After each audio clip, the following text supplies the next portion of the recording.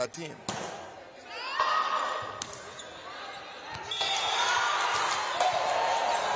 Boy, and that's what Eleuthera needs to do. Just put the ball in play and play defense and see what happens. Just play defense.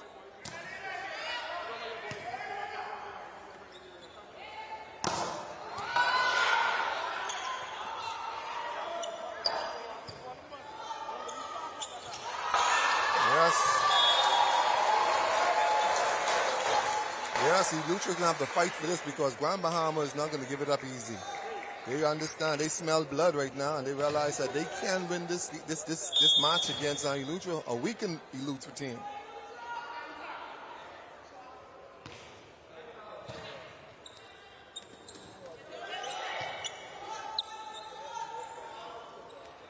Yeah, they're just playing push ball, playing tennis right now.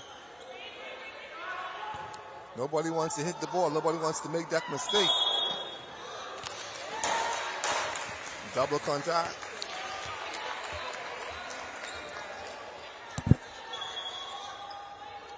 Katrina Johnson-Lightburn at the line. A very good server. Former national team member.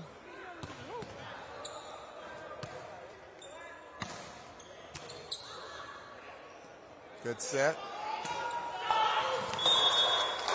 Blocked by Grand Bahamas. And that number 6. Yes. That's the 11-year-old? That's the 11-year-old. Yeah, that's Katrina Johnson's Lightburn. That's her daughter. So you have mommy and daughter playing on the same team right now. Priceless. Priceless. I'm telling you. I'm telling you. And you can clearly see that she has the skills. So again, folks, you still could join us here at the Kendall Isaacs Gym, and of course we're talking about day 3, covering volleyball here on our TV. Of course, we didn't give them the man standing, which is very interesting. If you would have asked me, Abaco, they're 2-0. Of course, Andrus also 2-0.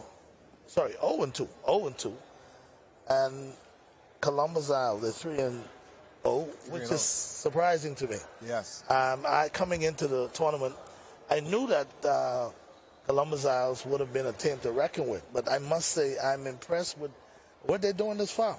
And I think the biggest upset that all of us can see to this point, and I had a chance to speak with some of the players from out of the province, and they're looking down the road as to that's the team now we have to go through. Yes. And beat in order to win the championship and win the gold. Yes, that's the money team. Columbus Isle is the money team. They have a wealth of experience on that team, and in fact, the leadership of the senior national team is on that Columbus Isle team. When you look at Siobhan Saunders as a setter and Prince Wilson as the outside hitter, then they have Dylan Brown. Yes, you have a lot of... Oh, what a smart play. Yeah, you have a lot... Leaving that one and letting it go out. Yes. But she's... By the veteran. Yeah, she is. She is a veteran. And she is actually the first female to jump serve in the region at the CVC at the junior level. Wow. First one. And from then on, everybody else was jump serving.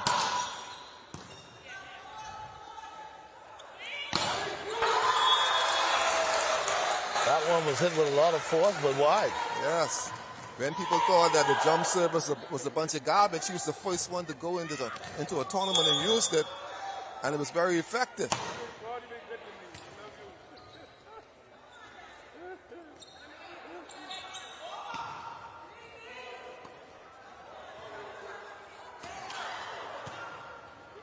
That's Belinda now. Yes. Oh, a little off. Yes, yes. The ball is Wait up. a minute, the referee didn't call that one. Oh, it's on. Our judgment call. Earlier, I thought it would have been a violation, but the referee continued to let that one go. Yeah, at this level, they're going to let a lot of things go. When you see the higher level play steps on the court, they'll start making those crucial calls. Yes. That's a family connection. Katrina Johnson passed the ball to her daughter. Her daughter set it to her first cousin, Melinda, and for a kill. All in the family.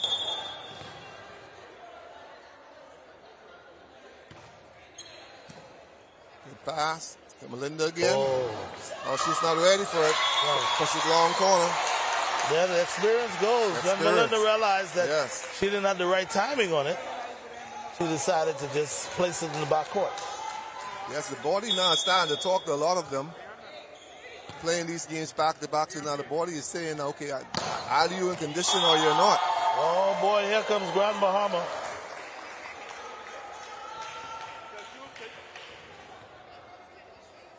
Evans with her third kill of the game. Yes.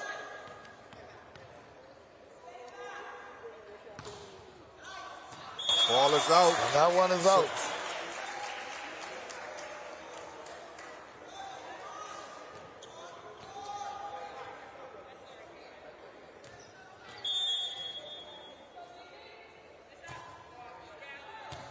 That's Katrina. Big serve. And Grand Bahama, they're making some unforced errors. Yes, this is Katrina Johnson, Lightburn daughter at the line. That's the 11-year-old. Good serve. Yes. It's in there. Yes, she's going to be an awesome volleyball player down the road. And Wilson has just been handed, of course, the to-the-minute update. First, we're going to start with the ladies. Abaco 1-1. Columbus Isles, they 2-1. Eleuthera 1-1. Exuma 0-2. Grand Bahama also 0-2. And New Providence ladies, they're 3-0. Wow. So as far as the ladies go, any, I'd say surprises? Any surprises to this point? No surprises. As we predicted earlier in the match, who the medal contenders are going to be. You know, I'm thinking that Grand Bahama still has a couple of games under their belt. If they could pull off this match here, it gives them some light. Yeah, this is almost like a must-win. Must-win situation for them. For Grand Bahama. Because when you look at playoff, it's going to be fourth place team playing against the first place, and second place playing against third place. That's in the playoff, and the winners will cross over from there. Okay, looking at the men's side, Abaco, they're 2-3. Andros, they're 1-4. Bimini and the Berries, they're 0-4. Then you have Columbus Isles, they're 4-0. Speaking of Columbus Isles, I can't say enough for how much they have surprised me to this point. I don't know, they probably go the favorite, obviously being able to beat New Providence. Going into the playoffs, they'll probably be the favorite. Their first place forward, which will give them an easy road, so to speak. Yeah. You don't want to play the top team in the first round. No. And that's why the first team, the team with the best record, always have the opportunity to play the fourth place team. Right. And it's a much easier road. You earn that, you see. Once you earn that, then you get an easy road to the finals. You see, and Columbus Isles has placed themselves in that position, whereas now they have that easy road to the final. You know, because definitely position team at 4 should not be able to defeat them. Oh, and that playoff. Not unlikely. They wouldn't be able to beat them. No, they would have to really come with a different mindset and a different game set. Get set. Oh, big block. Oh, man. Big block. She made it right there. Yes. See, that's what Grand Bahama is capable of, but they haven't been able to put it together. Boy, I tell you, what a block. That's a big block against one of the best hitters in the country. Wow. And this is why personally, I don't never like to play teams but don't have nothing to lose. If I'm trying to make it in the playoffs or one game could, give me the pennant or something, anytime you go and you play a team without nothing to lose, you're in trouble. You're in trouble. Because they ain't got nothing to lose. And all that nervousness of trying to make everything right and trying to be cautious, all that out the window. Yes. They even ain't thinking about that. They say, listen, guys, if we win this, we still out. If we lose it, we still out. Yes. So let's just relax and play. Yeah, they're saying right now in their minds, we got to win one. Yeah. We got to win one. We can't come all the way here to New Providence and not win Win one. one. Yeah, we got to be the spoilers. History has proved that they always are in the top 2. Yeah. So to be out of it, big problem. Well, for years, when we talk volleyball, Grand Bahama, whether it's the Bahamas game or the regular volleyball season, Grand Bahama has always been a force to reckon with. You know, two ways about it. Grand Bahama, in my mind, when we talk about volleyball, has to be either 1-2 in the country, always. And sometimes they could give the number 1 team, which most cases is New Providence. They tend to give New Providence a little headache at times. When Johnson and them was young guys, and they could have hit. Those guys were strong. Oh, man.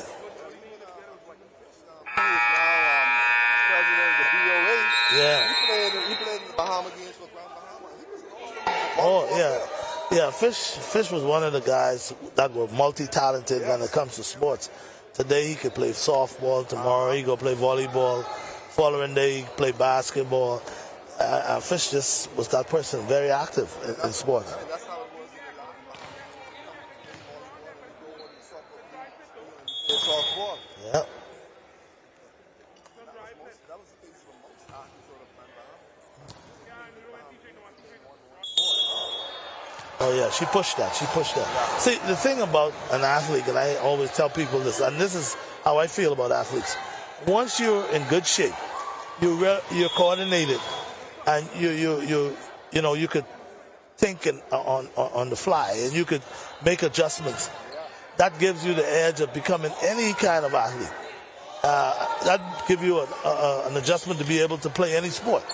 Because it comes back down to you being able to shift, move around.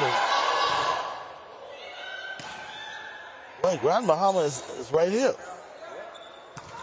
Get that one. Oh, they brought it back. Oh, my goodness. Grand Bahama. We got nothing to lose. Going to be good for her when she goes back to school. This is something that's going to push her next level. She could rest her cap on that. Yes. I played in the Bahamas games when I was 11 years old. That's something? She's probably the youngest one ever played on the court. Yeah. It's not like just being a part of the team. So when you talk about 11 years old, she just went into junior high.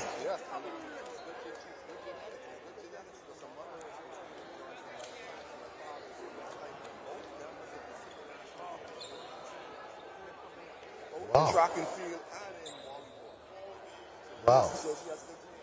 Yeah, that says a lot.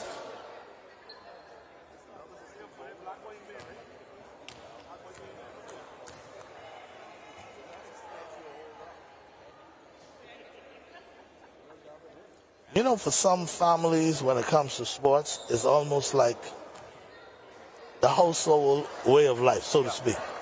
I mean, the routine that you go through, not much families go through that routine. It's a regular thing. You know, like how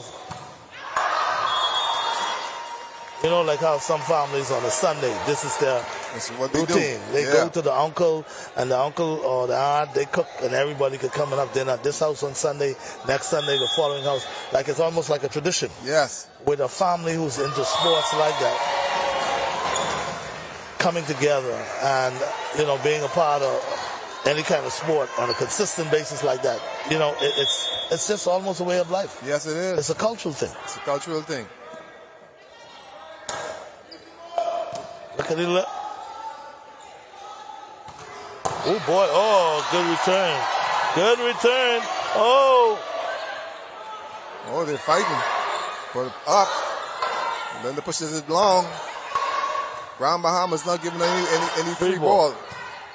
Give it to Melinda now. Yes. Oh, Lily. Yes. Oh, outside. Right now they have no hitters in the front court, so it's going to be a problem. You have Katrina Johnson, Lightburn in the background. Outside Melinda's in the background. Both Melinda and Katrina, they are from that Moxie family. That's Porton Moxie family. You talking Mother Pratt and Pratt Pegs and all of those, yes. Okay. Yes. Now I'm beginning to see where the James are. Yes. Yeah. They from that strong Moxie family. And I did look into the fact, we talked about the shallow lady yesterday, and she happens to be a member of that family. Yes. Yeah. It's a small world, isn't it? Yes, it is. So if you trace back the lines of most of our athletes in the country, there is some former ties to various sports. Indeed. We got a 22-15 lead for Grand Bahama. Oh, man, I tell you. That's a big block. Grand Bahama is just playing lights out right now, especially on the defensive end. That's a big block. Going into the next set, Lucha's going to have to change their lineup. They cannot have Melinda and both Katrina in the backcourt at the same time. Oh. Yes. 11-year-old with a kill. It's Joanne Turnquist, number 6. Good service. Trouble for Grand Bahama. Melinda with the block. Big block from Melinda Lightburn. Melinda Bastian. She's now in the front court, so she'll make a big difference. It could be a comeback now for them. Big service again. Good serve. Big service. Good hustle. They're in trouble. Oh, man. Yes. Good hustle by Grand Bahama. They got the ball over. Grand Bahama now with 1 point away from game point.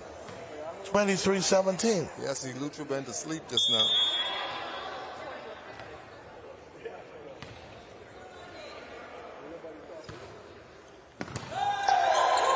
Good set. Again to Melinda. Oh, what a good defensive play again. Yes. Okay. Oh, Grand Bahama. Yes, it's a big hit by Melinda Bastian. They realizing that they got to pull up their socks. If they don't pull up their socks now, Grand Bahamas is going to win this set.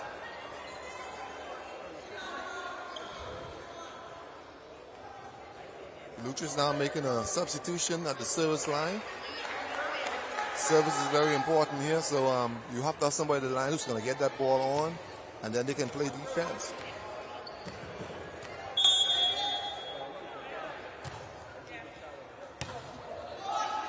Aria come and serve the ball long for a point. Good set to Melinda. Melinda pushes it over. Oh, good hustle. I'm thinking that ball would have been out. Yeah, she left it. Yeah, that ball would have been out. So now, Grand Bahama now with an opportunity to put this one away, this first game of the match between Grand Bahama and Eleuthera. And she squatted over. That was a close one. Ball still in play. Good set out. Block. Blocked by the 11-year-old. Oh. Springs it back. Ball still in play. Mister pushes it over. Ball set. Melinda. What she's going to do?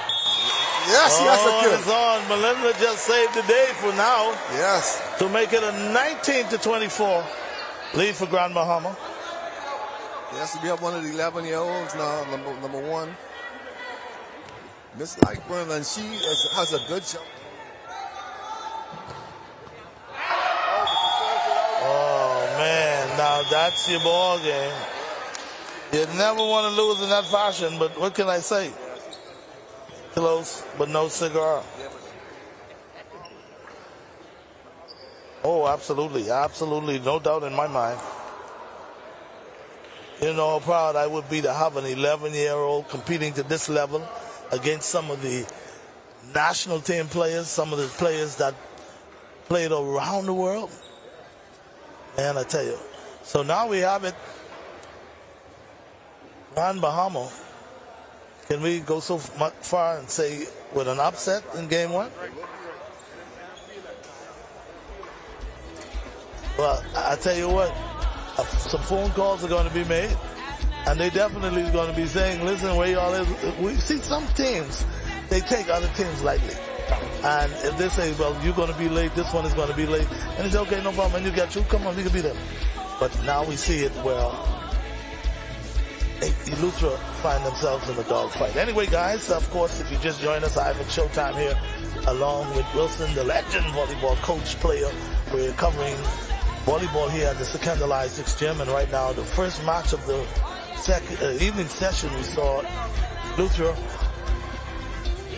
falling short to Grand Bahama, 25-19. We're going to take a break, but when we come back, still to come, we got the second game coming up, and after that, we got more volleyball from here at the Secondalized 6 Gym.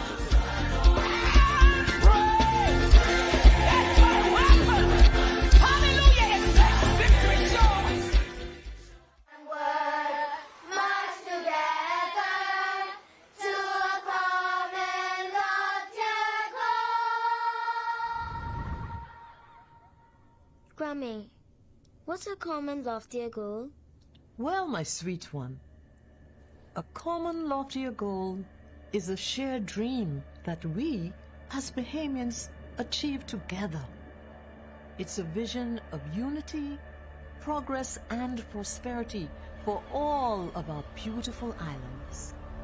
You see, a common loftier goal is about working together towards something bigger than ourselves.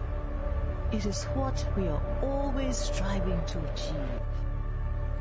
Now, how we get there is by one small step at a time. But our country is so small. Well, hon, you'll be surprised what can happen when you believe.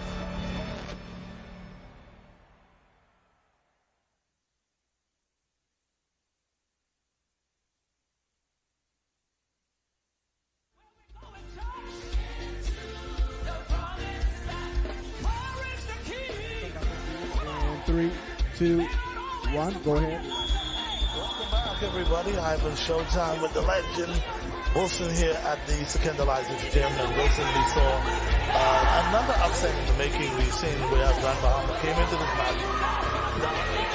Haven't won a game yet, and look like they're going to win today and beat one of the top seeds in the volleyball tournament. Yes, and we talk about point spread. So teams that would have won only one match, and now Grand Bahama winning one match. Now it's going to go to a point spread of who has gained the most points, and that will determine which one will go forward. So it's important that you win by plenty, or you lose. If you lose getting plenty points. So there we have it, folks, and looking at the way the tournament is designed, that's a tricky way to lose. That's a tricky way to lose. Because you and another team, you could have the same identical record, but they say, listen, they score more points than we did. So, you know, I've lost games like that in the tournaments in softball. Right. Because after the tournament is completed, and you have two teams that are tied, the one that goes in will be the one they go by hits, runs, and error. Right. And the one that get the most hits. Big serve. Hey, look at that. Boy, what a serve. Big serve for Grand Bahama. That's number one. That's number one, Bianca Ferguson. She's a former junior national team member. Another big, boy. Yes. Always was a good server. Yeah, Bianca Ferguson, her dad also played for the national team. They call him Bounty. Oh, that's Bounty's daughter. That's Bounty's daughter. He has two daughters here on this team. Okay. So we're talking about generational thing again. I'm telling you. And she serves well. Her hand is heavy just like his hand. You know, he got a heavy hand. So now if Eleuthera now starts to fall back, put more pressure on him.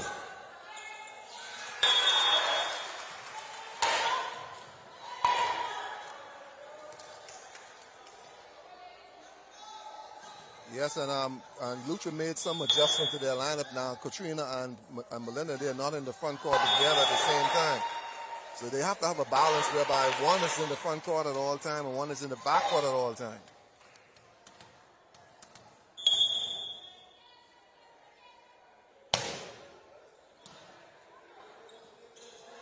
All right. Referee let him go, get away with it.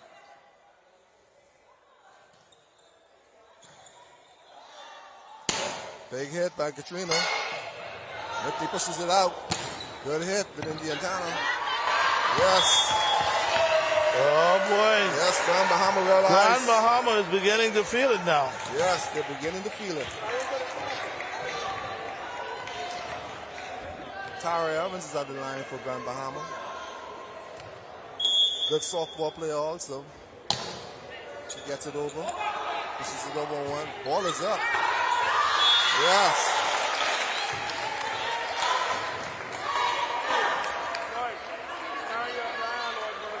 Ball goes to Luther. Bastian now serving. I would think she just want to put it in play rather than trying to serve an ace. Yes, that's what there she you did. go. Ball pass. Oh. Miscommunication.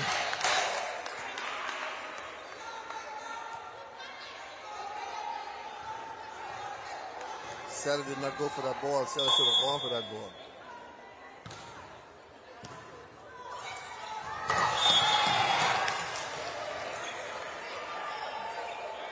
Yes, what the Lucha's now doing, they're just getting the service on. They're finding the weakest passer.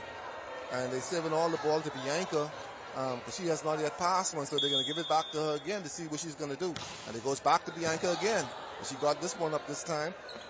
Big attack for Grand Bahama for a kill.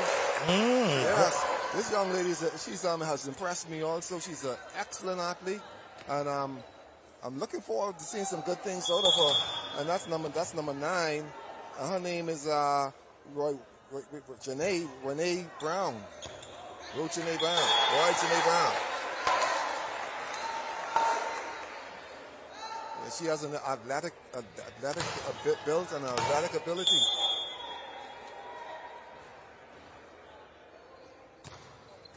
Good service. Oh, wow. Yeah, she realized, they're not picking up any dinks. Right, that's the veteran. Yeah. That's the experience. Yeah, that's Roy Janae Brown. This is what we're talking about with these Bahama games, whereas you can scout players for the future national teams. So someone like her, you cannot miss her because she's one of those diamonds that's in the rough.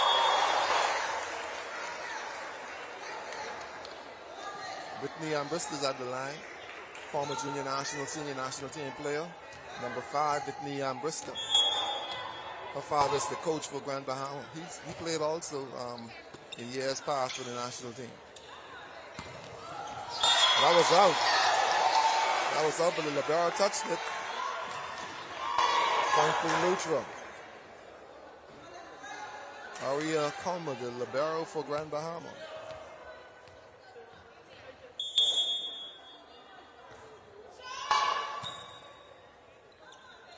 Big attack. Yes, big attack. Grand Bahama needed that point.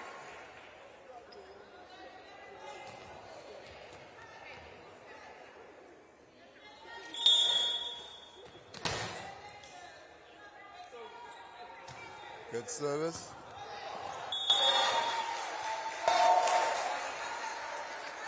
Scores now 8-all. Grand Bahama 8, Eleuthera 8.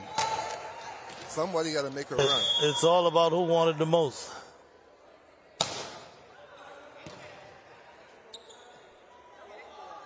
Good spike. Ball is up. Oh, man, is that the 11-year-old? Well, that's not the 11-year-old, but that's a good play. There's 2 of them, almost the same size. Yes. That's Lover Lopez.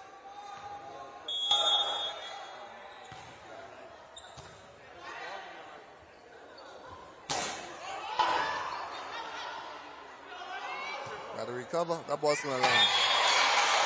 Oh, man. Bastian every now and again. Yes. See, those long corners are always open, and an experienced player knows that if I'm in trouble, put it in the long corner. Then she serves it out. So now it's 9-10 for Grand Bahama. 9-10 Grand Bahama. And you have at the line Chantal Adley. She's at the line for the service. She's a good server. She makes very little errors at the service line. Ball serve on. Overpass to Grand Bahama. Yes, big kill. Grand Bahama. Grand Bahama's taking control of the net. They realize they cannot allow Elutra to get back into this match. Good service again. Bang. Yes. Almost set. Yes. We'll talk about this young lady and her talent and the way she handles herself as a young player coming up. Yes, she's excellent. That's Roy Janae Brown. I think we can see a lot of her in the future. Costly service there for Grand Bahama. Roy Janae Brown.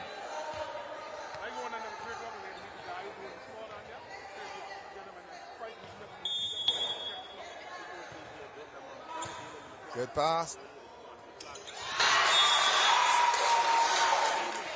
This game smarts by Melinda Bastien. Overpass, push it down. Now we're beginning to see Luthra settling down after a slow start. Yes. If something doesn't happen here for Grand Bahama, it's going to be a third set. Miscommunication.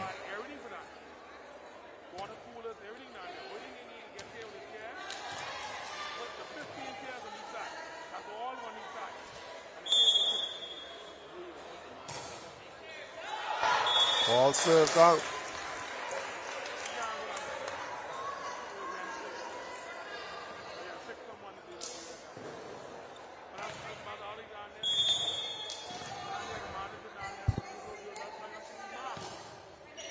Ball pass to Bianca.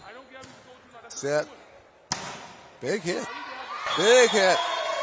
Big hit by Tara Evans. Tara Evans with a big hit. Tara Evans. She laid her hand on that ball. And she hit it from the backcourt, didn't she? Yes.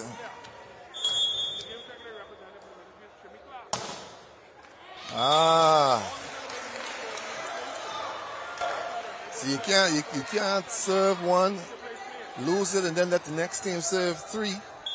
You'll always be chasing. Oh, good serve.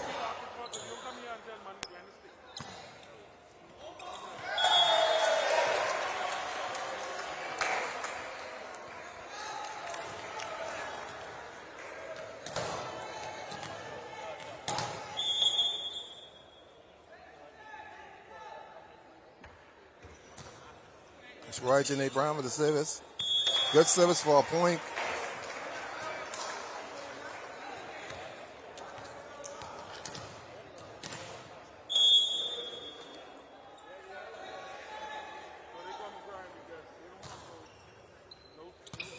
Good service again by Roy Janae. Backcourt. Yeah, she's trying to knock us out. That's Melinda Bastien. Melinda Bastien. He probably said something wrong. Whatever I said, I'm sorry, Linda. I mean, so now we got a tie game, 15-15. Right, Janae sinks it on again. Katrina puts it up. Make an error. So now Grand Bahama's taking the lead at 16-15. And Lutra's called a timeout to try and settle matters. Yeah, that Roy Janae Brown, she is a bright spot for our future volleyball program in the near distance future. You know, we have a number of tournaments that are being played. You have the junior national team that's 19 and under. You have the 21 and under. Then you have the 23 and under. Then you have the senior national teams. You know, so we have coaches here now, just observing and scouting out these players as we speak. Well, that should be the plan. You know, that was always the plan, and seeing who is out there and the ages and what categories they fall in. Okay, what? Talent galore. Yes. But then, absolutely. Yeah, but then it goes back to the funding again. Yeah, we've been handicapped with the funding for a very long time in most of our hardcore sport. And while we have a break in the action, I get some baseball updates for you down there at the National Baseball Stadium. Talking the Andre Rogers Baseball Stadium, where we have Grand Bahama men team. Obviously, they're playing baseball. Grand Bahama's leading Bimini 4-0. They're in the 6th inning. So Grand Bahama seems to be putting it back together after losing to Eleuthera yesterday. They're trying to make things up now and take care of Bimini. Yeah, it's always been my opinion. Everybody thinks that Grand Bahama, their number one sport is basketball. I think their number one sport has always been softball and baseball. Yeah. Good luck. Oh, good play.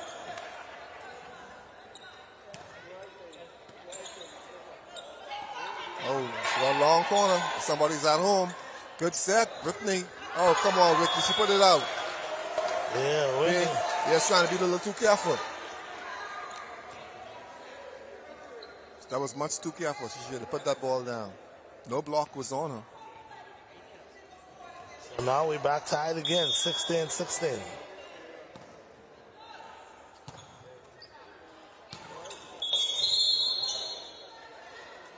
Yeah, Bianca was in the way. She never got back. She never gave the setter an opportunity to get closer to the net than she was. Now Eleuthera now with a 1-point lead. Good service. Ball is up. Bianca's going to put it over. And she hits it out.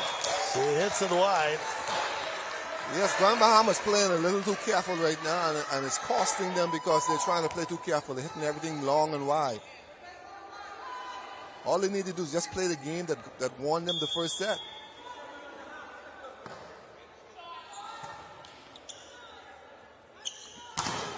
Oh, yes, man. That's what won them the first set. Oh, what a kill. Yes, they won the first set hitting the ladder off the ball. Now all of a sudden you want to play the soft game. That's not Grand Bahama. Good service by Whitney and Bristol.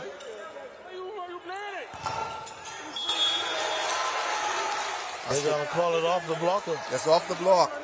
Attacked by Katrina Lightburn.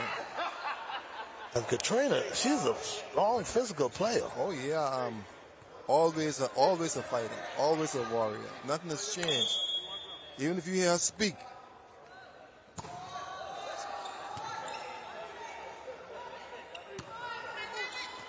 Confidence. Yes, her confidence is so high. You know, ideal captain for any team. She never stops talking. See, watch her. She's giving instructions. She's teaching as she go. Leader off and on the court. On and off the court. Bianca serves the ball on. Oh, good Big hit. roll.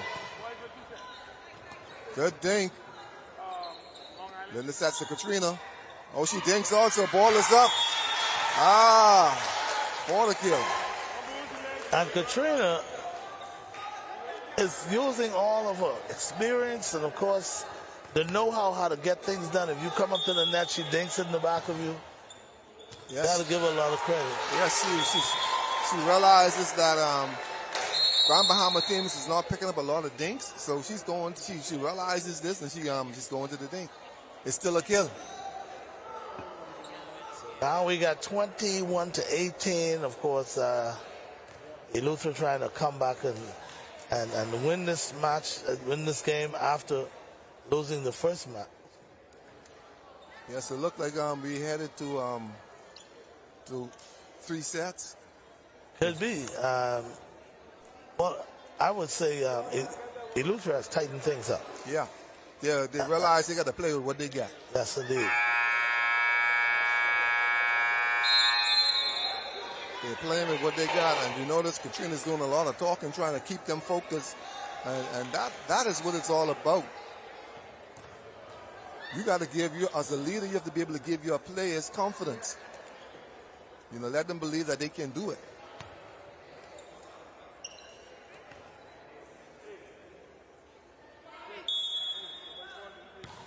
Good service. Good. Oh, it's on. It's on. What a shot. Yes, that's a good hit for Tara Evans. That's a good hit for Tara Evans. She kept Grand Bahama alive. Just when they needed it most. Yes. 21-19 now. Yes, now all of a sudden we got to do now is keep the ball on. Ball going to the long corner. Somebody's at home.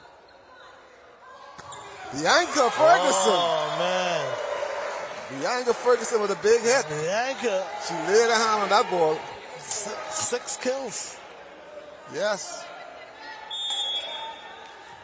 So the game now is 20-21. Grand Bahamas not giving up. She serves the ball in the net. Rally killer. You would call that a rally killer. When your team has a rally going on, you cannot serve that ball into the net. One of the things I noticed in regards to the way they serve, there's a time to try to serve an ace, and there's a time to just put the ball in play. Yes. And you got to know the difference. It's a tricky game. Yes, and you have to know what the score is, because if you need points, you can't be serving the ball into the net. Trouble. Belinda, get it up. Tara puts it up. Bianca puts it over. Ball is in play on Lutra. Oh, just a bad set. Referee's going to call that. Ball for Grand Bahama. I don't know. That was kind of a double contact. Yeah, but I would want to let them continue playing. See, when the game is this close and the score is this close, the referee's going to call everything. Rally killer again. Rally killer. That service could have tied the game at 22 apiece, but now it's 23-21 for Eleuthera.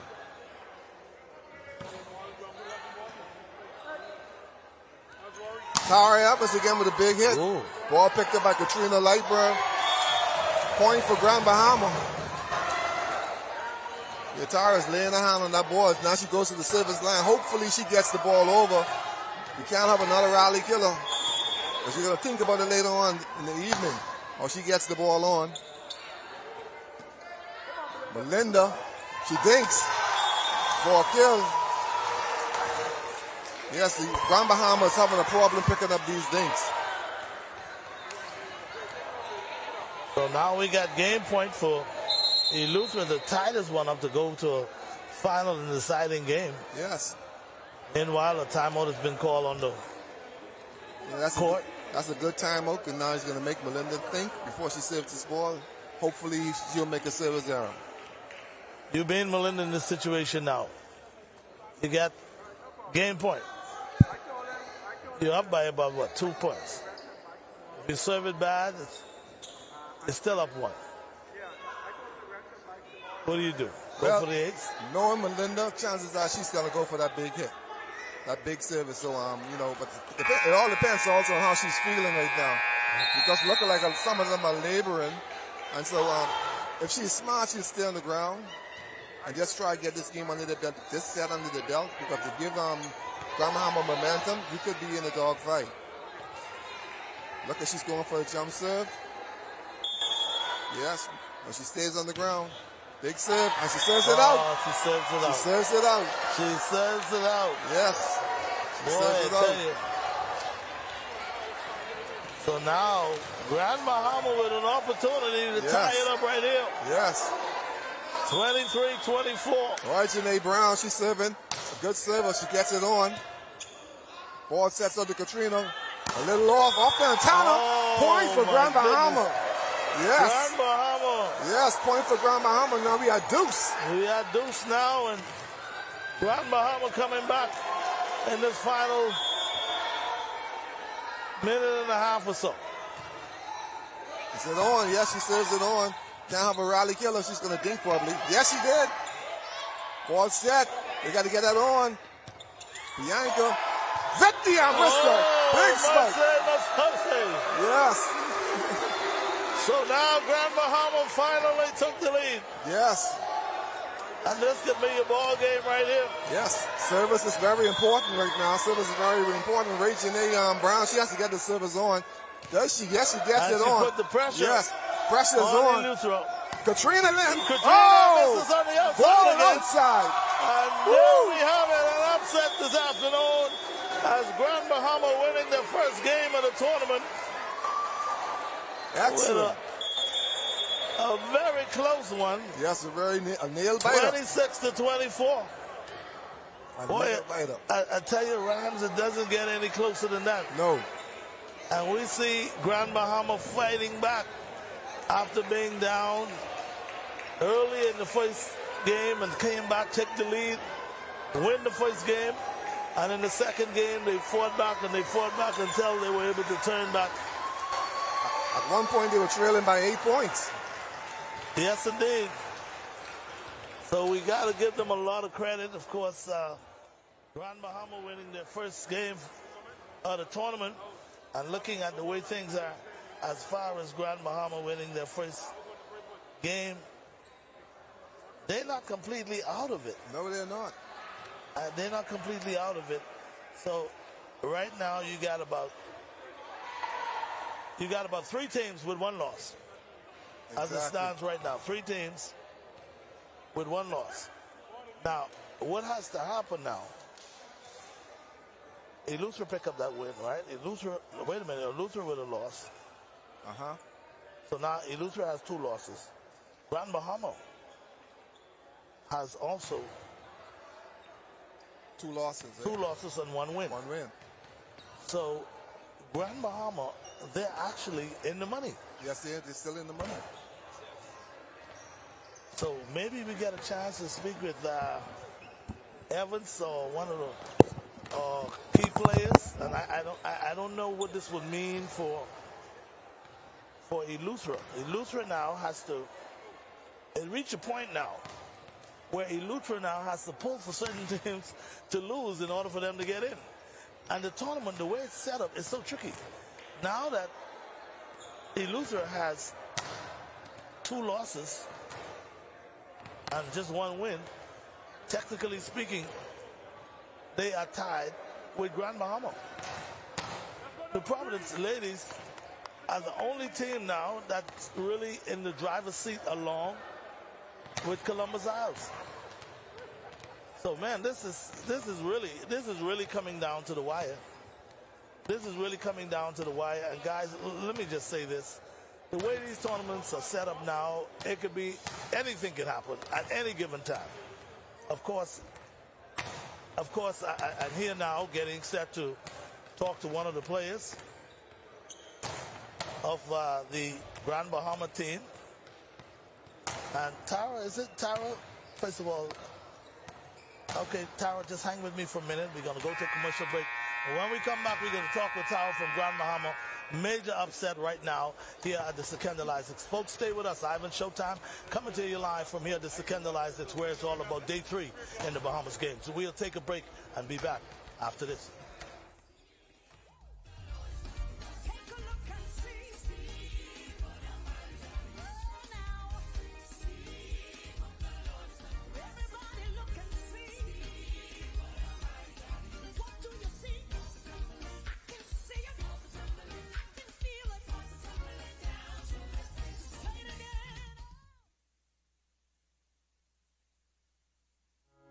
Inspections by the MVTS are to begin January 2024 on all commercial vehicles. Drivers will need to ensure that their trucks meet safety standards. Inspection areas include lights, horns, brakes, hydraulic systems.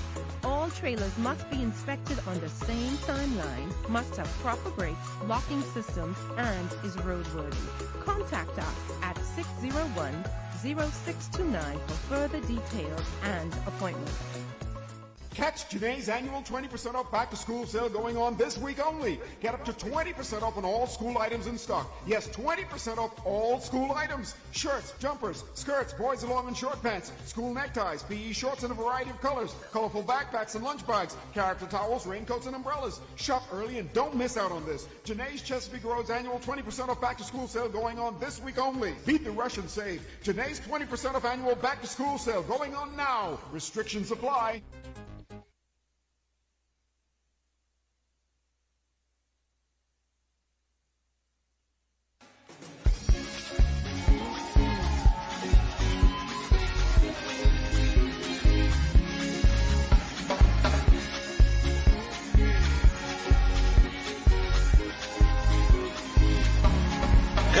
Afternoon all and welcome back. Ivan Showtime coming to you live here at the Secondalized Gym. Of course, day 3 in the Bahamas games. And boy, I tell you, what an exciting match we just saw. Grand Bahama hanging on and beating, of course, Eleuthera in 2 consecutive sets. I have with me Tara Evans, who's been the key player for today's game. Tara, first of all, congratulations. Good win. Thank you. So now, what this means for Grand Bahama now, you guys still have a chance to maybe get into the playoffs. This game, we know that it was definitely important for us to win it. This gave us the momentum to now propel and move forward. We started off the tournament a bit sluggish, but we know that we worked 6 to 7 months really hard not to go out without a fight. Okay, well again, congratulations, and I look forward to seeing y'all in the playoff because I think y'all are going to do exceptionally well. Now there's the other lady, you and her, y'all were like carrying this team all along. I mean the kind of kills that you had to come up with big blocks and everything else like that, and the likes of Brown. What is her first name? Roy Janae Brown. So we're gonna get a chance to speak with Roy Janae. We're gonna get a chance to speak with Roy Janae as well. And I understood that Roy Janae is also a student of the school of some sort. No, not quite as yet. Not quite as yet, but oh man, when we talk about the talent, Roy Janae, come in the booth, hang out with us. So let me just congratulate you on that wonderful come from behind win in the first game, and then of course the second game you were able to come back and hold off that Eleuthera team. Tell us about it. We played pretty good. We made 1 or 2 silly mistakes, but we were able to recover, and we played as a team, and we won the game. Okay, now like I tell Tara, I'm looking forward to seeing y'all in the playoff. Y'all a pretty good team. It took y'all a little while to get going, but it seems to get it going, and that's a good thing. Right, we just need to find our momentum and stick with it, and if we continue to do that, we should be able to win. Okay, again, congratulations to you, and I look forward to seeing you guys again. Anybody you want to say hello to? Your parents out there came down with you to watch you play or anything like that? My mom and sister, hey guys. Okay, of course, again, folks, here at the Second Alliance Gym. We just want to say to you guys, if you're not here, you got time to come on down because we're beginning to see now some really, really good volleyball. And of course, I don't know how to say this, but every day, Wilson, is getting more intense. It's getting more competitive. And it's almost to the point now where we could say it's almost to say who's going to be in the playoffs from who's not going to be in the playoffs. Yes, that is correct. Teams are starting to step it up because they're realizing now there's only four positions that you can fill. So you can't be in position 5 because then that means you go home. Yeah, boy, but I'm glad to see the way how Grand Bahama came back and continued to fight in that game. I'm not taking anything away from Grand Bahama, but they did get Eleuthera when Eleuthera was really struggling as far as their personnel was.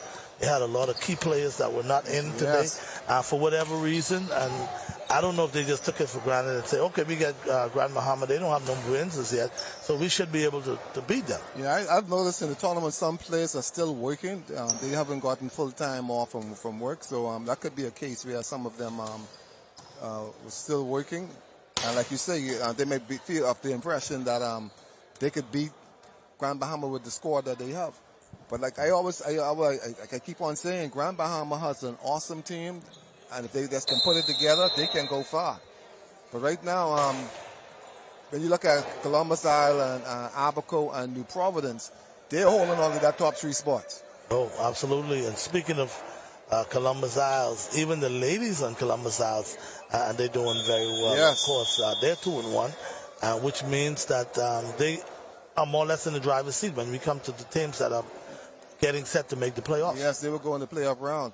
And chances are, when you look at it, Columbus Isles and Abaco may be playing 2 against 3. And New Providence, they may be playing. New Providence lost a game once, so it's going to be close. I think Abaco might be in the top, so it could be Columbus Island and New Providence 2 and 3 playing. So it can juggle around any way.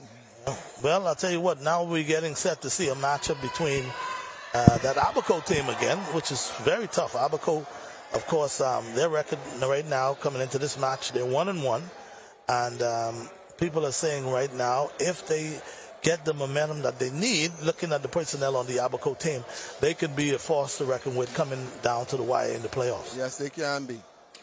So we see the president. Is that the president of the Bahamas volleyball. No, actually, the president is Joe Smith is the Joe president. Smith, yeah. But I see Lloyd Sunshine Davis. He seems to be a very busy man around. Yes. And then you have Jimmy Clark also. Jimmy Clark is a legendary basketball coach. Oh, Grand Bahama. Yeah.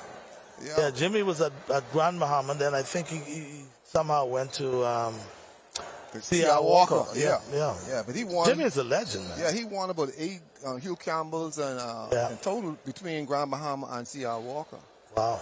And then he just dropped the sport and he went into the ministry. Okay. Yeah, but now it seems like he still have a passion for it. So Absolutely. There are some guys out there when we talk about sports, regardless of how old they get, they can't stay away from it. No, they can't stay away from it. They got bitten by the bug. Anyway, here we go now. Abaco. Yeah, Rose Johnson for Abaco. She saved the first ball out. See, they're gonna look at Exuma's team and they're gonna take this team as very light.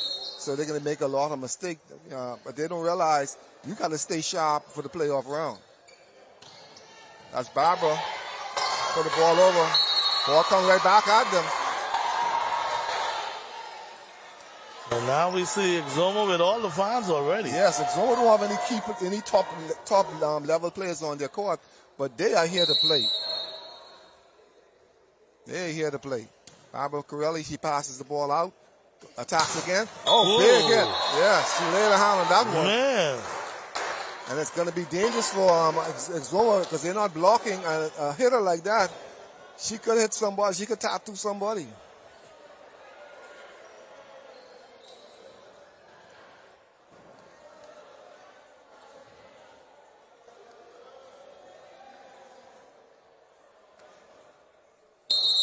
Yeah, they're trying to get the score.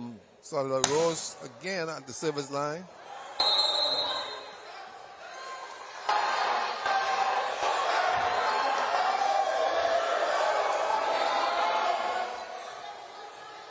I think they're saying it's out.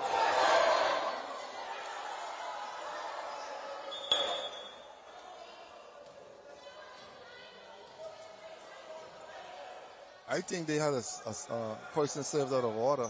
I'm sure number 8 served already. That's Aurelie Thompson. I'm sure she was at the service line already. So they're not checking the lineup.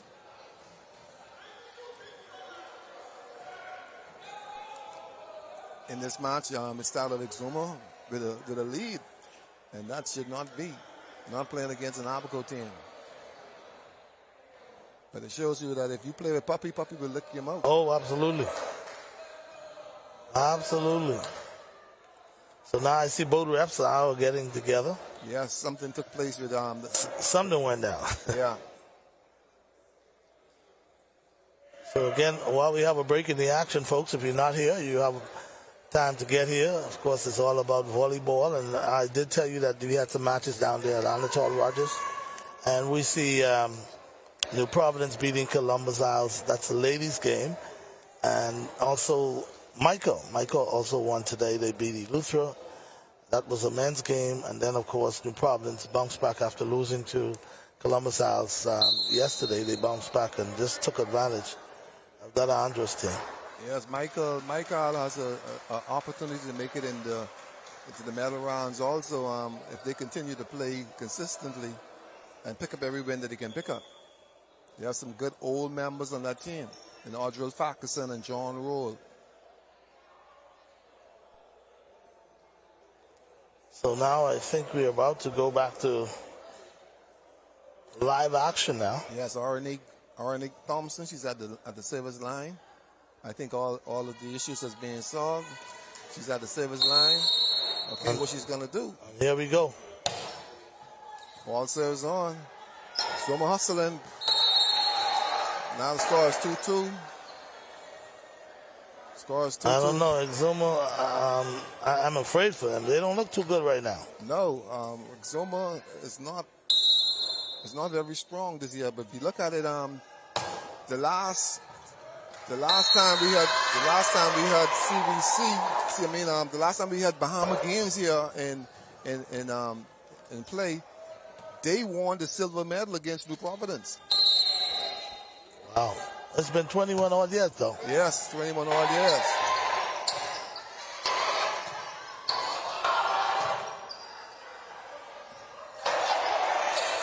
Good spike. I wasn't expecting that one. Barbara Corrali. Ball touched by the block. Oh, man. Yes. Barbara is just picking them apart. Yes, Exuma is not as talented as Abaco's team, but they are playing. They are blocking, they are hitting, and they are spiking. Orleek at the line again. Thompson. She saves it over. Ball holds up on the net. Point. You can see that Exuma was practicing because they're a little comfortable. So they're playing within their limitations. It's just that they are outplayed by the Abaco team. And there you go. She had 4 services on, and she feels that she can do it all, and she tries to serve the next one in the net.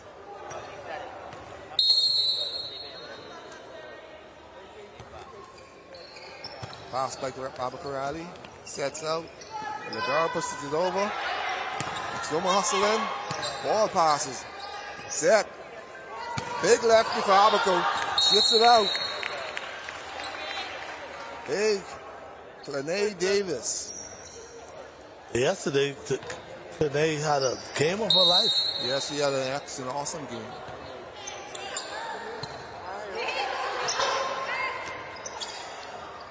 Ball set.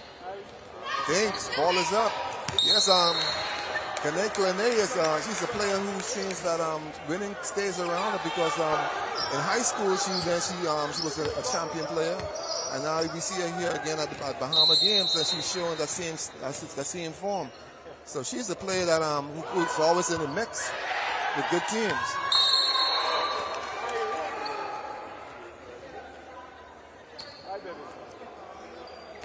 She's right now making a name for herself in Bahamas games.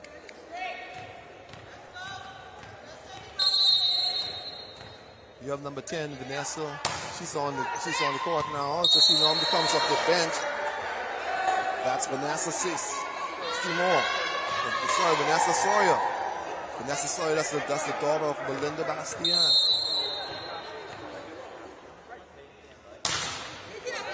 Big serve by Barbara. Ball pass. Vanessa Sawyer with a kill down the line. She just graduated from C.R. Walker.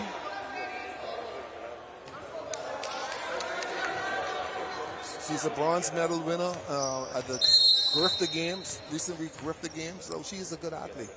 Good softball player also. And she's also from that Moxie clan. Yeah. Where they all play softball or baseball. Softball and baseball, you name it. I wonder how the Pride is doing now. I haven't seen her in a while. Yeah, I haven't seen her for a while, but I think she's still working for the government. That's a brilliant woman. Oh, absolutely, absolutely. Yes, It meant major contribution to development of sports here in the country. There are so many people that I met personally that she impacted their lives through sports and paving a way for them to get to go to college and whatever have you. Yes, she's one of my former teachers at CC Sweeting. Yes, I think what she did is, oh man. Brilliant woman. Oh, absolutely. A registered nurse, an Wow. educator, Wow. politician. So she Governor General. Yeah, so she Prime Minister, acting Prime Minister as well. So she made her contributions. Oh, big time, big time. Big save by Barbara Corrali. The referee didn't call that. Give them a break. I guess he's calling at the level of their play. Now it's 11-4.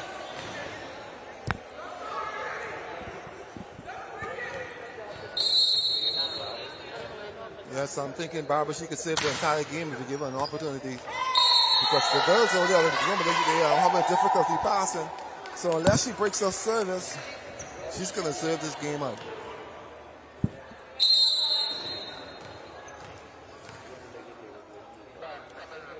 Big serve again.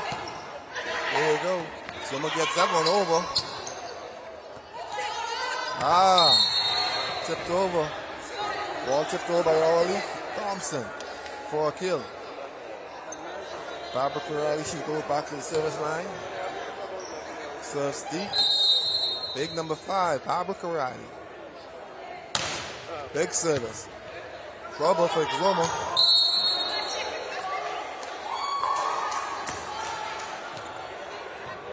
And boy, I hate to say this, but Zuma they just look unorganized as it relates to communication. And yes, clearly, they've never played at this level, but they're trying their best. Nobody at the line to block. Vanessa just rolls the ball over. Man. She learned a lot from Omaha. Yes. And she did it so calm, cool, and collected. It's like no problem. Got a substitution coming in. Clarence Davis goes out. And number 2, Shakara Cooper. She's coming into the game. Shakira Cooper.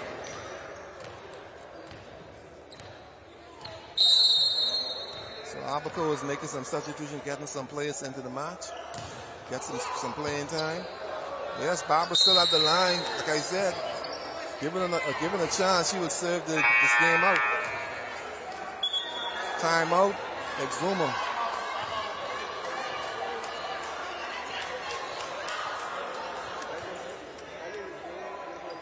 And while we have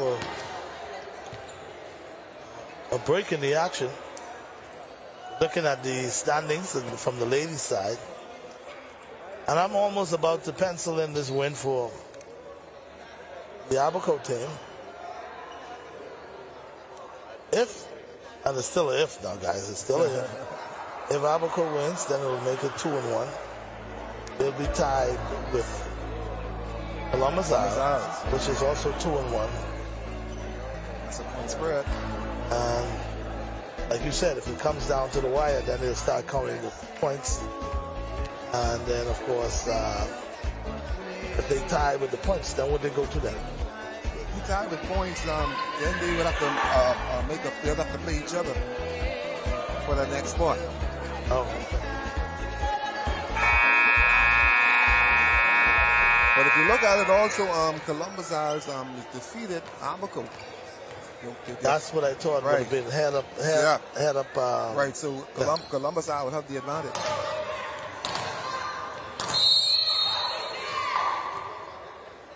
Around the line. Big serve. Trouble foul for Exuma still. Exuma's being coached by Peter Ferguson, a former national team member. He played middle for the Bahamas a number of years. And against him, he's coaching against his nephew, Ronaldo Knowles. So you did say Karani might decide to serve this one right out, and she is definitely on her way. Yeah, she was. The only person can stop her, it seems like, it's herself. Yes, it is. Or she serves it out in the net. She continues. Oh, they brought it back. Yes. What they're going to do with the ball? Oh, referee got to get away with that. Vanessa Sawyer, big hit. Exuma goes for it. They place it back. It falls short. It's now 19-4. Barbara Corrali still at the service line.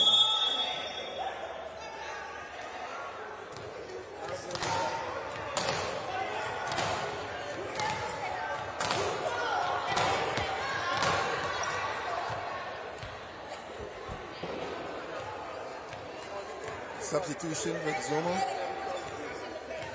Brought in another passer. Let's see how it works for them.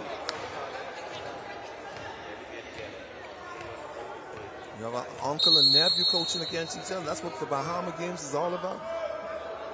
It's a family thing. Good pass. Oh. Yeah. The score is 20-4. 20-4. And Riley is just having a game of her life. Yes. And it couldn't happen in a better time. Bahamas games. Yes. Big serve again. Oh. Yes. Score 21-4.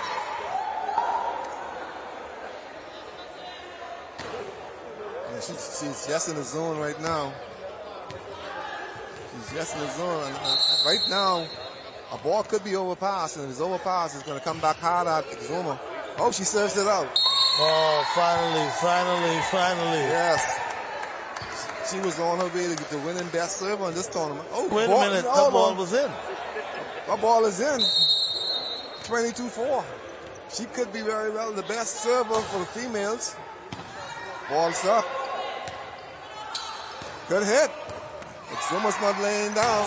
Yes. Zuma break the serve. Finally. Yes. So now we got a 22-5 ball game. Yes. Boy, Karani, she is something else. Yes. There is an award for best server. Rally killer. Rose Johnson comes back into the game. Middle player for Abaco.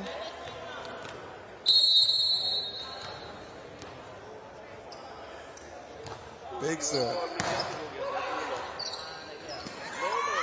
No setup, nobody's ready.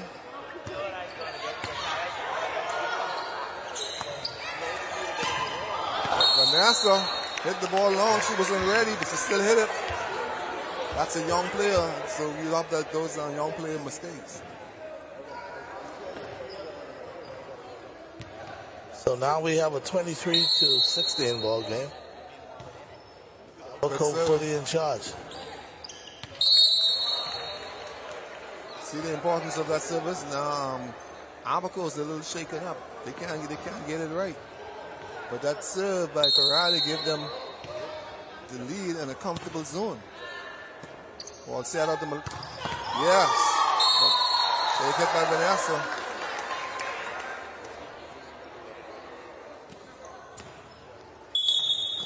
Game point for Abaco.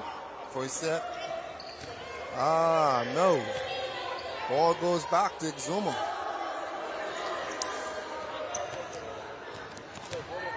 Oh, she served before the whistle was blown. That gives her an opportunity to serve again. So let's see what she's going to do. She's going to serve it into the net again.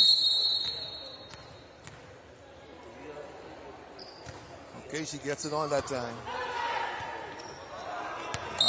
Game is, the match is over. That set is over. 25-7 in favor of Abaco against Exuma.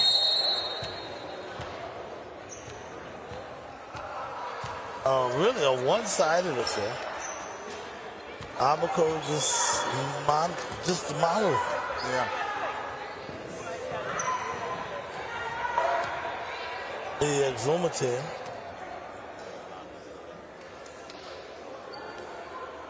Yeah, Abaco has everybody here today, unlike some of the other things you're seeing.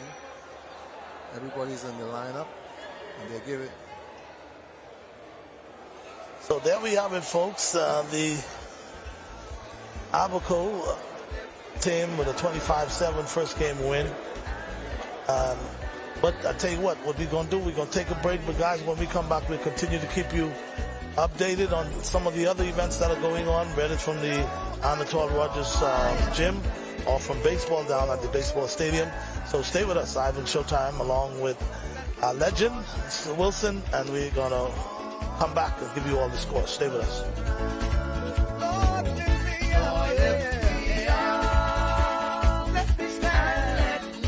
Those means a lot to me. Seeing my customers smile brightens my day. Family is important to me. I love spending quality time with my grandchildren. I'm happy to celebrate 70 years with Lowe's. My name is Constance Penn. I've been working with Lowe's for 48 years. I hope and trust that they have another 70 years to come.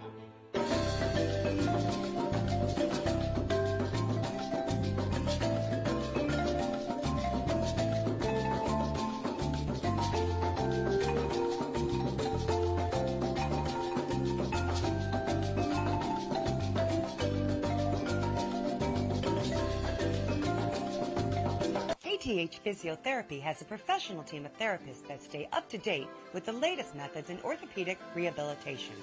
Our clinical staff is praised in helping in the recovery of sports injuries, including neck, back, knees, and shoulders, just to name a few. We provide high-quality service in a warm, friendly environment. Insurance is accepted with a doctor's referral. Get back on track with KTH Physiotherapy. Located East Bay Shopping Center, opposite Potter's Key, 394-5161. Catch Janae's annual 20% off back-to-school sale going on this week only. Get up to 20% off on all school items in stock. Yes, 20% off all school items. Shirts, jumpers, skirts, boys' long and short pants, school neckties, PE shorts in a variety of colors, colorful backpacks and lunch bags, character towels, raincoats, and umbrellas. Shop early and don't miss out on this. Janae's Chesapeake Road's annual 20% off back-to-school sale going on this week only. Beat the rush and save. Janae's 20% off annual back-to-school sale going on now. Restrictions apply. Welcome back, everybody. Ivan Showtime coming to you live from here in the Second Live Gym. Well, we're into day 3 of the Bahamas game, covering volleyball for you here at the gym. And I must say, we're in the midst of a one-sided affair, Coach. And I can always say that I think the excitement of watching a real competitive game is kind of fading away somewhat, but not taking anything away from the Abaco team. Abaco is just a bit too tough right now for this Exuma team. Yes, they are much more talented, and they have their unit. The cohesive unit is working well. So they're just going through the motion, looking forward to the next round of this tournament. So now we're back to action now. Yes, we're back to action. See if Exuma would find a way to at least step it up a little bit for us. Yes, ball's up for Exuma. Exuma puts it on. That's on. Oh. Yes, good play for Exuma. What a start for Exuma. Yes, that's a big start. I just said hi to Larry Cartwright, who's my former volleyball coach at CC Sweden. Yes. Former MP? Former MP. Hey. You know, but he taught me a lot in volleyball. There you go. Yeah, he taught me a service that I was able to go to the line like Corrali and serve 25 straight. There you go. Yes. You know, he bring back good memory because I remember one time we didn't have a volleyball net at CC Sweden. Okay. And being a man from the islands, he knitted a net for us. Is that right? Yes, he knitted a net. Wow. You know, back in the day they did their fishing nets. Right. Yeah, so he made a net for us, so we had a net to practice with. One of the things that I can truly say about the Family Islanders, they know how to improvise. Yes. They would make things out of something that you think it ain't important and ain't no big deal. Yes. And there we go. We have a miscommunication again.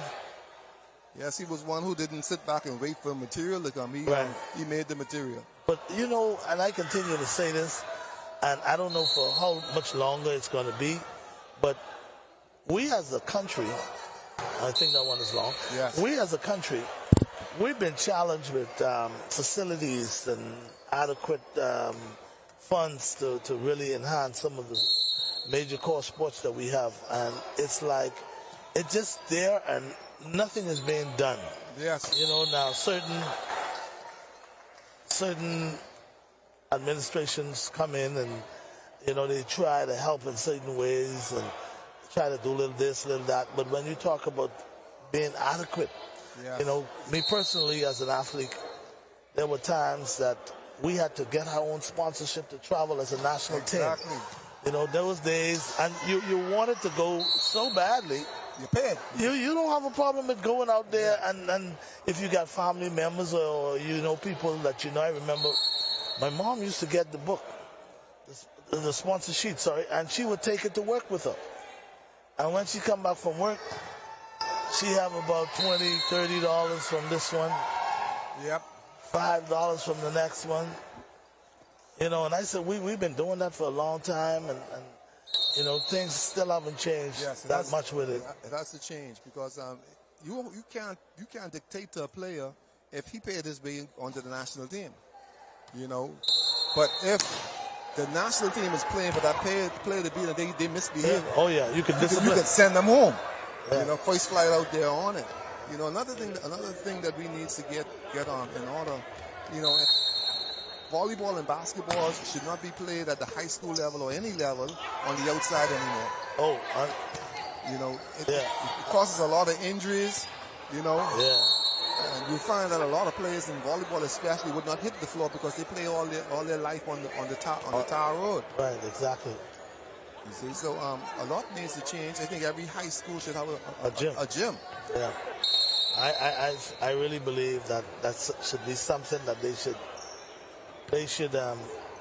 you know, they should find a way to work on. Yeah. And I don't believe it's mainly because they don't have the space for it. It's there. The space is there. I've seen several of these high schools where all they got is room. If you want to put up a stadium, you can put up a stadium. But I guess that's not their mandate. They're not interested in putting up a stadium for the kids. And you could build classrooms around it, you know. Exactly. Big hit. You know, so that's something that we need to think about in the future, you know, and especially the family islands. If you're expecting the family islands to catch up, you know, we have to start putting things in place. Yeah. You know, my prayers, I'm hoping that one day that we would start investing in the family islands, especially in sports and education. Education is okay, but I mean especially in sports, we should start investing. I knew that a few years ago they were talking about, and they did it. They built a track in Morris Island, of Abaco, in Abaco. That was overdue. Yes, indeed. And when I go to some of the meets and I see these guys running, these kids running in barefoot inside the grass and all that, and I say, oh man, come on. But see, we got to get to the point to realize too that just about every discipline, baseball, basketball, volleyball, we have track and field, we have athletes who are playing at the professional level. So it tells you that we have potential. The potential here. Yes, indeed. And we have to invest in it. Yes. First of all, I got to say, I got to give a lot of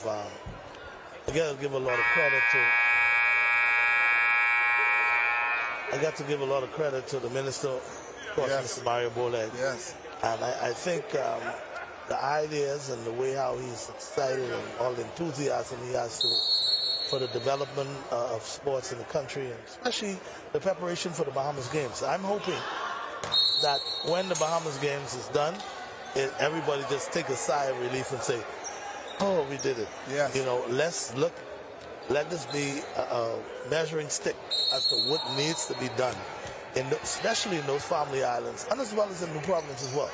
So we could start building on these things and not just have them to say, oh, we got them. Big hit by Gilman. Yeah, but see, the minister, he made a bold step. Indeed. He made a bold step, and it shows that, you know, he has a vision. He do. And the Bible even tells you without no vision, people perish. Yes, indeed. You know? And see, the thing is, you have to, and the reason why I think Mario Boleg has been so excited and so you know, the enthusiasm is so high, and he continued to try to work and make things happen because he's been around sports. Yes, all his life. Just about all his life. And he knows what various athletes used to go through. Yeah, he knows the challenges. Yeah. You know the challenges. Because I can tell you about times when I hear personally of the challenges that some of these national teams go through in order to put a team together to travel. You know, whether it's the fact that they can't get to go to certain tournaments because the funding ain't there. And if you want to get really good, then you got to. If you want to get. And Exuma's playing.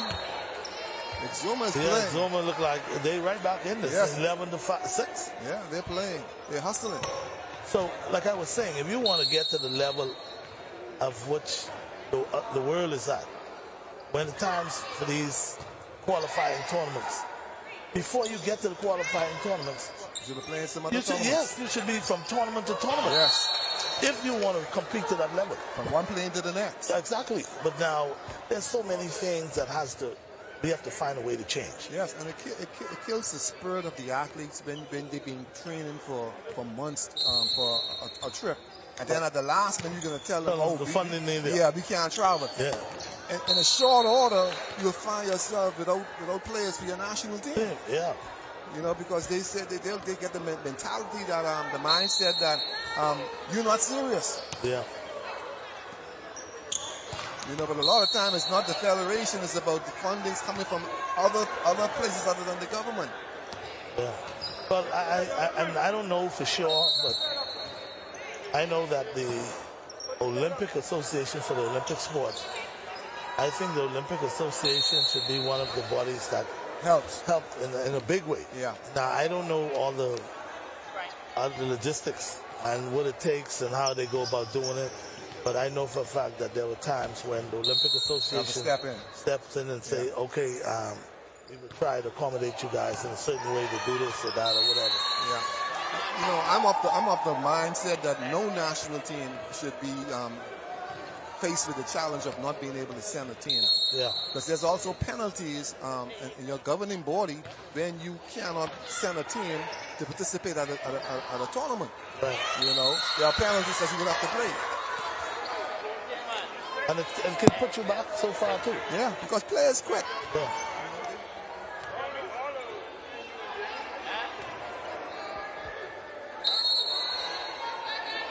Good match going on here now, but then she serves the ball out. It's almost back. They're fighting back. The score is 10-14, trailing Abaco. So yeah, Rance, I think we need to see some things change. And we need to, if we had the kind of leaders that we have. In my mind, I don't think in years gone by, I don't think it was mainly the funds itself. Yeah. And I don't know if you get me by saying that. It's just that the leaders are not saying, hey, listen, we got to make the sacrifice to do this. Yes, it has to happen. It has to happen. Now, they have things on their agenda, and regardless of how much it costs or what it is, and of course this is no indictment on any particular government, I'm just saying, if that's not in their mandates to say something that they want to do, they just say that we don't have the funding. It ain't get done, right? Yeah, we don't have the funding for it. They bail out. Exactly. You see, but now, if it's something they want to do, it's going to happen. Say, man, even if we got to go and find a way to get this money, we can get this money and allow these people to go. Yes, in 2023, we should not still be saying that these athletes are just out there playing. They are not just out there playing, because in many cases this is now a vocation. It's a job, because they can make millions of dollars. You look at these guys coming out of high school and they're getting millions of dollar contract. Right, it's telling you something. It's telling you something. So there is a future for the athlete that's different from in the past. Yes. The other countries have realized this, but the Bahamas, we need to get to that level to realize, hey, let's invest in our people. We have a small nation, but we are a powerful nation. Absolutely. 15-13, Abaco is still hanging on to the lead. Ball passes by Zoma and into the net. Into the net by Abaco. It's now 14-15. So if Abaco jokes around, Exuma's going to sneak right in here and take a set. I would love to see it after losing the first set. I would love to see come back. I would love to see that. There you go again. Oh, she's in the net. Exuma has a weaker team, but you can see that the coach did some work with them because they're playing within their system. And that's very important. It isn't how you lose, but it's how you play. If you lose playing at your best, you don't feel bad. You don't feel bad. There's nothing you can do. But nothing you can do. It bothers you when you lose and you say to yourself, man, we could have played better. We could have played better than that. Yeah, we just didn't step up to the plate. See, and that's now what's going to be going in Abaco's head, because they know they can play better than what they're playing. But right now they are in a match between Exuma at 14-16, whereas that should not be the score. Well, in the first match, in the first game, Abaco played much better than they're playing right now. Right. See, they think they have the advantage, so they can just sit down on the court and win this match. But Exuma is playing within their level. Okay, in another case of I have nothing to lose. I just want to come, I want to play, I want to do my best, and if I get a win, I get a win. See, and every time they look up at that score, they realize, hey, we are still in this match. The score is now 16-14 in favor of Abaco. Abaco is going to be at the service line. It's almost making a substitution.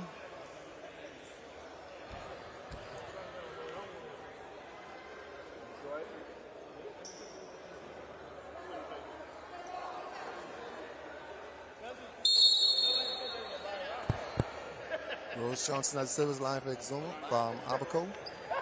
Big serve. So it's for a kill.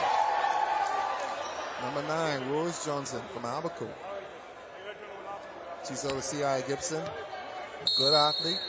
Rattlers. Yeah, she suffered some injuries over the years. I think she had a knee injury, major knee injury, and that took her out of the sport for a long period of time. It's good to see her back on the volleyball court playing. She had some scholarships offered too before she had that injury. Big service by Exuma. Oh boy. Big service by Exuma. Every now and again, Exuma seems to... They show you something. Yeah, they step up big and then all of a sudden they just start to go right back down. That's here, take that. She goes again, another, here, take that. Trouble, and she got a point. Where was all of this? Yeah, so now the score is tied. Where was all of this? Isn't that amazing? Score is tied. Another one. Putting trouble on Abaco. Abaco thinks the ball. Exuma got to get this ball over. They stand a chance to get the ball over. They did.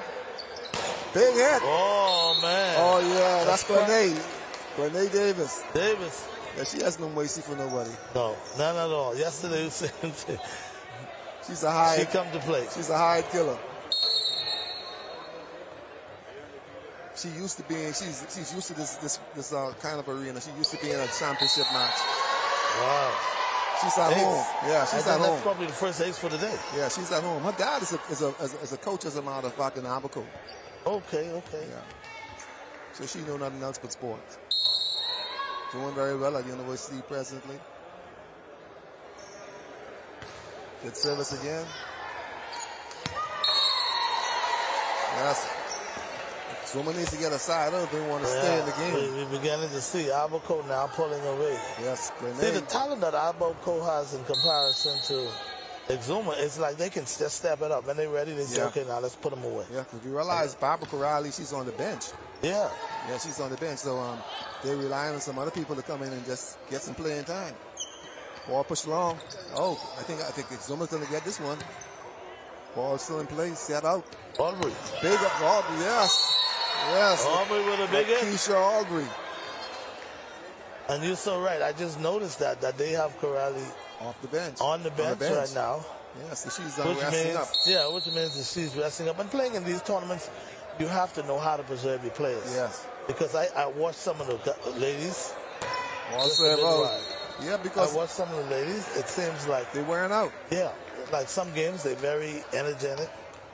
And some games, they're more laid back. They like to say, hey, I'm just a bit tired. Yeah, I've noticed some coaches, and I wouldn't call any team, but some of the coaches, they going through the entire tournament playing basically seven players. So that your 7 players basically, of that 7, 6 is your starting team. Right. So if you have an injury or something goes wrong later down the road, you're in trouble. You're in trouble because your bench has not had a chance to field the court. Exactly. You know, so there is a point in time in the game where as you can make your substitution and keep your cohesive unit going. So you have to be a tournament. You have to be smart. You just can't. It's not like a league play whereas you play once or twice a week.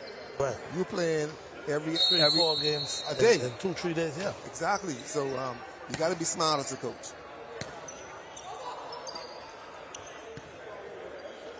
Keisha Aubrey's on the outside. Big hit again.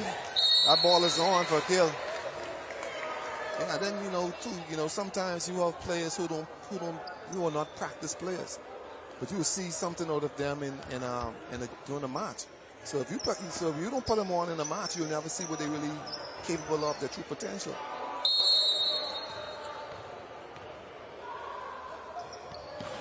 Ball serve. Easy ball. Ball over the plate.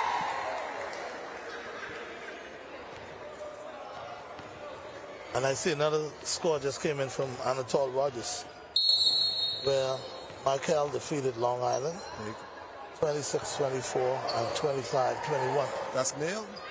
And yes, that's the male. That's a big win because they just played here a few hours ago. And that's what we've been talking about. Yeah. We just played here, but an hour and a half, 2 hours ago, now you had another court you're playing again.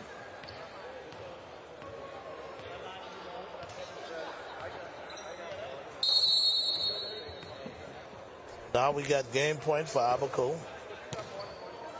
Ball is up. And last match. That's going to do it. Yes.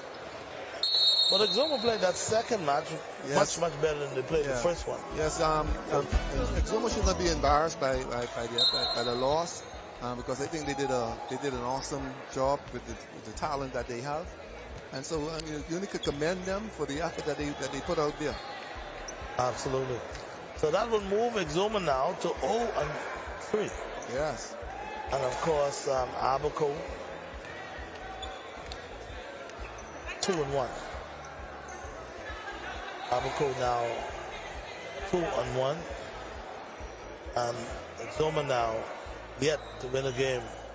And I think as of tomorrow, we'll be going into the playoff round. I'm going to get a chance to speak. I'm going to get a chance to speak with Lloyd and find out formality as to where do we go next as far as the playoffs and all that. Yes. Anyway, guys, Diamond Showtime coming to you live from here at the Secondalized Gym, and it's all about day 3 in the Bahamas game. We're covering volleyball. Of course, I'm with the legend Wilson, and we're going to go back to the studio, take a break, but when we come back, we want you to stay with us. We got another great match coming up. Lift your hand and say thanks for your goodness, thanks for your mercy. Lowe's means a lot to me. Seeing my customers smile brighten my day. Family is important to me. I love spending quality time with my grandchildren. I'm happy to celebrate 70 years with Lowe's. My name is Constance Penn. I've been working with Lowe's for 48 years. I hope and trust that they have another 70 years to come.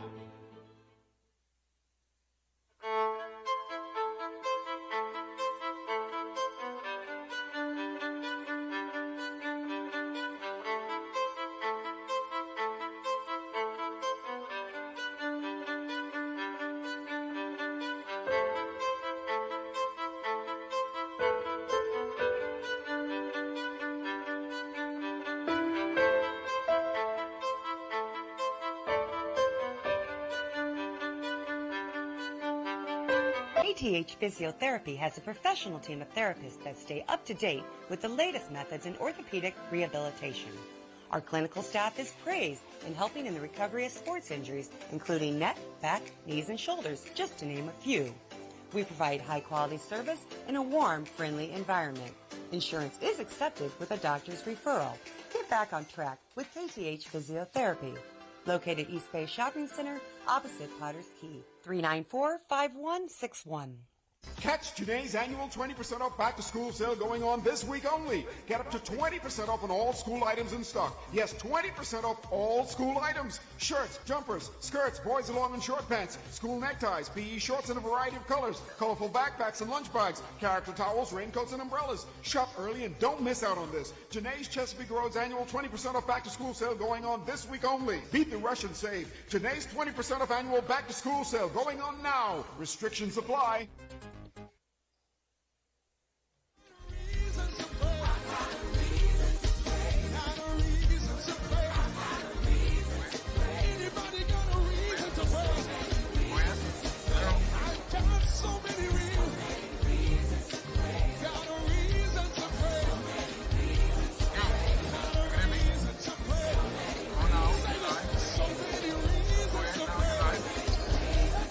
Just can't tell them all.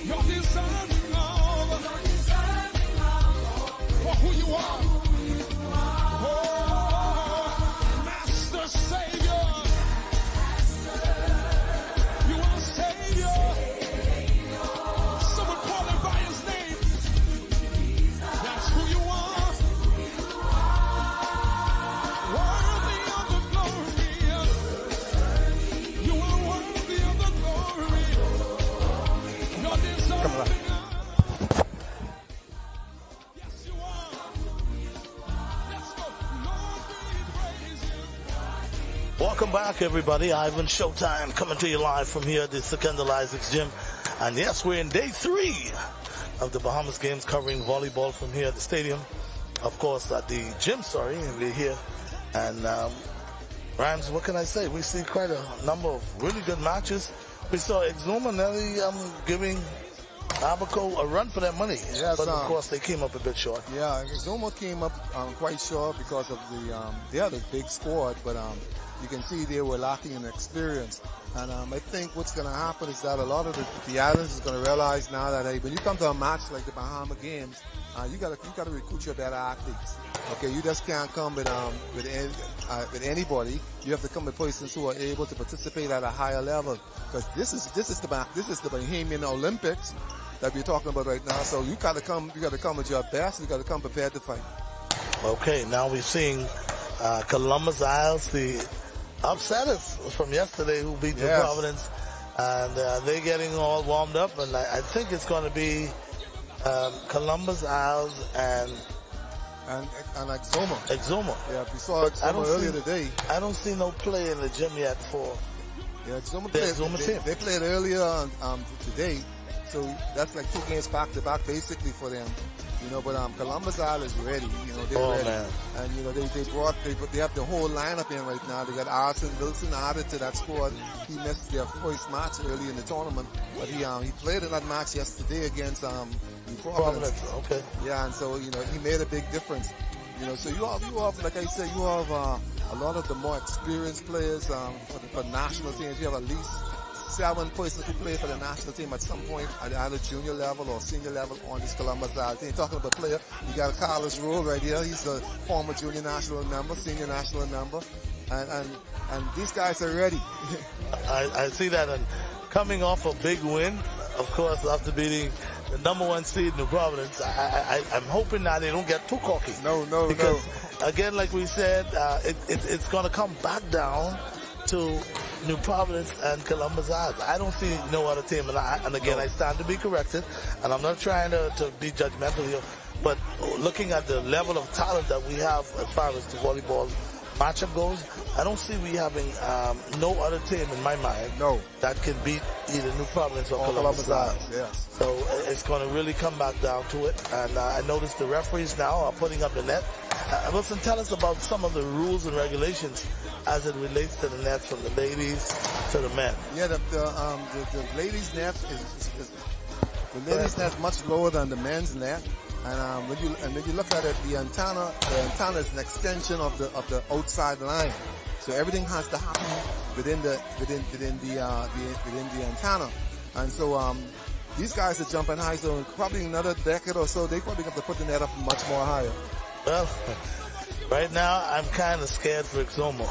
I really am, because I watched these guys play, and they played above the net. Yeah. You're talking about the ability to get up there, to set the spikes and the kills, even down to the dink.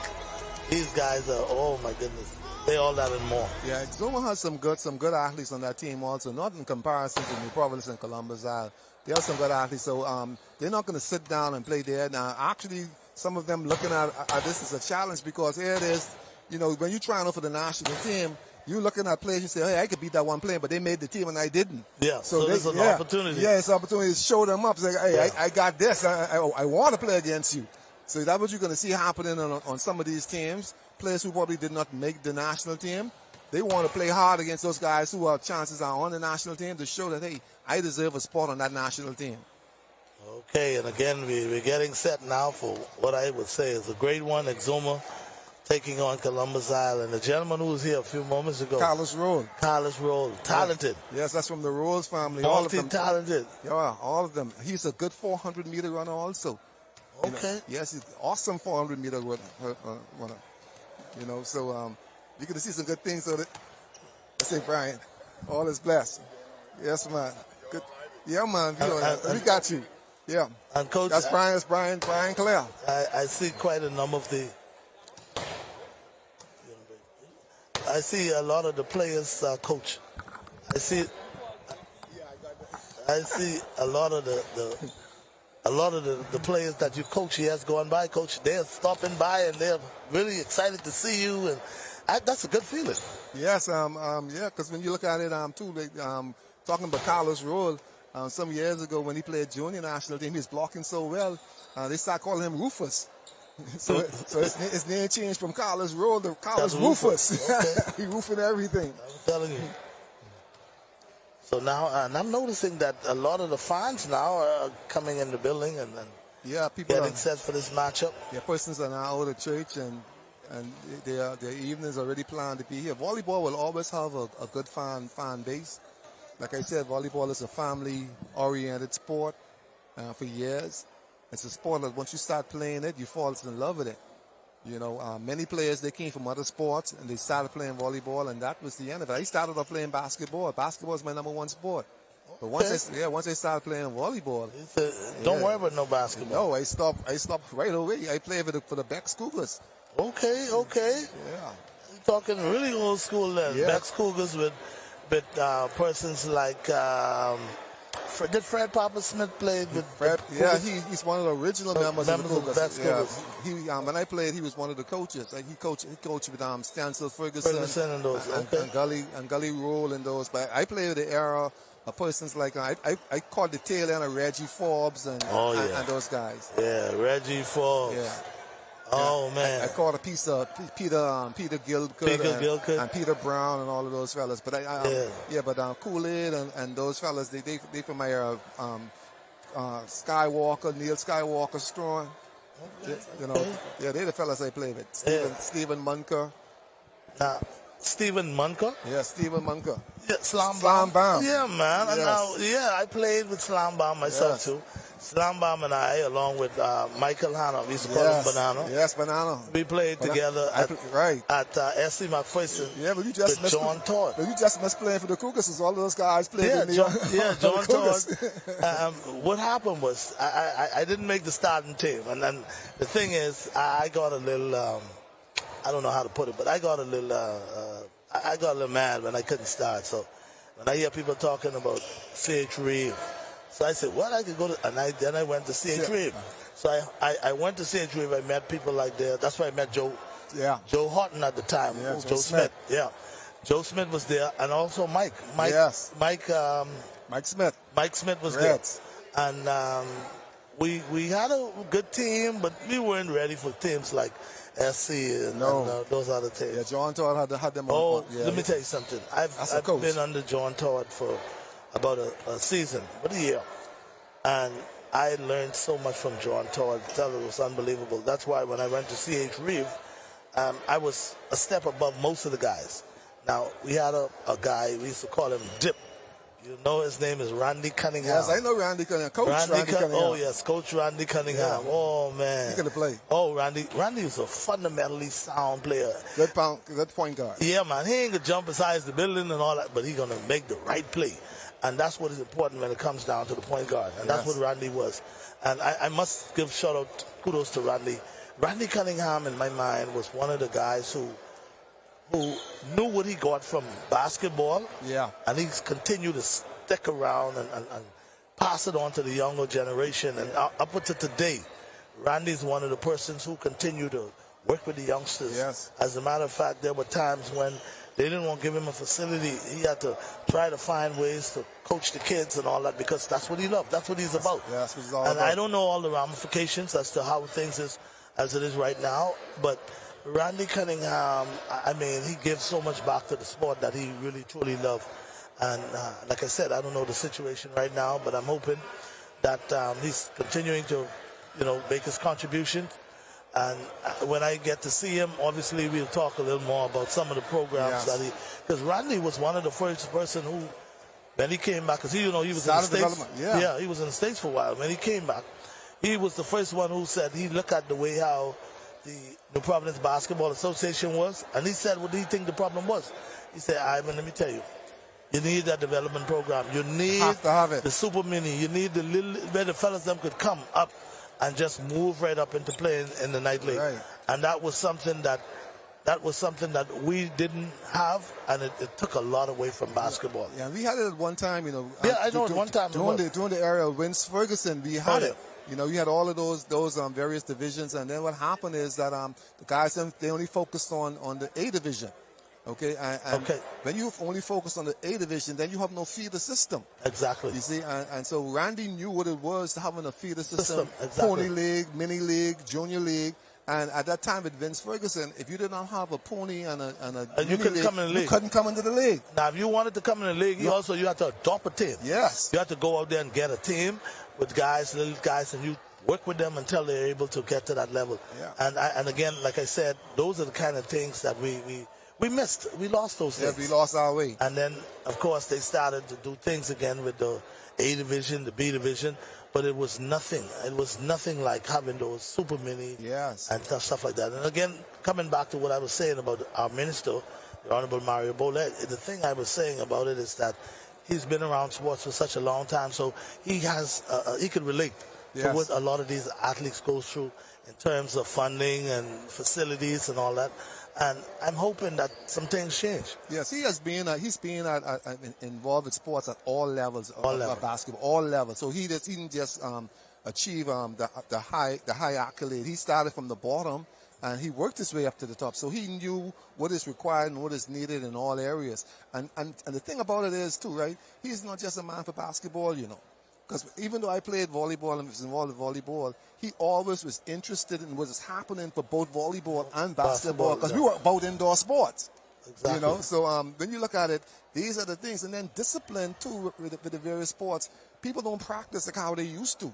Yeah. In order to play on a team, it was required that you perform at a number of practices, a certain percentage of practice you had to attend. Okay, and talking about Vince Ferguson again, he's a drive around the island to see who's practicing. You know? Yeah. So nowadays people could just enter a team without practicing. No, not back then.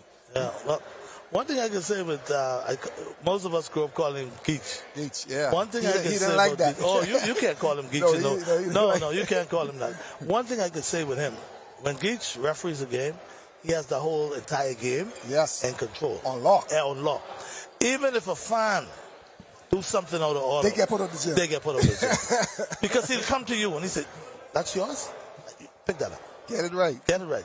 You might drop a hot dog paper or something, and he make you pick it up. Yeah.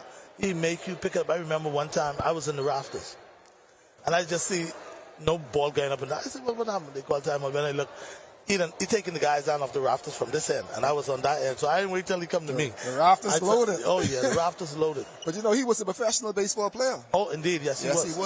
Yes, so he knew what was required to be a professional athlete. Yes, he knew what was required. Yeah. You know, we don't have those people around anymore. No. Not the Vince Fergusons, of course. The what's his name? Who went to SAC all those years? Lou Adley. We don't have those. Yeah, we don't have those no more. Yeah, and you know, when I was recruited by George Todd to play for the Cougars, I go on there thinking I was a shooter. Yeah. So I've been shooting up all the people's ball, and the shooter on the team, who was Frazier at the time. Frazier came to me and said, "Hey, you shooting up too many balls." You know, because I'm the shooter on this team. So I said, "Man, you go sit down." And I said, "Continue shooting the ball." So next thing you know, Gully Roll came to me and he said, "You need to learn your role."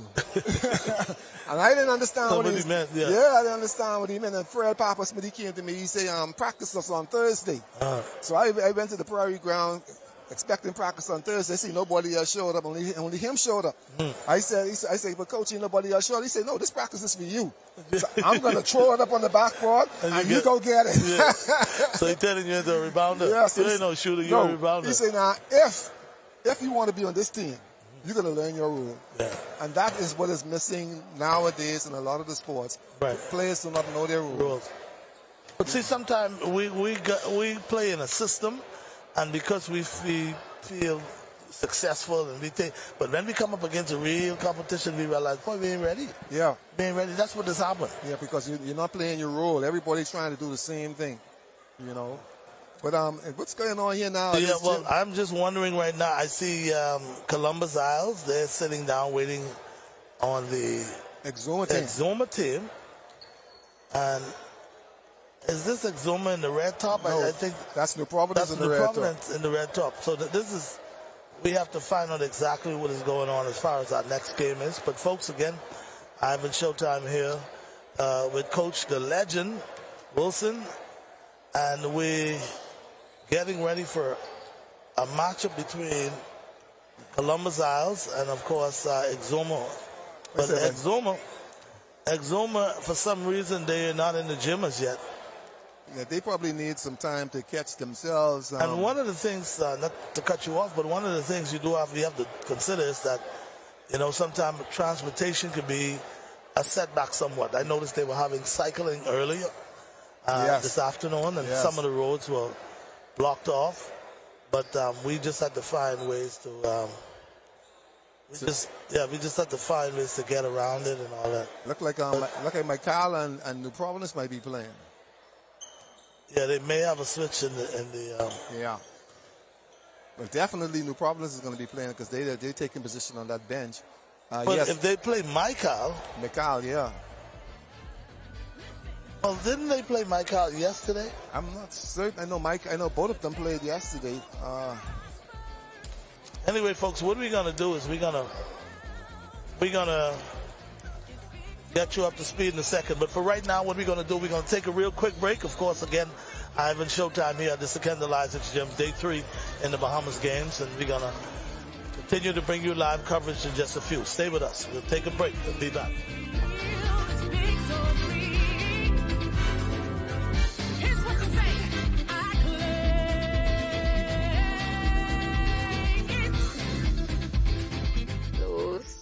Means a lot to me. Seeing my customers smile brighten my day.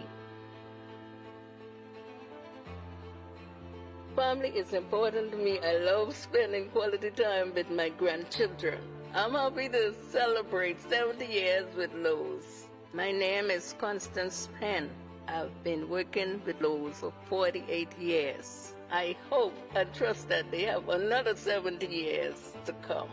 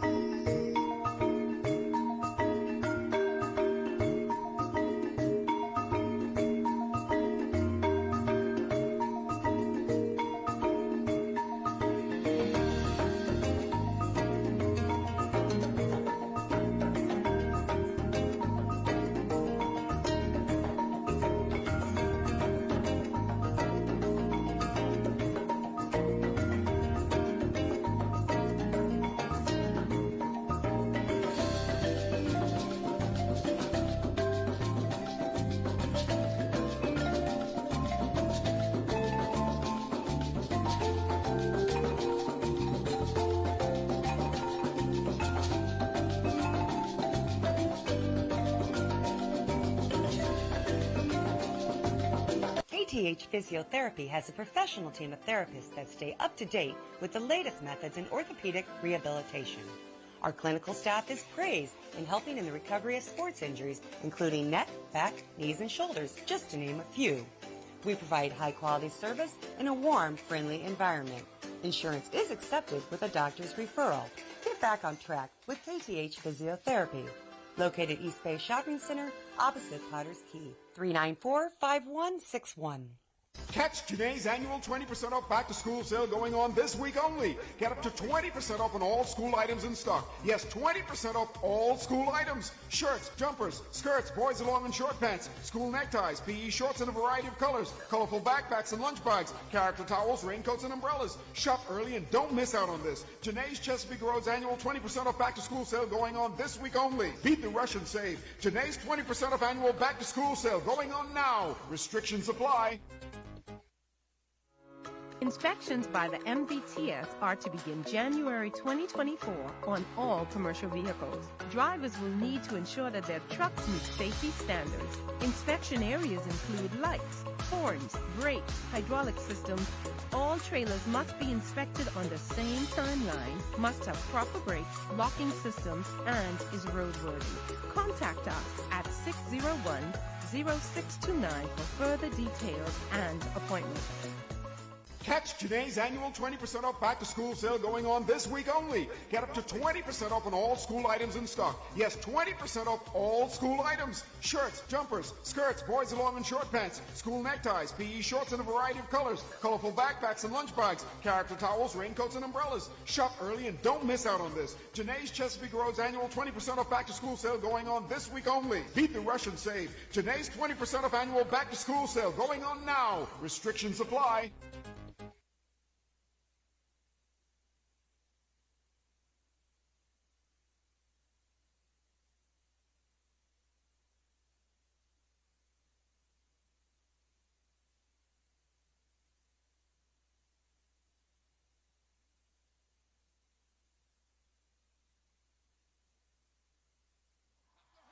Come on, I need y'all to get a little bit of room on this one. Come on.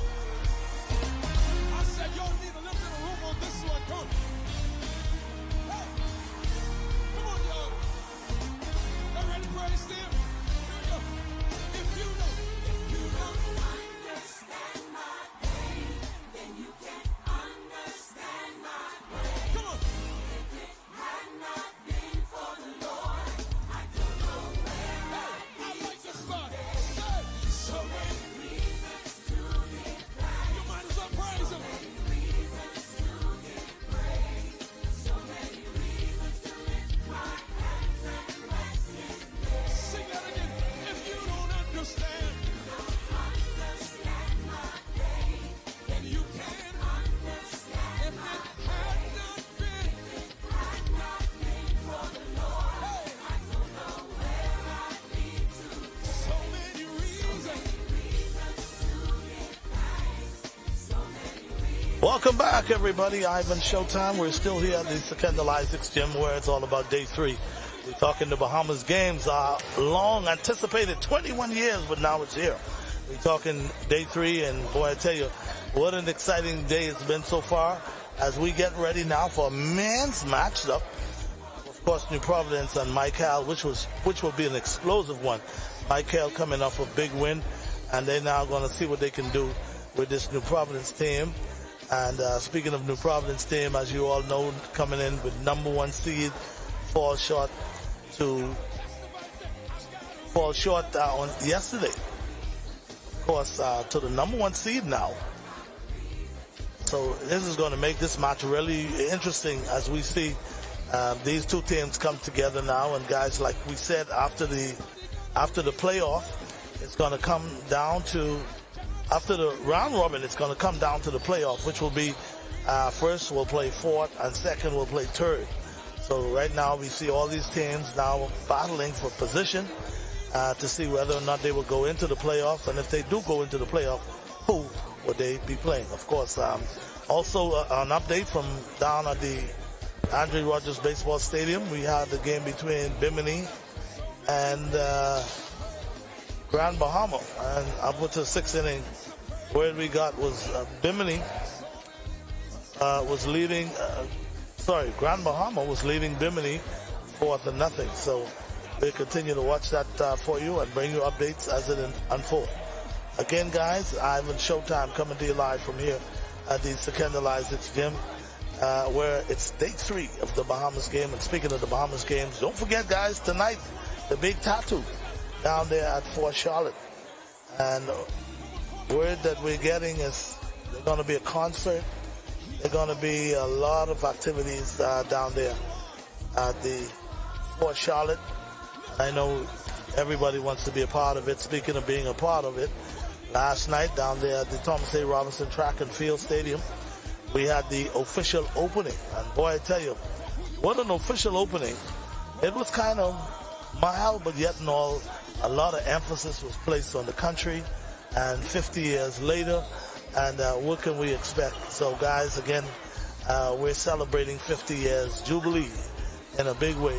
So we want to say to each and every one of you who continues to make an effort to support the various events, I want to just say caps off, and again, thank you for being so patriotic and being a part of celebrating 50 years. And in case you're not aware of it, we still have action down there at the Anatole Rogers Stadium. And anytime you guys, if you're in the area down at Anatole Rogers and you want to soak up some volleyball, we got some volleyball going on over there as well. We had track and field, sorry, not track and field. We had swimming yesterday. There's no word as to whether or not swimming already started for the day. But of course, the minute we get information, we'll be sure to pass it on to you.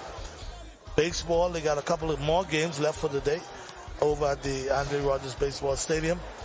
And again, for those of you who are not aware of it, today and tomorrow is going to be the playoff, and then it'll come on Tuesday. It's going to be championship day. And as it relates to some of the events that are going on, like I mentioned to you, swimming is going on over at the Betty K. So right now, we're going to take you guys over to swimming with Nikia. Stay with us.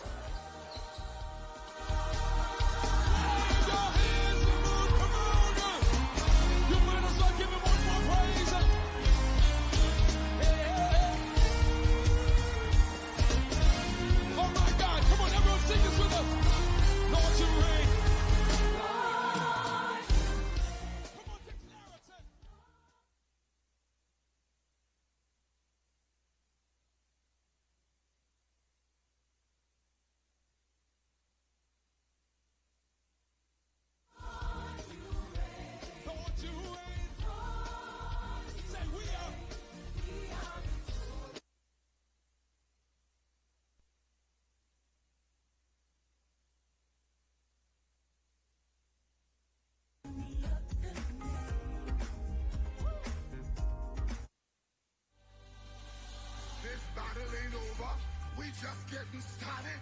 The devil been messing with us too long. So give up now. Come here, devil. Where you at? For we wrestle, not against flesh and blood. This thing is spiritual. You looking at me funny, but I'm ready, devil. Where you at? Come at me. I'm ready for war. War, devil. It's time to dance with Master Linda Red Dixon. Get up on your feet and let's go back to the island. Yes, it's a land that is flowing with blessing abundance by the Lord our God. Only if you're willing and obedient. Yes, Lord. Yes, Lord. Prayer is the key. Yeah. Oh, it unlocks the door. Somebody praise him right here.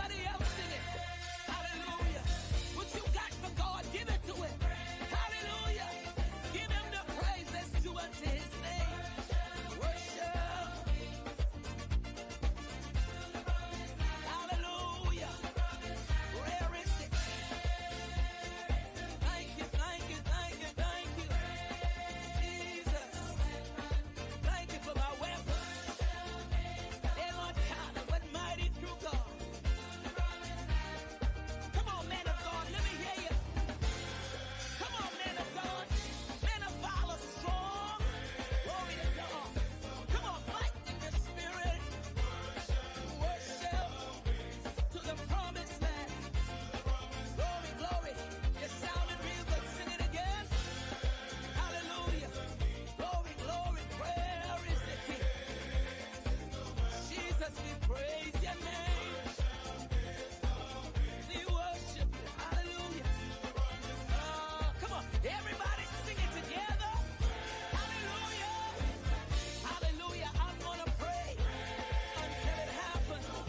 I'm gonna praise it in advance. Don't wait till the battle is over. You can shout now. Yeah, yeah, yeah, yeah. Sing it again. Yeah, yeah, yeah, yeah. Praise is the weapon. Worship is the wings. So worship the Lord to the promised land. Glory, glory. Are you ready to enter into this warfare and win the victory? Use your prayer. Use your praise. It's to the promised land. Come go with me to the promised land. I'll be there. If I gotta crawl, I gotta be there. If I gotta walk to the promised land, thank you, Jesus. Forgetting those things which are behind and reaching for what is ahead. Somebody press, somebody push, somebody run to the promised land. Hallelujah. Into the promised land. God, we thank you for the promise. God, we bless you for the promise. Into the promised land. Yeah, yeah, yeah, yeah. Glory.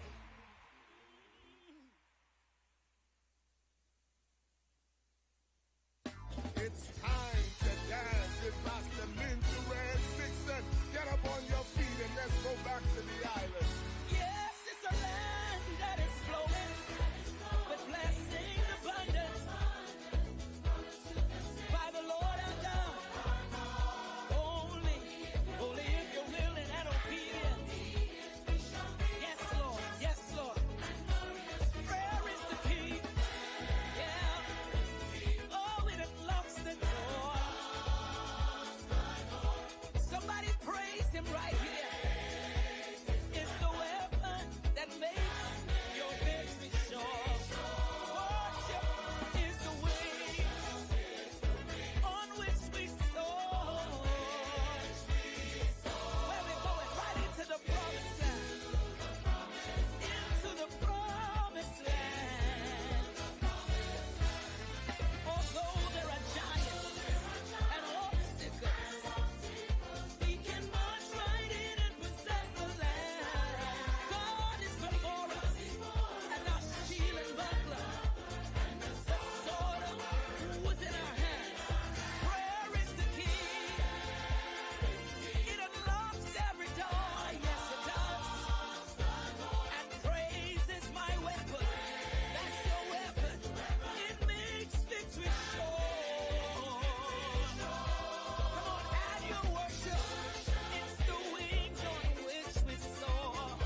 Yes, we soar into the promised land. Oh, into the promised land. Prayer is the key. Hallelujah. It's the key that unlocks the door. Come on, unlock it. And we go into the meeting in a little while. But I just want to make sure you're ready to go there. Y'all ready to go? You sure? Just nudge your neighbor real quick and say, neighbor, you ready to go? You ready? You ready for the meeting? Hey!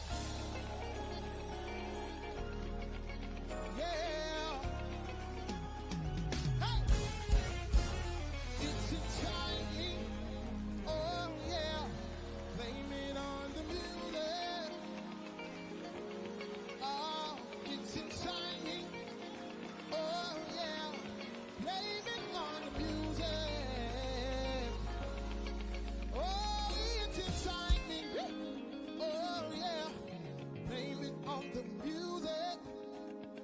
Oh, it's in timing. Oh, yeah. Blame it on the music. Come on, let's go. Say it's in timing. It's in timing. Oh, yeah.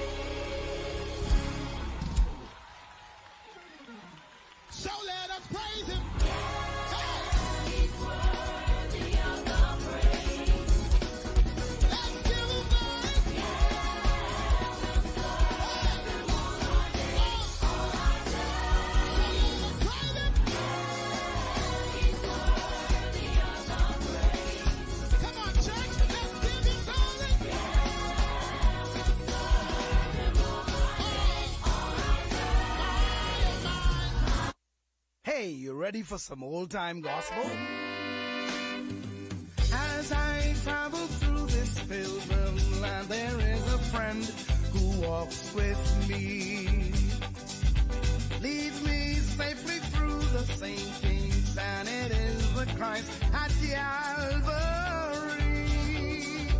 This would be my prayer, dear Lord, each day to help me do the best I can. For I need thy light to guide me day and night. Blessed Jesus, hold my hand. Hallelujah. Oh, I need thee every hour. Through this pilgrim land, protect me by thy power. Hear my feeble plea. Oh, Lord, look down on me when I kneel in.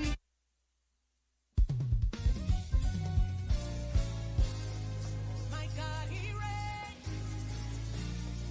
Oh yes, He reigns forever and ever.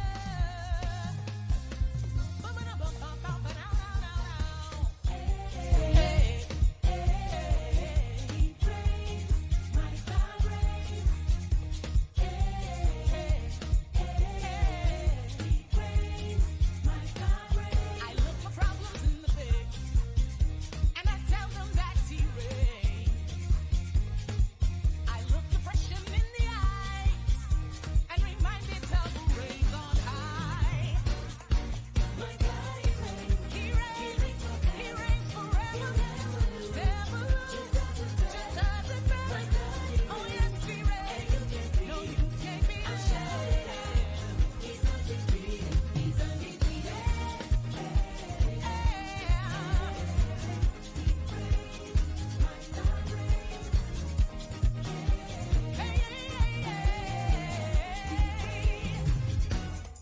I look my trouble in the face and remind him of who reigns. And when the enemy coming like a flood and open, I'm wrapped up in His love, I straight. I look for problems in the eyes, and I call on Jesus' name. No time to run, we won't retreat. I serve a God no one can beat. My God, He reigns. Oh, my God, He reigns. And never, He'll never lose.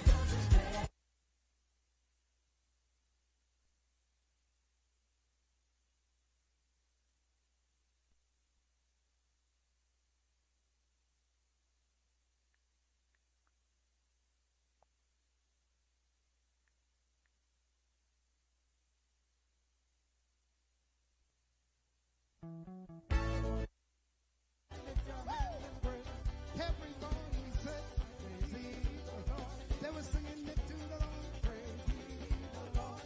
Everybody praise Him. Oh, my.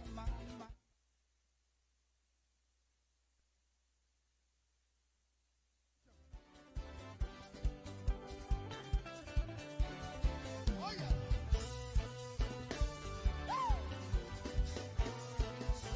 Listen. Oh, then I look up in the sky, the sun was in my eyes.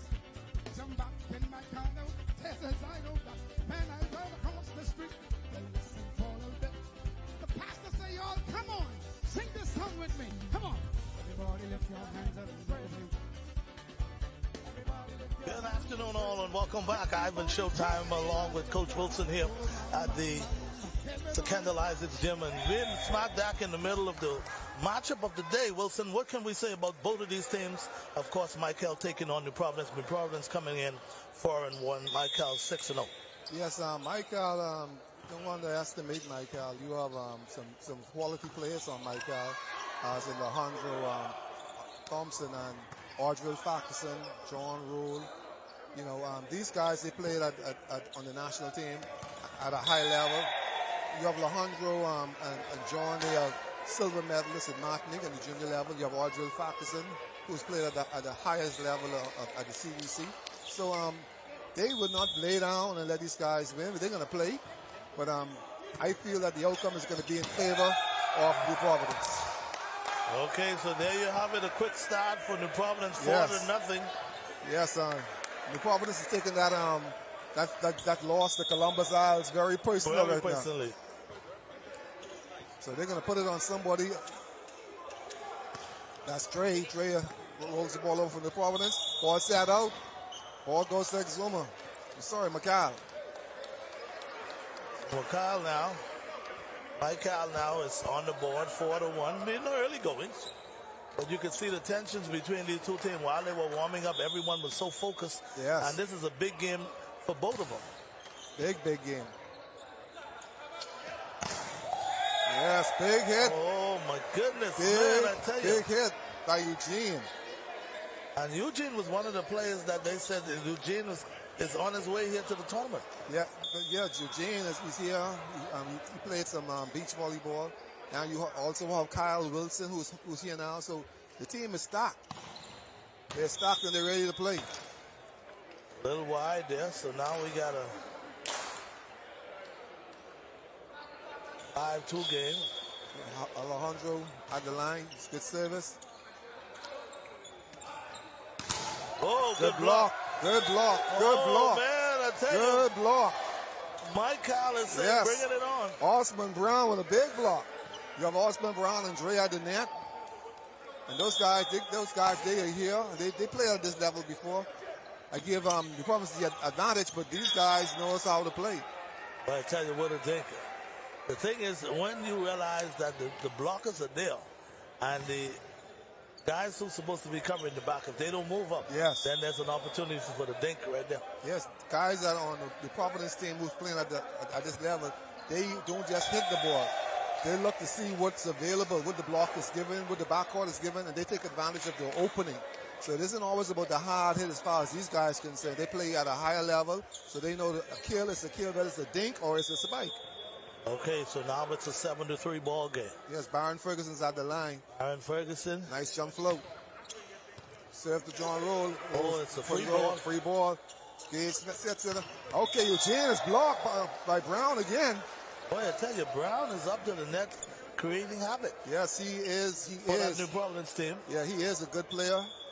National team been trying to get him out for years, but he refused to ever travel for the national team. I don't know what's the reason. Is that right? Yes. Some guys just afraid to travel, I guess. So now we have a 7-4 New Providence with an early lead.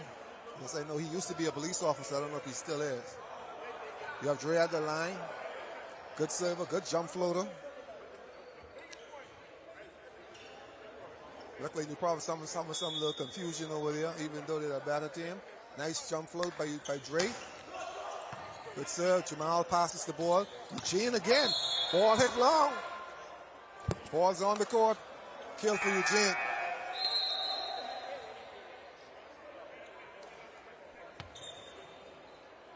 Timeout call for Michael.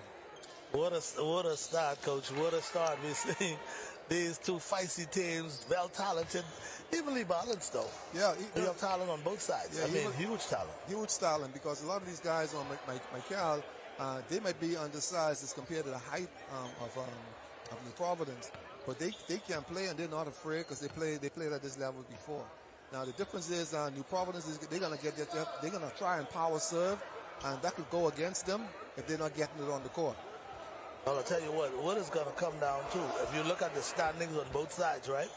If Michael loses this game, they will only have one loss. One loss. But now, if the Providence lose, then they'll have 2 losses. 2 losses. So that would leave, of course, 2 teams that would be undefeated. Right.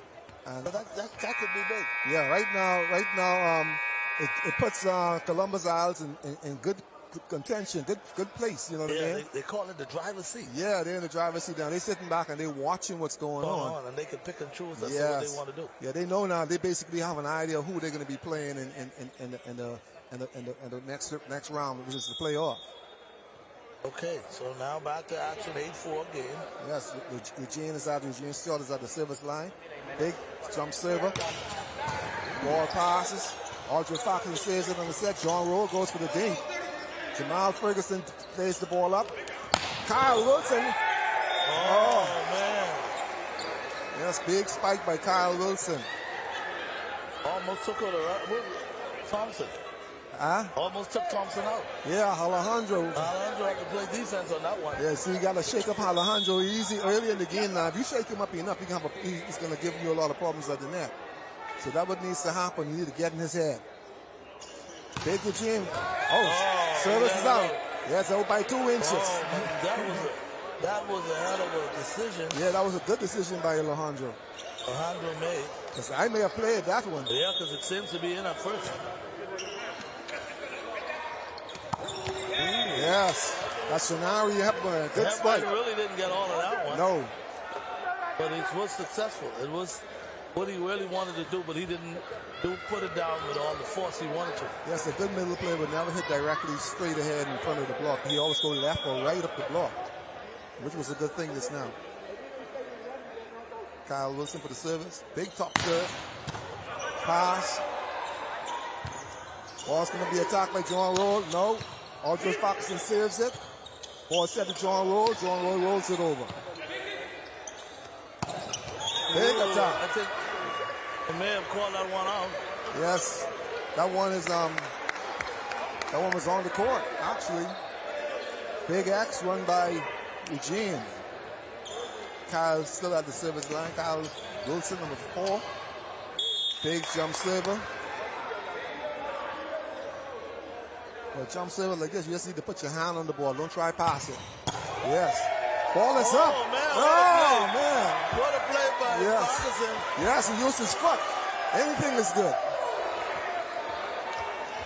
He's a product of NCA, Nassau Christian Academy, before entering the junior national program and onto the senior men's national team. One of the smartest setters that you would have ever seen playing for the national team, and that Aldridge Parkinson. He, along with his brother Paul Parkinson, they both played for the national team at some point in some time. Boy, I tell you, man, Nassau, sorry, New Providence, they come up with blood in their eyes. Yes, man. They realized that the beating yesterday has a psychological effect on them. So I tell you what, Michael, you can't be blamed for this one. No, you got to take your licks. Yeah, the thing is, anytime a good team, and that's the mark of a good team, when you lose a good game, regardless of who you lose it to, you got to come back hard, and somebody has to pay. Somebody's going to pay. And that's the way you kind of regain your confidence, your momentum. You know, that's what you want to do. You want to show them that, listen, you're back now. Yes, and they don't want a repeat of what happened yesterday, because these guys will take it if you go to sleep. Mike Gowell will take it if you go to sleep. So they realize they have to play. They have to make a point. They have to make a statement. And Kyle is on a roll right now. So once his service is unlocked, you watch him as he leaves to go back to service. He marks off his steps like a long jump runner. He marks off his spot. So he starts his jump serve at the same spot all the time. Same routine. Good toss. Takes some off it that time. John Ward puts it over. Jamal Ferguson passes it. Out. Big block. Good defense. Yes, good defense by Michael. John Ward off the block. Ball picked up by Jamal Ferguson. Backcourt, Kyle. He hits it out. That's a bit wide. Yes. Oh, man. Yes. Boy, I tell you, I must give Michael some props for the defense that they're playing right now. Yes, they're playing defense. See, because right now, most of them, like Audrilla and John and Alejandro, they're saying, yeah, y'all might be younger, but we used to play at this level too. Yeah. So they got a statement to make. Osman Brown on the service. Jamal Ferguson passed the ball. Ball set back. Big hit. Oh, goodness. Yes. Big hit by Eugene. Eugene Stubbs always fired up. That's one of those players he's always, I think even when he's sleeping, he's fired up. This is when you gotta wear your helmet, guys. Yes. Wear your helmets. Yes. Byron Ferguson at the service line. Sorry, that's Shavari Hepburn. Another big jump server. Balls off Michael off. And it's off. So now the Providence seems to be in full control of this match. Yes, number 7, Lexo. He's playing. 6. Yes, he's playing libero for Michael. Normally a good libero player. Big service, jump serve. Raw power. Ball brings back by Alejandro. Rolled by Dre. Ball sets up by Audrey Faxon. Ball sets back. Big block. Good defense. John Rowan. Pick up. Dre puts it over. Good defensive comeback. Yes. For Michael. Big attack. Oh, my goodness. Yes. Man, I tell you. Byron Ferguson. Byron Ferguson. Yes, that's a professional player. Byron Ferguson came from the scoreboard. If you haven't seen it at a professional level, you're going to see it today because these guys knows how to play above the net. It seems like Byron Ferguson came from by the scoreboard. That's how high he was. Man, I tell you. Yes, he needed Bahamas there on his back. These guys wasn't playing with this kind of intensity yesterday. No, they weren't. They just took it up to another level. See, they underestimated Columbus Eye, but they forgot some of their brothers were on Columbus Eye team who was not going to, show any favoritism. Boy, but I tell you, Micah now coming into this match 6-0 has a lot to be concerned about. Yes, and Micah right now, they're looking over at New Providence and they're trying to determine who was in the front court so they can defend against that. But there's no defense against that. Some of those plays, the little flick right to the net, you got to be right. You got to anticipate. You got to be right there for that. If you're not right there, you're in trouble. When you look at Gage Smith is a very smart setter. He can play most positions, but he has good fingers for the ball, and we saw it in him at an early age, and he's just coming into his game over the past few years. So when you look at Gage, who's running this team, he knows who to give this ball to and when to get it to them. And that's Crystal's son, who's doing the stats. That's her son. Her only child. Crystal? Oh, congratulations. Yeah, that's Crystal's father. That's her son. Big service. Ball goes back over. Oh, Ferguson with a nice tip. Oh, miscommunication.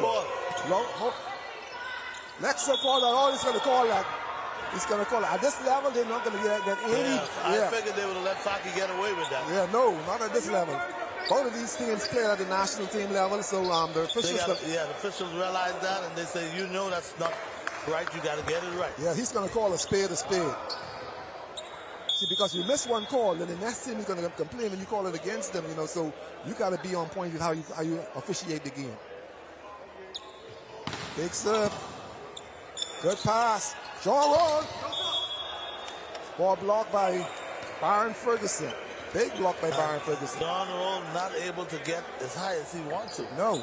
On that particular play. And when you look at Byron Ferguson, I think every CBC championship that Byron Ferguson attended, he won best blocker for the region. So he's basically the best blocker, best middle player in the region of CBC region.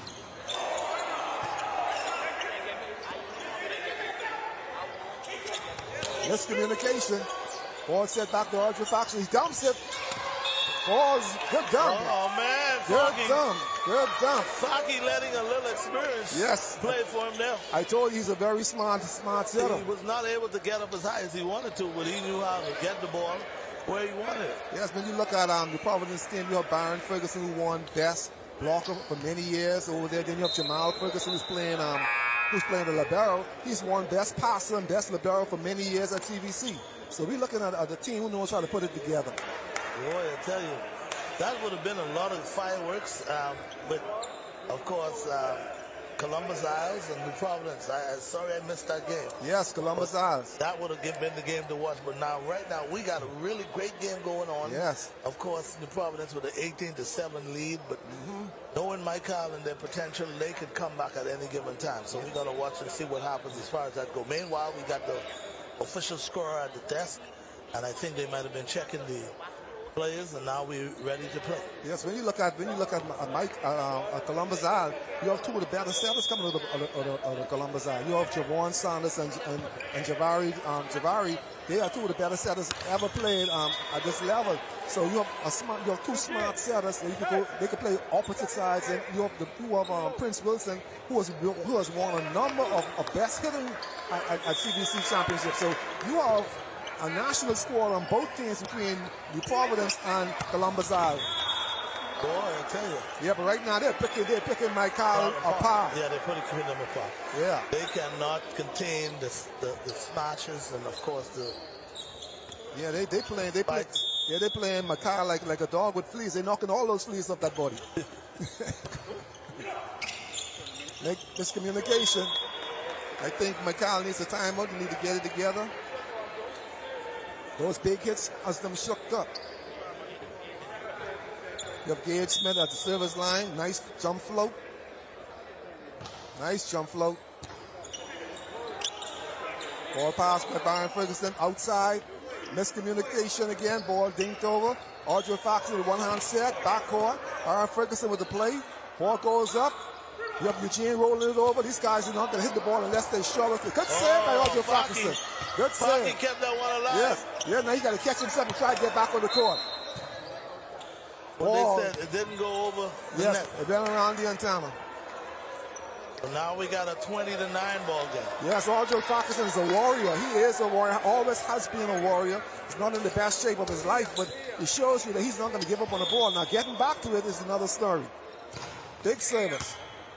Kyle Wilson with the pass. Ball bump set. Eugene off the block. Off the block. Yeah, these guys from New Providence, they are trying to show persons now in this gym that, hey, we may have lost one. Yeah, we're not out of it. We're going to show y'all what we are capable of doing. I could have imagined that match yesterday. Oh, man. Showtime, I think we missed a good game. Absolutely. When I called, the Providence was leading the second set. Trey with a roll. Big Eugene. Oh, what a block by Trey. What a block. What they going to say? It's off the block and outside, but it's a big block. Oh, that's a good block. It's gonna make Eugene think the next time he goes to hit the ball. And on Showtime, you notice most free balls that goes over the New Providence side, only one player touches that ball. That's normally Jamal Ferguson. The libero. Okay. He touches that ball. So that's his job. His job is to get that pass up. He's the best passer out there. He's the defensive man. His job is to get that free ball up. And the only thing that the attacker should have to worry about is hitting the ball.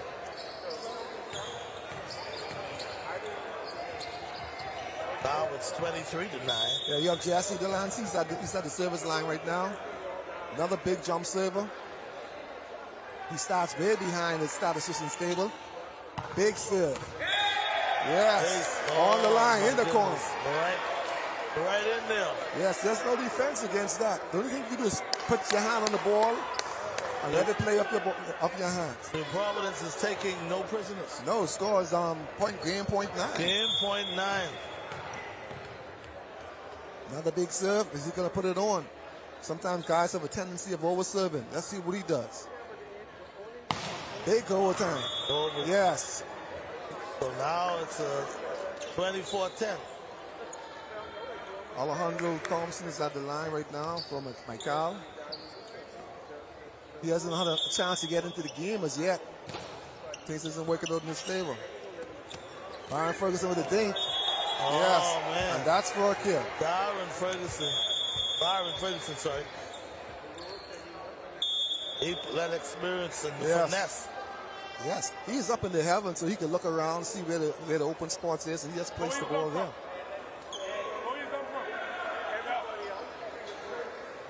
He just placed the ball there. He jumped, he looked left, he looked right, took a 360, and then dinked the ball. So now we have New Providence with the first win.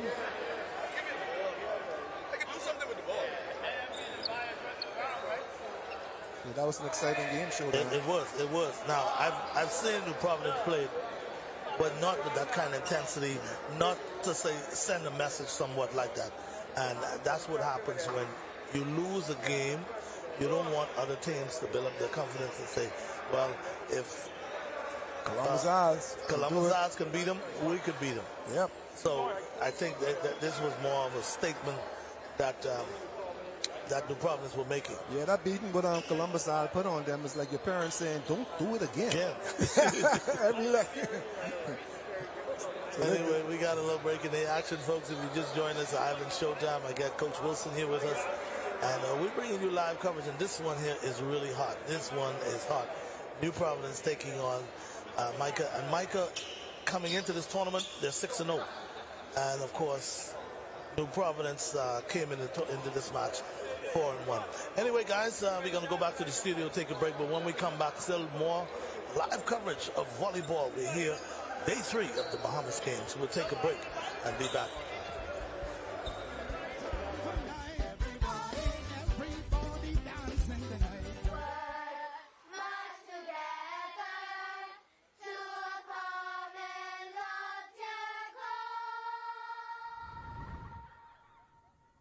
Grammy, what's a common loftier goal? Well, my sweet one, a common loftier goal is a shared dream that we, as Bahamians, achieve together. It's a vision of unity, progress, and prosperity for all of our beautiful islands. You see, a common loftier goal is about working together towards something bigger than ourselves. It is what we are always striving to achieve. Now, how we get there is by one small step at a time. But our country is so small. Well, hon, you'll be surprised what can happen when you believe.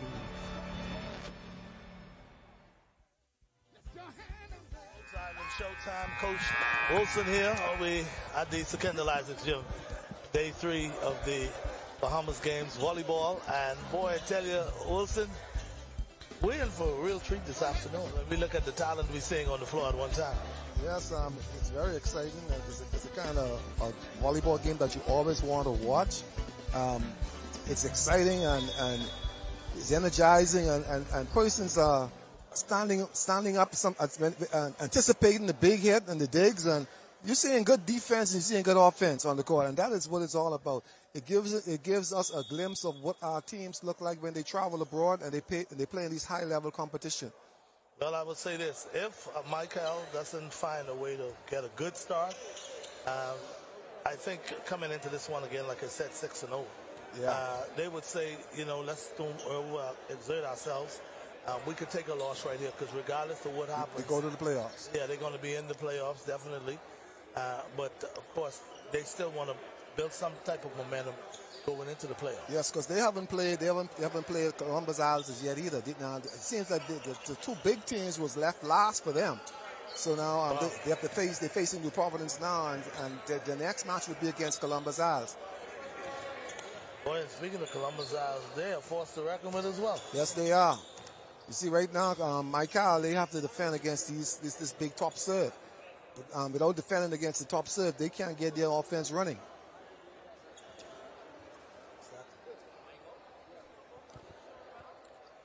Okay, guys, so we're back to action now. I see the referees making sure everything is good. They're checking out things. What you saying? So while we have a slight break in the action, guys, again, Coach, I can't say enough about how New Providence has just raised their game to another level.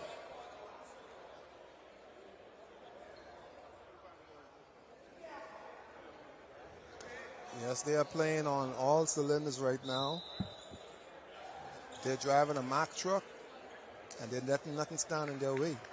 You have Eugene Hepburn. You have Shanari Hepburn is at the service line right now. He is a big top jump server.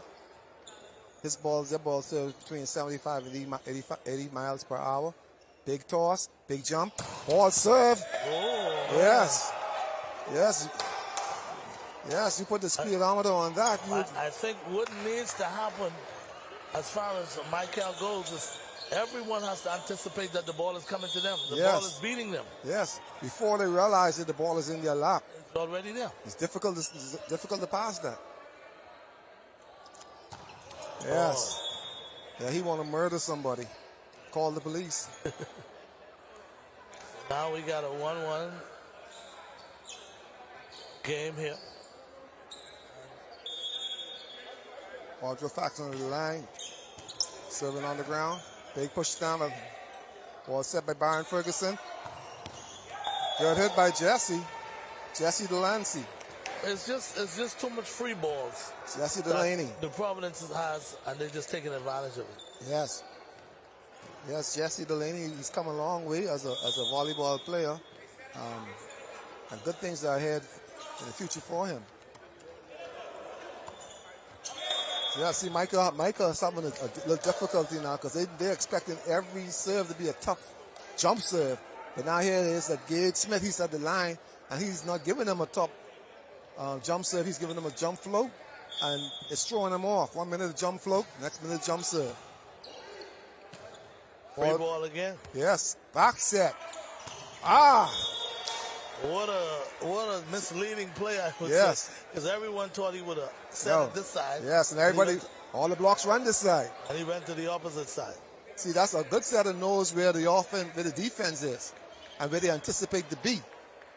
And so as he pushed that ball back, it gave Delaney a one-on-one blocker hitter advantage. Gage Smith is at the service line. Jump float over. Ball pass to Alejandro. Audrey Farquharson sets the ball. Oh, Osmond Brown puts it over. Gage Smith has a set. Back to Delaney again. Ball hit out. Ball's on the court for Delaney. Another kill. I think they're saying that it's in. It's in. Yes, it's in. So 5-1. Alejandro Thompson passes that ball. Ball over pass. Yes, and Alejandro Thompson paid the price for it. He got hit twice. He got hit in this game. Like I said, too much free balls. Yes. And the Providence is taking advantage of it. Yes, they're massaging Alejandro Thompson. He's getting too many hits to the body. Alejandro Thompson with the pass. Audrey Stockton sets. No result. Score is now 7-1 in favor of New Providence. Yeah, New Providence players, they're now smiling and licking their lips. They see blood.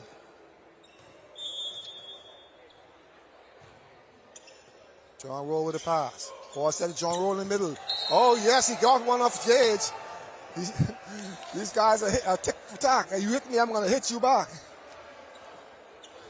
That's a good play that's now by Audrey Farquharson setting up on John Roll in the middle. And finally, John Roll able to cash in with one. Yes. That score is 7-2. Osmond Brown with the service. All set. Byron Ferguson. Oh, man. Mercy. Yes. Byron Ferguson. He's telling John Roll, when you want to hit, hit like that. Yeah, hit like that. That's how you hit the ball. So there we have a timeout on the floor. And this guy, Byron Ferguson, he got a lot of ups, man. Yeah. Yes, he does. He goes way over the net. Yes, and these games like this is good for the young kids inside the gymnasium because now they can see what the game is really like, you know, because the teachers of some of these schools are just teaching them to put the ball back over. Right. Yeah, that's tennis. And so now they're seeing how the finesse of the game, that 1, 2, 3 play, how to spike the ball, how to pass the ball, how to cover. You know, so it's a teaching method now going on, and they're seeing this at the first time, and they're not going to forget it. Okay. So now we're getting ready to go back to action. Providence with an 8-2 lead over Michael. Michael coming into this one 6-0. Providence 4-1. Yes. Yes, you're absolutely correct, Showtime. Michael has played all of the other teams. Now they're going to be facing some of the top teams, and that's they're going to be facing Providence right now, and then later down in the day they probably face Columbus Isle. But their spot in the playoffs is basically assured. Yes, indeed. Michael could, so far, they could only come fourth. Yeah. But you don't want to come fourth, though. You got the number 1 seed. Yeah. Nobody wants to come fourth. No. I prefer to come second or third, or even so first. Yeah. Oh, you come first and you're in the driver's seat. Yeah, you got the weaker team. Jesse Delaney is at the service line. Big jump server. Jump serve. Oh, he rolls it that time. Give them an opportunity. Audrey Farquharson sets the ball to John Roll. John Roll dinks it off the net and it's down. Ball is in play by Byron Ferguson. Alejandro wide. Yes, but he hits it wide. And it seems like Alejandro thought he had it. Oh, yes, he had blood in his eyes. You hit me twice. I want to hit somebody back.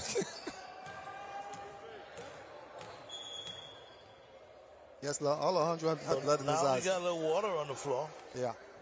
Byron Ferguson, that ball, that's a good save ball that made by Byron Ferguson.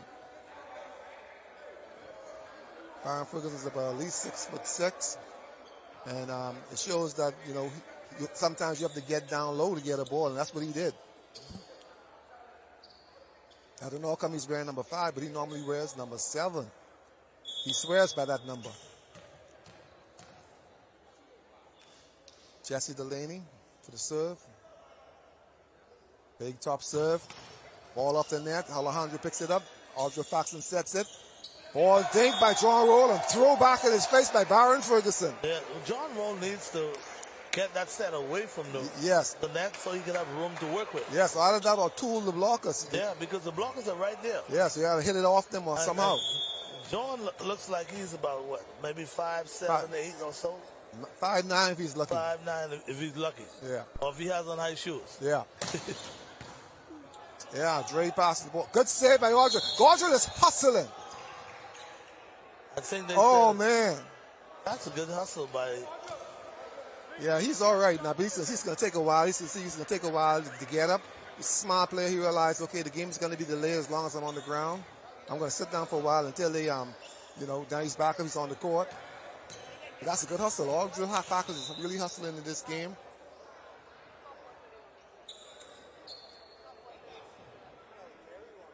One of the better setters we've ever had in this country. Smart setter, good blocker for a short setter. But he's a good general. He knows where to go. That ball that's being set to John Road, he has to go to John Road because he don't have much confidence in the other hitter. I would have leave that one. Byron Ferguson with the set the gauge, back to Eugene. Just really ain't think. Nobody's at home. You can see the effects now because starting to see Michael players hanging their heads down because they have no answer for what's happening. Yeah, they are just being outmatched right now. Yeah. And you have a timeout on the court. Boy, I tell you. Yeah, and this is about their third match for the day. Yes, I must say, Michael has been playing throughout the whole entire morning. Yes, they've been putting some time in. Yeah, they played a few games, and this is when you're going to be tested. And we're talking about the fact that during the tournament play, you can play at 1, you come back about 3-4 hours later, you got to play again. So you have to be in good condition. Yes. To be able to consistently keep playing.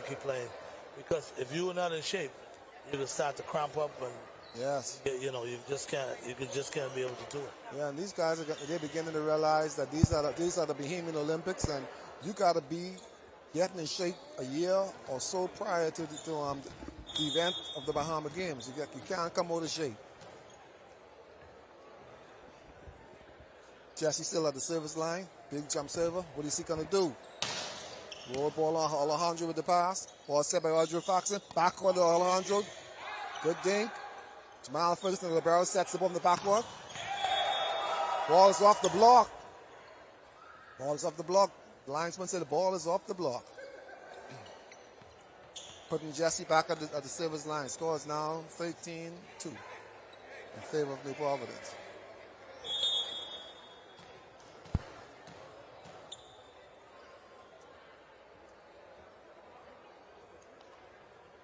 Big serve by Jesse. He serves that one out. So now it's a 13-3 ball game. Yes. And Micah, with all that steam coming out earlier part of the first game, now seems to be a bit flat now. All of the air. Yeah.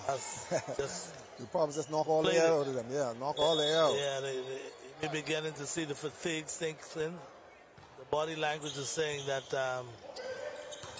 we don't know. Watch the camera. They're even taking it on the camera now. Yeah, exactly.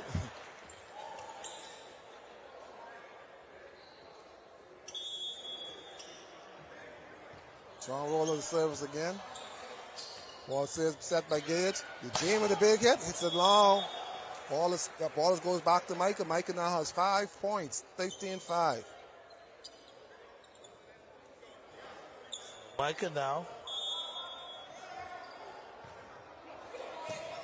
Ball pass. Kyle, good block, but it's off the block. Ball goes back to New Providence.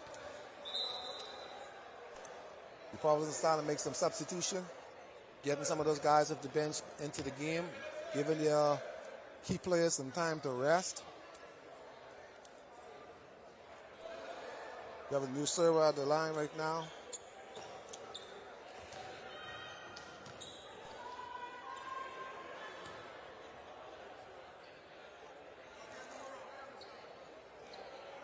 Good jump floater. Good jump float. Draw and roll with the pass. Good pass. All up here. Back shoulders. Oh, good set. Finally. Finally. I didn't know he had that in him. That's why Audrey was avoiding going to him, because he wasn't sure what he's going to do. But now I guess they understand that he can hit the ball also.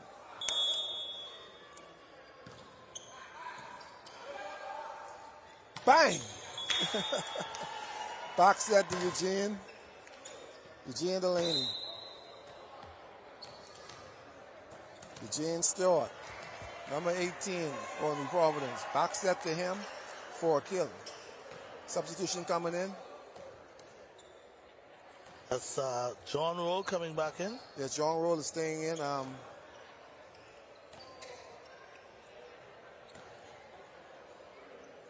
And Derek Storrs is entering the game for the first time in both matches. He's coming in to set, looks like. Yes, he's coming in to set. So I think Audrey Farkas is going to take a breather after that last ball he hustled after.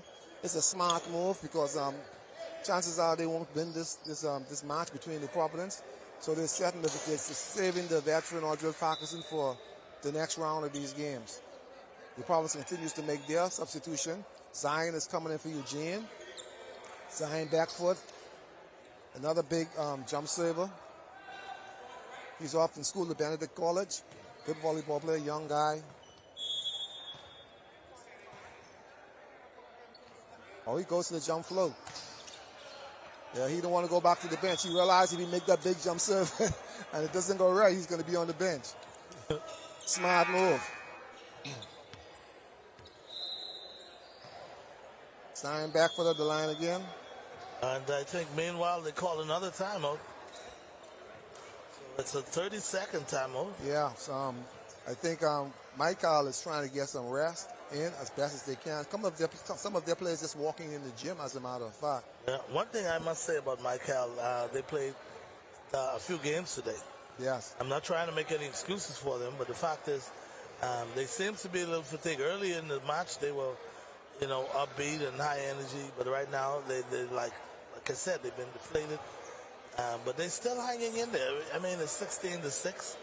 They need to now start putting some things together. If not, they would say, listen, yes, we could pack this one up. I think that's what is happening right now. They're starting to pack it up. But then some fresh bodies just came into the gym for them. I don't know what's the problem there. That's why a team should always travel together. Yeah. And that was one of the things, I should say one of the challenges that we've had as it relates to this year's Bahamas games. They were saying that a lot of the New Providence base players were saying they should be living in the hotel as well with the team. Yeah, the team should be together. I mean, I do agree with that, but on the other hand, they look at how costly it would be. Yes. Yes, you can't host everybody, because then you look at it, some teams are not here as yet, because basketball hasn't started as yet. No, basketball hasn't started. Softball hasn't started. So those persons, when they're coming into New Providence, they're going to need someplace to lay their head. Absolutely. So you can't have New Providence-based athletes taking up all the rooms. Yeah. Well, I would say this: when they get started, for the most part, you got volleyball, swimming, baseball. The minute those disciplines are completed, then they could say, well, okay, move out. Got to move out. Got to move out. Alejandro, he gets one in. Finally. Yes. See, anytime they get a pass, something can happen. Yeah. But New Providence is making it difficult for them to get a pass. And everything starts with the pass. Right, because the way how they serve is kind of hard to control them the way you want. Exactly. Yes. Big play by Janari Hepburn. Big play. Over the top of the blockers. Blockers had no chance just now. So now 17-7. 10-point lead for New Providence in the second set, who already won the first set. Yes, you have at the service line, big top serve, jump serve. Yes. Oh, boy. Yes. Kyle Wilson is a big server. It's a good thing by Michael, by Dre. Dre plays he placed the ball good on the court. Area not being defended.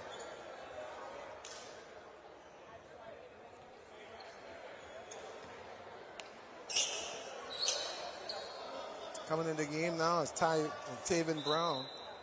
Taven Brown is in the game. Substitution.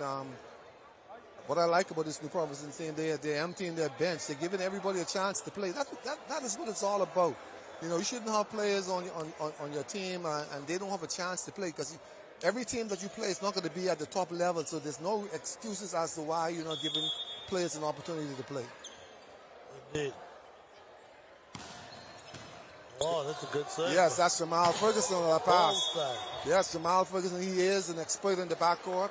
He has won best libero and best passer at many international tournaments. So he knows that type of service that you see New Providence is putting out, he's accustomed to passing those type of balls. Ball served wide by Dre. Another big jump serve at the line. Shinari Hepburn.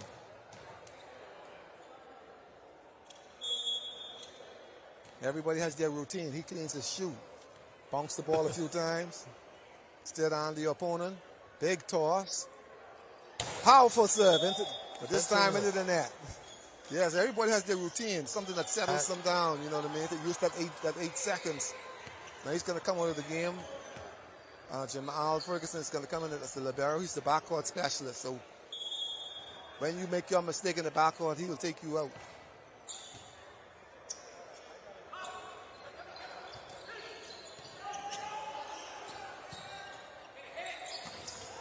Ball big.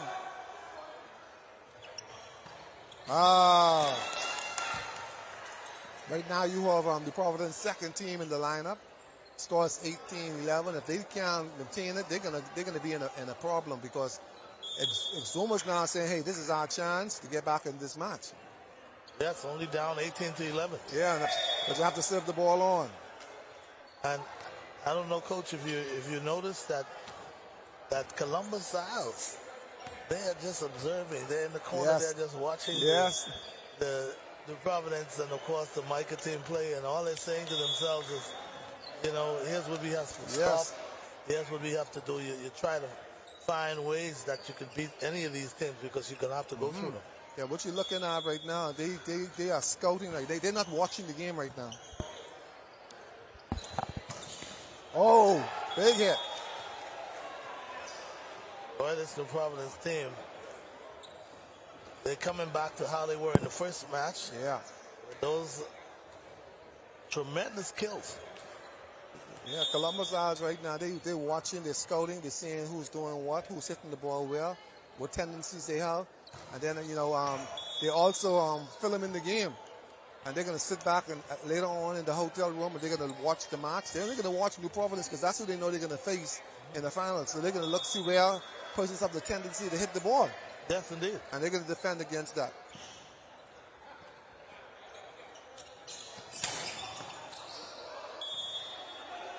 That's Taven. Taven Brown. Ball off the blocks. Good hit for Taven.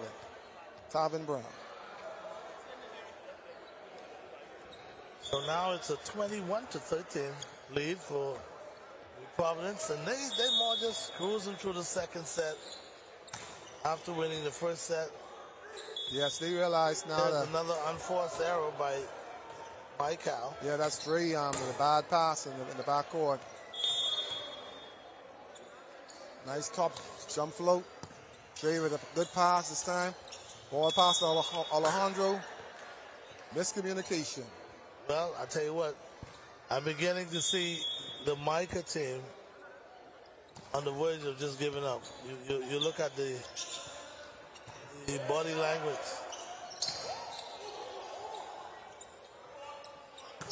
Yes. Ooh. Shanari Hepburn, no mercy. Man, this Hepburn guy, oh my goodness. No mercy.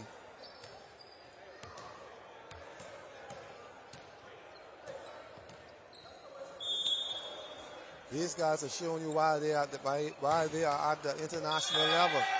That'll do it. It's on. That's the ball game. Yes.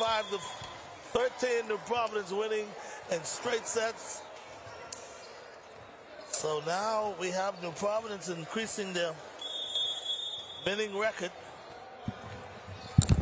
to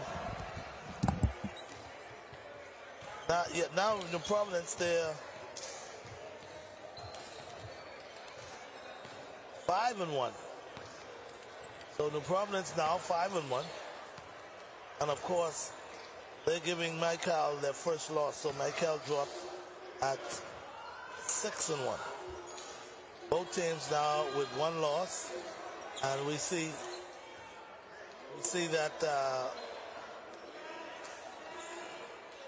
that Columbus Isles team was getting set to play.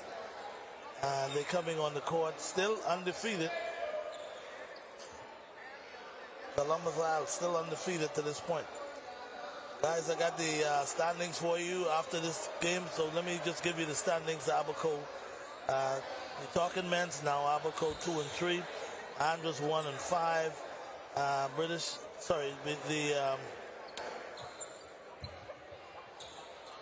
The Eleuthera team 1-5 as well.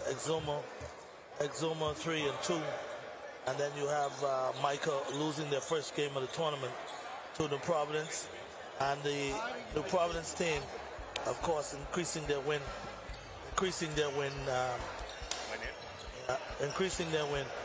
to 5-1. Anyway, guys, I have with me the big man himself who had about 7 kills, Byron Ferguson. And Byron, I don't see you having... Yeah, Byron Ferguson is with me. And first of all, Byron, let me just say congratulations to you. Big win. After losing yesterday to Columbus Isles, you guys came out today with fire in your eyes. Tell us a little bit about how you feel as a team. We had to bring the fire back, but we were a bit relaxed because we played a few easy games prior to the Columbus Isles game. And they came ready for us, so we had to come back today and regain our composure. Okay, I see the amount of kills you guys had, the way you played together. Tell us, how long were you guys practicing together as a team that will give you all that kind of the kind of camaraderie in there with the team? Yes, sir. A lot of us played for the Defenders Volleyball Club. Firstly, secondly, we all maybe a part of the national team who travels in a few weeks. So we've had some time to practice. Not as New Providence, but we played together for a long time.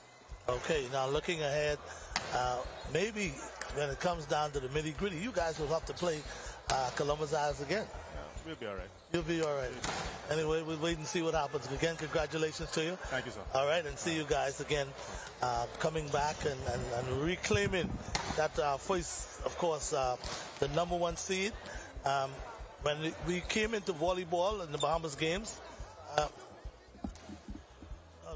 coming into the Bahamas games, we always had New Providence as the number 1 seed. And after losing to Michael, you kind of lose that number 1 seed, but you guys bounce back. And Wilson, first of all, congratulations, big win. Thank you. All right, now Wilson, man, you got some ups, man, and then you've been killing these guys. Tell us about it. It's just my God-given gift. I ain't gonna lie. I like the way you put that. Now, of course, after losing yesterday, like I said to Byron, losing yesterday, and Byron said it kind of, because you all had a couple of really easy games, you more or less get caught off guard. Yeah, ease off the gas, you know, and then a tough team come, and then you ain't ready for it. Yeah. Like, you got to play the easy team stuff. Right, Kill 'em, exactly. and then you ready for a tough team. Okay, so now that you all guys now back in the groove now, do you anticipating how this playoff would go and what you all will have to do to really be a force to reckon with in the playoff? I think we got to serve consistent. I think we got to clean up the pass, and I think everything else would come. Take its place. Yeah. Okay, appreciate you, man. Yeah, man. All the best. Wilson here. Continue to do well, folks. Thank you. Again, we had New Providence with a 25-13, 25-16 win. Consecutive sets over the Micah team, which came into this game 6-0. Now they find themselves 6-1. So congratulations again, Wilson, to the Providence team back in the saddle now. They again the number one team to beat. It's not a walk in the park tournament. They have to come to play every game. If you don't come to play, then you get your things. Right now, you have Columbus Isle, who defeated them yesterday. They have an easy match right now against Exuma. So they are in the driver's seat because they can go on cruise control now. They can rest up. They can give more players some playing time and prepare for the next round. So looking at it, Wilson, and now here it is, the number one seed, which is Columbus Isle, getting on to take on Exuma, getting set to take on Exuma. The thing is, what would this game do psychologically for Columbus Isles? Well, psychologically, it gives them an opportunity to work on those things that they were laboring in. You know, it's now time to work on that service. Make sure you have to serve as competitive as New Providence in order to win. Okay, because you cannot go to the service line and serve one. And you probably serve in 3 and 4 because you're going to always be trailing. So those things with the blocks, you got to work on making sure your blocks are communicating correctly. You're getting that service on consistently, and the setter and hitters, they are on the same level. They're thinking on the same level. So right now they're going to be working on their game plan. Like I said, later on they're going to be sitting down. They're going to be watching. Because I know Jason Saunders, he's recorded the match, so they're gonna sit down and they're gonna look over the game with New Providence played just now, and they're gonna pick at the pieces and they're gonna see where the weakness is. Every team has a weakness, and if you scout them good enough, you will find the weakness. Yes, you will find the weakness. Okay, so there we have it, Columbus Isle, Exuma, and I'll ask your prediction on this one. Well, it's a matter of how many persons is going to get hit in this game from Exuma. Okay, so in other words, there's little or no chance Exuma has to win this one. No, they don't block well. They have one or two good blockers, but they don't have a blocking unit. Okay, you cannot have a one-on-one blocking against a team such as Columbus Isle or New Providence. You need to have a blocking unit, and because of that, if players are not blocking, somebody in the backcourt could get hit. Well, I see as far as Columbus Isle goes, there may be one or two players missing from Columbus Isles. Yeah, they have a couple of players. They added Arson to the lineup. He was working. He was out, but he's now here for the past 2 games. He was here yesterday. He played against New Providence, and he's in the lineup again today. Other than that, Javon is here. Janari is here. Basically, most of them is here. Gary is here. Yeah, most of them are here. Okay, so folks, as we get set now for the Columbus Isles taking on Exuma, and again we're here at the Secondal Isaacs Gym, where it's all about day 3 volleyball, and volleyball is now coming down to the nitty-gritty. Yes. After today's matchups, we'll see who will advance into the semifinals, and from the semifinals, who will play for the gold. Yes, and now what Columbus Isle has done, they have strengthened their backcourt. Because now you're looking at Dr. Gary. Gary's not playing the right side no more. He's not playing libero. He's an excellent passer, so they increased their backcourt with the guys who getting that pass. So they're working now already on the next round against New Providence. Because now they're getting their passers in place for the next round. Okay, folks, we're about to start. Yes, Gary Greenslade. He's now moved to libero. Zuma. Yeah. Versus Columbus Isles. Big blocks. Oh, Ball is man. up. Prince going to bring that back. Prince Wilson going to roll it over. That's going to be a block again. Zuma coming to play. And yeah. that one is wide. That one is out. Yes. Yeah, well, I tell you, in this early going, that's Jonathan Garland. We not really but I didn't anticipate that Exuma would have had all this fire. Oh yeah, Jonathan is a good player. Jonathan is he's a national team player also. And boy, we have a quick early 2-0 lead for Exuma. He's a national team player now, but Nassau, Columbus Isle needs to wake up.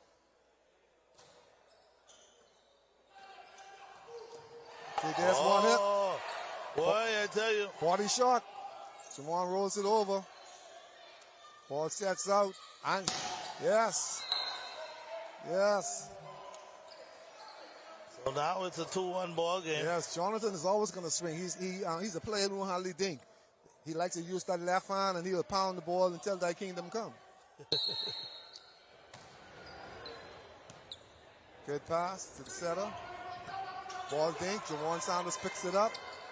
Yeah. Man. Jonathan Garland. You just talk about Jonathan Garland and how much he liked to swing that left hand. Oh, he liked to swing the left hand. And he just demonstrated to us how much he loved to swing that left hand. Yes, Jonathan normally wears 2 different color shoes. I'm surprised at the Bahamas games he's wearing the same color on both feet. Good set to Prince Wilson. Off the block. Zuma digs the ball. Ball goes to Jonathan again. Jonathan rolls the ball. Janari picks it up. Ball set. Miscommunication by Columbus Isle. Oh boy. Wait a minute. Yes, they gotta wake up. Somebody gotta let the alarm clock ring. One of the things we always say about sports, you never know. Ball set back court by Jawan to Prince Wilson. Off the block. Good try though. Yes. See, Prince is that kind of hitter. If he don't see open and he's just gonna dink the ball or play around the box, or he's going to use the block. That's a smart hitter. Problem for Exuma. Ball off the block. Oh, man. Exuma come to play. Wait a minute. They're giving Columbus Isles that. I think it should be. No, it's their ball. Ball pass by Gary Green Slade. Ball pass up. Setter sets the ball. Ball's taps. Arson Wilson. Overpass. Dylan Brown at the service line. Big jump server. His ball travels around 70 miles per hour also. Yes, big service. For the outside. Dylan is also a good swim coach.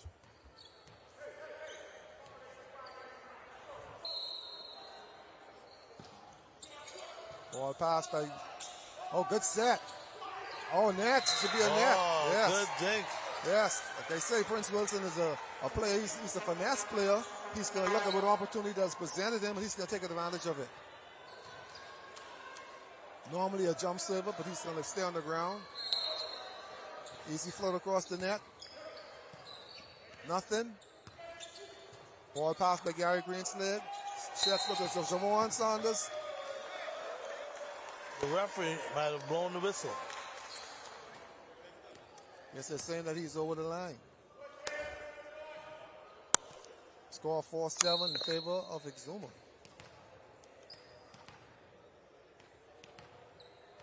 Columbus Isle can't afford to lose this match against Exuma.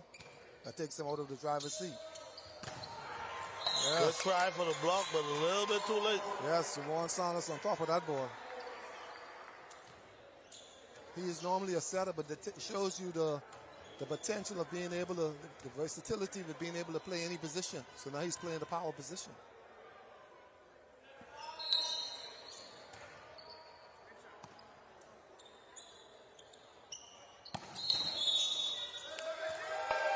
Yes, Janari Sadad is in the net.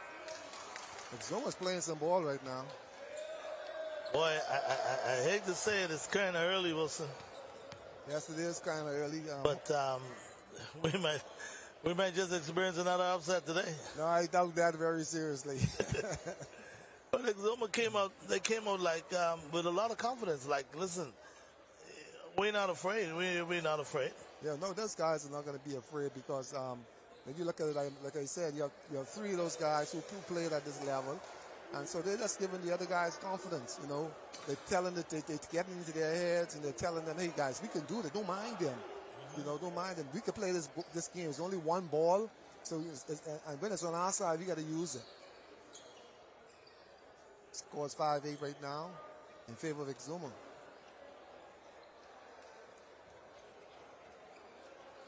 Well, it ain't over until it's over, they say. No, it's not over yet. Looking at the standings, of course, Exuma. They're 3-2.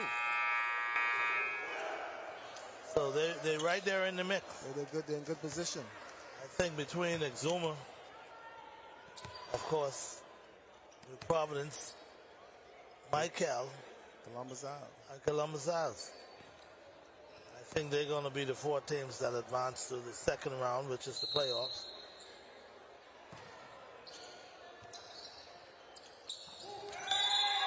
Great block. And we have another block, but according to the referee. Yes, Exuma was in the net. That's the importance of running that middle. Whenever that middle player goes, somebody has to go with him. Down float. Ball hit into the net. Lorenzo Roll, let's pound the ball into the net just now. Score 6-8 in favor of Exuma. I think Columbus Isles is not going to come back. Ball's passed outside. Point for Columbus Isles. Javari Soda is still at the line. He's going to pick apart those passes. He knows who the weak passes are. He's going to go right at them. Same person again. Ball set. Dylan Brown pushes back over. Big mistake. You got to hit those balls to use them.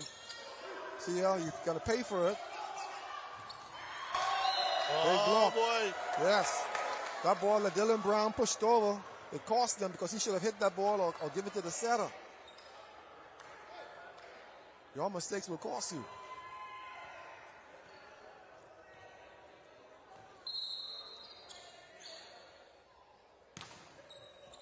Gary with the pass. Big set to the middle. Ball picked up. Yes, ball set pass. Ball set up. Yes. You got a match going on right now, ladies and gentlemen. Yeah. Exuma is playing well, surprisingly, and I must say, I never expected them to play this well. Oh, Jamon Sanders just went to the line, lollipop serve, and served it out.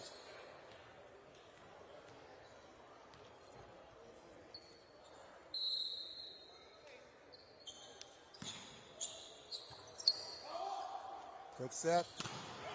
Somebody's going to get killed. Power spike by Prince Wilson. Point for Columbus Isles. Score is now 10 apiece.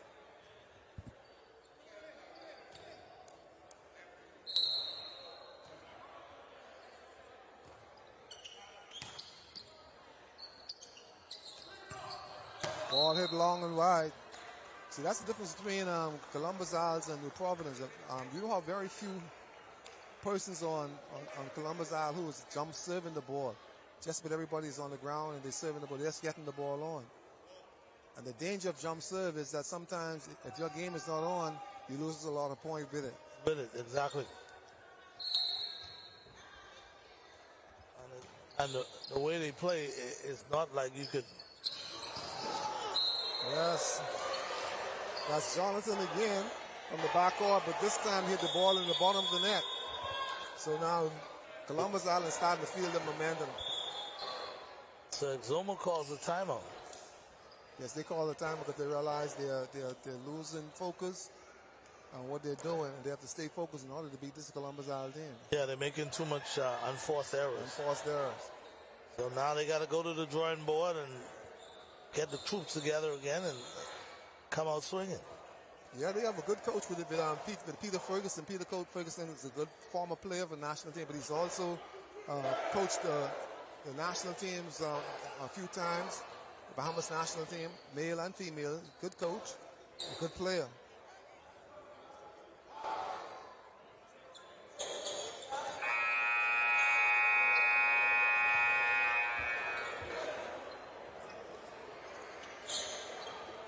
Now you have Columbus Isle serving on defense. All of the weak hitters it's in the front court for Columbus for zone right now. The ball is placed over. DB. Puts it long and wide. Oh, he's saying it's off the block. He told the block. Good attack.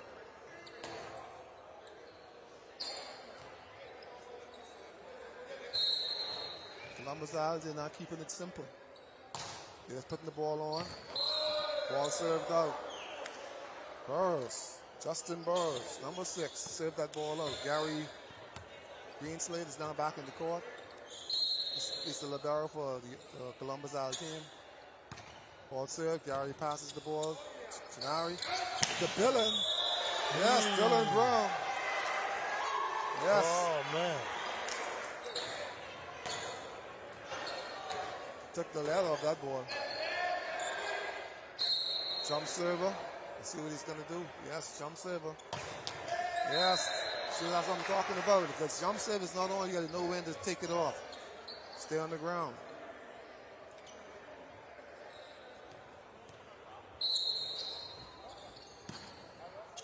Pass by Gary Greenslade.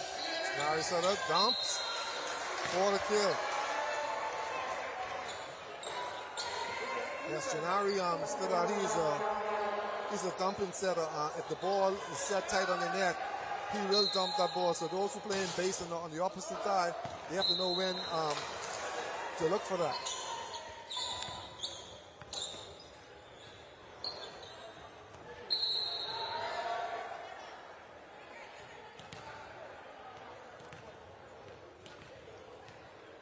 Sumo with the serve. Nice jump flow. Gary Greenslade passes the ball. Talk to Austin Wilson in the middle. The referee saying that he went over. The referee saying that he went over.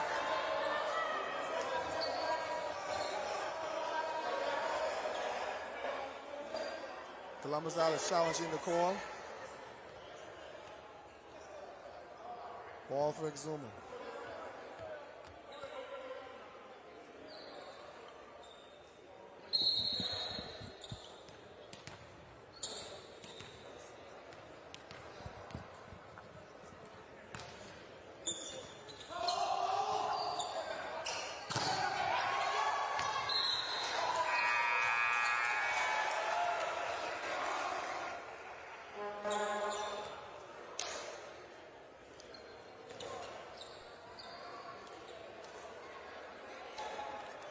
Meanwhile, we got another timeout on the court. I think every time Exumas feel like Columbus Isles is trying to make a run, what they do is call timeout to kind of change the momentum somewhat.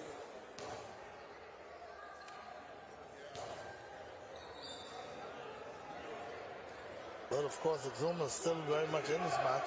Yes, they are. I just got a correction from the Providence team. The sheet has it as Jesse Delaney, but he's actually Jesse Delancey. Delancey, okay. Yes, so he says people are just saying, hey, you're calling your name wrong. And he's a big player, so I cannot be making that kind of mistake calling his name wrong. Sorry, Jesse. Jesse Delancey. Delancey. Yeah, the sheet had him as Jesse Delaney. It's a good upcoming prospect. He has a lot going for him in the future for volleyball. He has a bright future. I think he's going to be one of our upcoming professional players.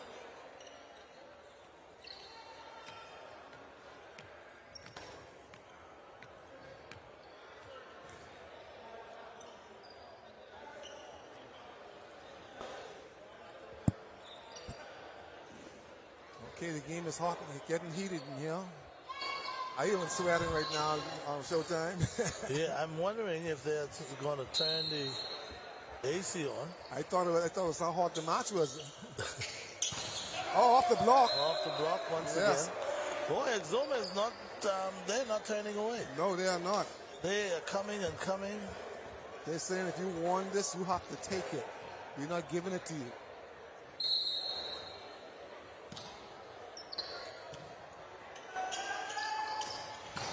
Yes, Javon Sanders. Yeah, he answers back. Sanders there with a monster kill. Yes, Javon hasn't played power in many years. He's been setting for a while now, so he's doing a good job on the outside. There's where Columbus Island's going wrong. They already have 6 service errors, and all of those are amongst the points. Unearned points.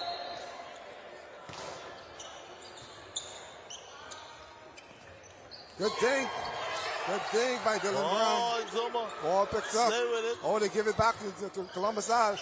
Dylan again. Oh, he's not playing with that one. He's not playing with that one. That was a scud. Yeah, Columbus Island is shooting scud missiles at these guys right now. Scores 18-16. And Exuma's answering back with their scuds. There's a war going on. Yeah, this one is going down to the wire. Yeah, especially this particular game. We're talking 18-17. Columbus out, but Exuma now.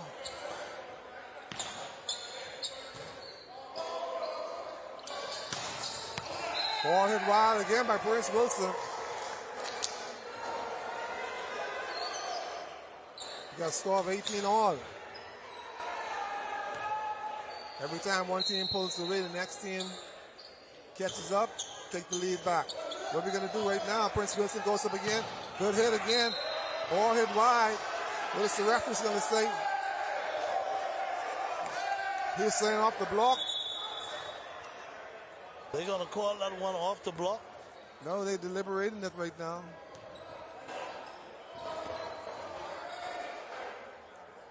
I think the referee is warning. Yes, he's disciplining one of the players who's saying the ball is off the block, and he's being very adamant about it. So he's trying to get them to settle down.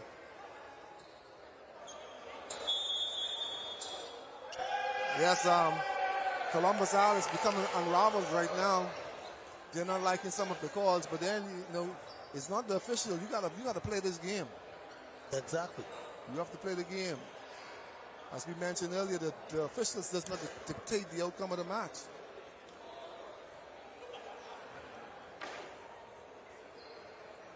Now the ball may have been off the block of a tip, but if the referee doesn't see it, play continues. 18-19 in favor of Exuma.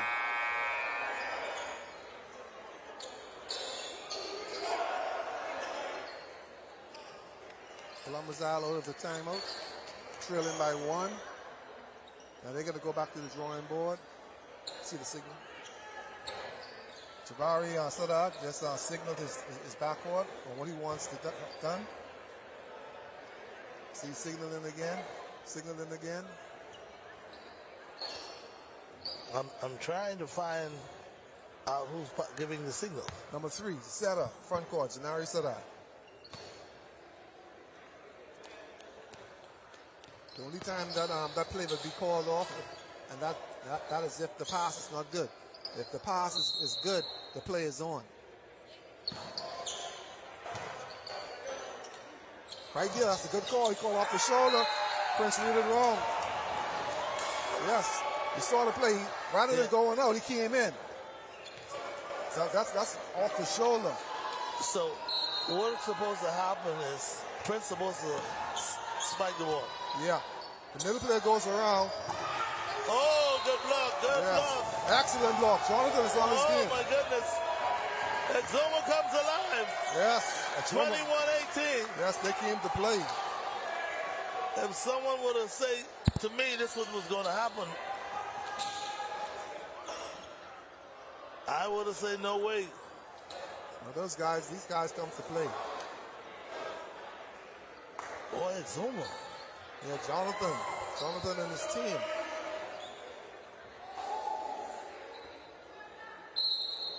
(21-18) score. Another mistake. Mistakes are adding up now. It's 22-18. Right now, Columbus Island needs to side out. Dylan is walking around, getting them all focused. That's leadership right there. Javon Saunders to the pass. Bingo. Yes. Bingo. Justin Burrows with a big spike down the middle. Well, Columbus Isles needed that, and Justin come up big in providing it for Columbus Isles. Yes. Now they got to maintain service. They've been making a lot of service errors. Jonathan with the pass. Jonathan goes around. Oh, the big multi, and I think it's just a bit wide. He called net on Columbus Isles. Wait a minute. He called nets on Columbus Isles. He said Austin Wilson is in the net. Big mistake at the net.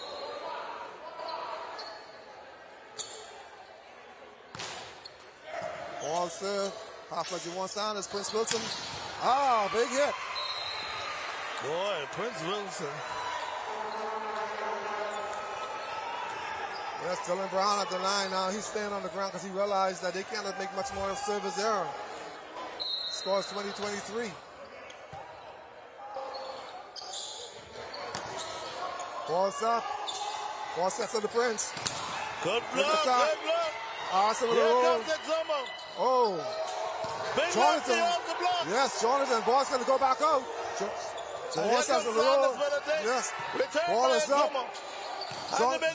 Jonathan again. Ball's up to Prince Wilson. Bang on the big. Good save. Oh my goodness, folks. Ball is out. Yes. It's a long one, of course. Yes. So now we got a 21-23 game. Yes, a big rally this now. Boy, I tell you, Exuma is not going away. Yes. Exuma calls the timeout. But of course, Columbus Isles now with the veteran players may have the upper hand, even though they're down a point, 2 points really. They may be down 2 points, but of course they got the veterans and they know exactly what to do in situations like this. Yes, they got to make sure everything is done correctly. They're saying to themselves right now, hey guys, we played with them long enough. Now look where we are. We have to get out of this hole because we put ourselves in this hole. You know, and that's where it's at right now. You see, watch Dylan. He walked around and he touched each and every place, and he had a word for each and every one of them. Let's get it together. Dylan Brown at the service line.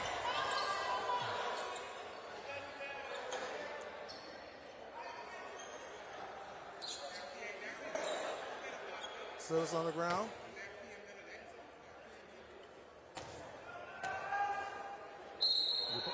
Columbus out on defense. Ball is up. That's a big block on Jonathan. He's going to roll this ball over. Ball goes back with the Prince Wilson. Oh, ball is wide. So now Exuma. It's game point, 21. With a game point. What a tremendous match this Exuma played. Yes. Now Jonathan has to get the ball on. He likes to jump serve, but at this time he jumps float, which is a smart choice. Dylan Brown pushes out to Prince Wilson. Prince rolls the ball. Ball is down. It is not over as yet. 22-24. Exuma. Boy, I tell you, Exuma. Giving it all they got to pull off this first victory in game one. Yes, now we have a problem with yes, big service error. Big service error. So now it's a 23-24 game. Yes, just Jonathan Carlin. Jonathan is in the backcourt right now, so that's the major factor in Exuma's attack. So they're in a good position right now for Columbus Isle. Okay, ball is up. Ball settled out. Oh, big mistake, big mistake, big mistake. So now we got a tie ball game. Yes, Javari Son had made a big mistake. It went to Exuma. and Exuma couldn't use it. They made a big mistake.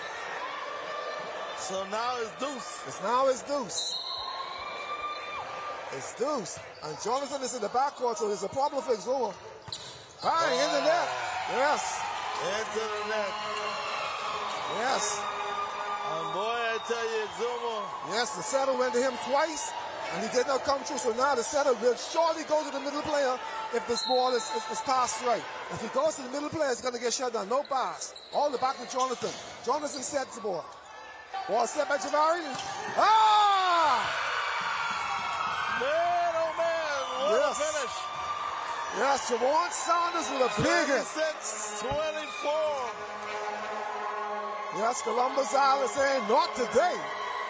Columbus Isles put it together in the final minutes of the game. Yes. And came out with a big first game victory. Yes, they're breathing a sigh of relief right now because it would have been very embarrassing if they had lost that game after such a good game yesterday against New Providence. But take nothing away from Exuma. Oh, Exuma came to play. Yes, those guys came to play. They came with pride. They came with pride, and you can't beat pride. Man, I tell you, folks, if you weren't here, for those of you watching on television, man, I tell you, it doesn't get any bigger than this. It doesn't get more exciting than this. We're talking Bahamas games, volleyball.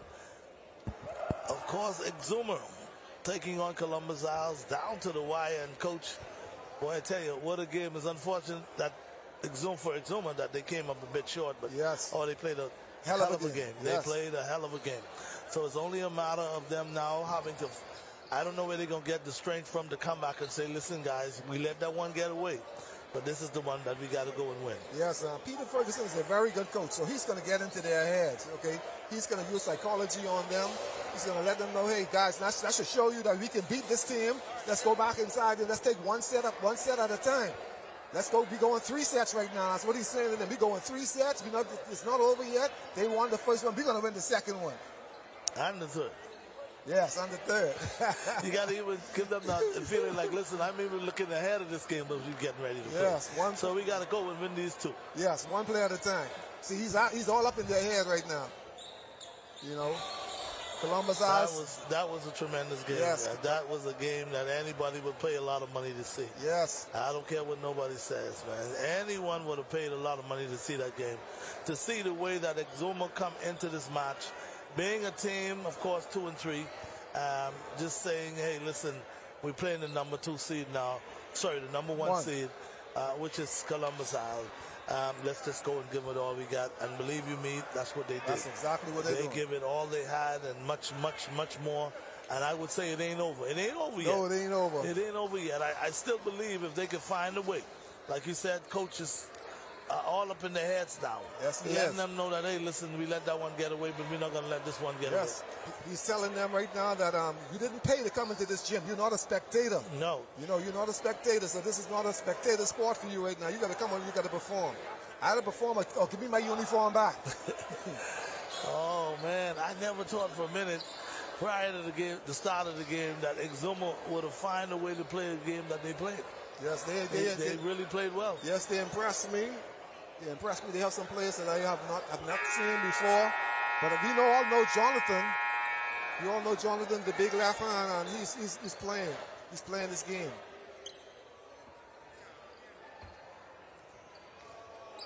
Exuma. So now Exuma finding a way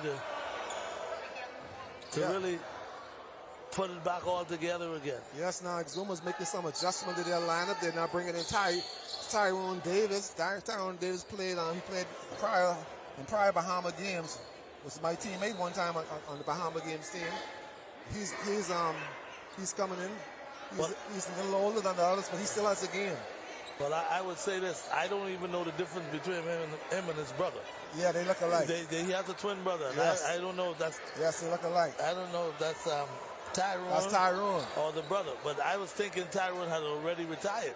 Yeah, that's what Bahamas. That's Bahamas. The Bahamas games Yes. will do for you. Yes, they bring you out of retirement. You know how much of the fellas that I played with was asking me, Showtime, you're not going to play.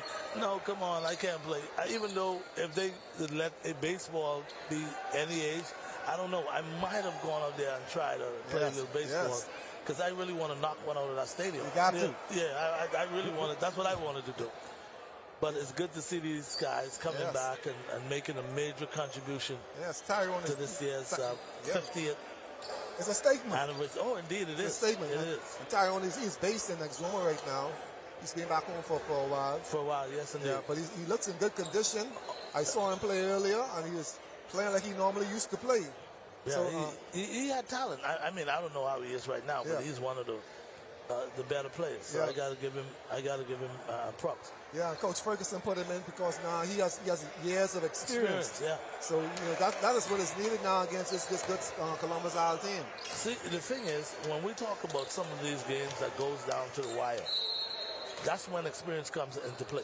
Yes. It's about being in shape and being committed, being ready. It's about talent and all that. But that's when you see the veteran players step up.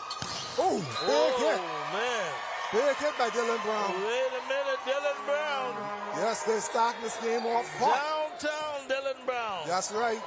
They started this game off right. They realized that, hey. You know what? I'm going to watch a couple of points before I make the statement. I'm going to watch a couple of points. Oh, way to go, Exuma. Yes. Get that ball long. The way how Columbus Isle started out, it started out like the coach was saying to them, listen, we're playing with these guys. Yes. I think we got to step it up. Yes, they have to step it up. They have to step it up because they were in a dog fight. They were lucky to get out of that, to be honest. Yes, good ball of the net. Javon Saunders. Off the block. Off the block and outside. Yes, Johnny didn't know how to handle that ball just now. Javon, he don't take no prisoners, man. No. Javon would think one of every 99 balls. When he goes up there, he goes up there to cause damage. You see, and he don't normally get to play that position. He's always setting. And because now he's playing that position, he wants to hit everything that comes his way. See, now Dylan needs to go back to what he was doing in order for him to win that. Just putting the ball over. Your jump serve is not on. Yeah, but Dylan he's a little upset with himself. Yes, he is. Good pass. So now he sets it up, set it back. It's Javon off the block. Ball is. Oh! The referee said, the linesman saying the ball is on. Javon Saunders let that ball go, assuming that it was off, but it dropped right on the court. That's losing focus. Gary Greenslade sets it out. Prince Wilson on the spike for a kill. Oh, man. Yeah, these guys are starting to zero in. Yeah, they had a pep talk from the coach. Yeah, they're starting to zero in. Yes, indeed. You have Justin Burrows on the service line. Nice float over the net. Oh, good block. Off the block. They're going to let that ball drop. No. Goes to Prince Wilson on a roll. Ball is up, but it's outside. Outside the Columbus Eye. That's a good exchange this now. Exuma's not afraid to hit the floor. They are going after every ball. They're touching everything. Justin Buller serves the ball on. For a kill. Miscommunication. Tyrone was out of position. Tyrone Davis is out of position. Justin Burrows, another serve. 5-3, Columbus Isle. Oh. Yes, Exuma's falling apart. Easy balls that could have been set, could have been played. They're making errors. And errors cost you.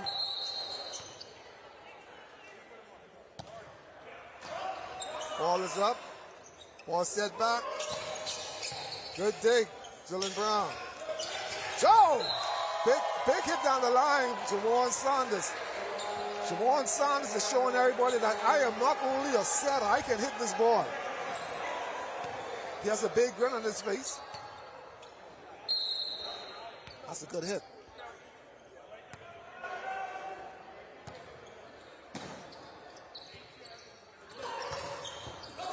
Ball is up. Justin Brown brings it, Burrows brings it back. For too long.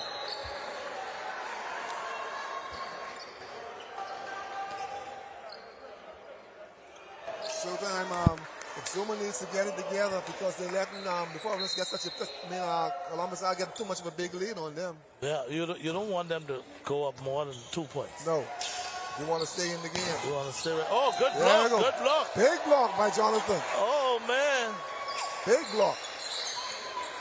Big block. That's a combination of Jonathan Garland and Shawani Rowe. This is where This is where you want to be, right here. Miscommunication. Zuma's back in the game now, 7-6. Shawayne Rowe, he's a quiet player, but he's a steady at the net. He's a good blocker. And he, along with Jonathan Garland, they're doing a good job up there on the blocks. Off the block again. Off the blockers again. Yes. They are touching the ball.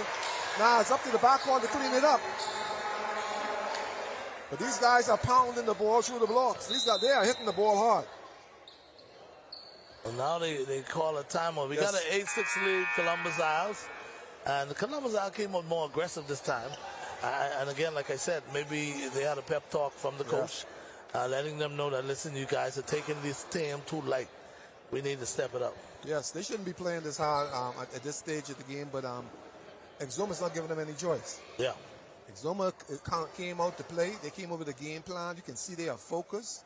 You know, like I said, they have a national team coach coaching them, Peter Ferguson, and he knows how to get into their head. He will get into their head, and he will have them doing things that they didn't know they can do themselves. I can recall those kinds of circumstances. Yes. When I used to box, I had my trainer. He used to come and tell me things, and I used to be wondering to myself, I say, I don't know if he knows this me. I think he's taking me for somebody else. Yeah, somebody told me some years ago, so the trainer was telling Ernie Boss, he ain't hitting you. Ernie said, if he hitting me, better watch the ref. Somebody hitting me. Oh, man, I tell you. But coaches have a way of giving you that extra, I don't know if it's energy or it's confidence, but it helps you to feel like you're invincible, you know, like I could do this, I could do this. Yes, and that's a good thing about coaching. Oh, yeah. It brings the best out of you. Absolutely. So back to action now. We got Sanders. Good jump serve. Good jump serve. Error. Dump. Oh, big mistake. Did it? Oh, yes, Savari went over the dump. He left the ball, and the blockers penetrated the net thinking that he was going to dump it. Good strategy by the smart setter. Oh, good service off the net. Ball set. Jonathan off the block. He told Prince Wilson with that one. Yes, Jonathan. If they had about 2 more hitters like Jonathan, that would be in it. Yeah, they would have been in a much, much, much better position. But Jonathan now has to carry that load. Yes. Jonathan has always been a good player, steady player. Ball is on Exuma's side. Ball goes back to Columbus Isle. Prince Wilson is at the service line. Good jump floater. He's realizing that they need to win this game. Ball set. Off the block. Ball touch. Saved by Javon Sanders. Savari Suddard is going to bring it over. Ball over high. It's over. Exuma. Setter dumps the ball. It's still in play. Javon Sanders. That one's going to be close. Yes, he hits the ball out. When they call it out. Yes, about 4 inches out.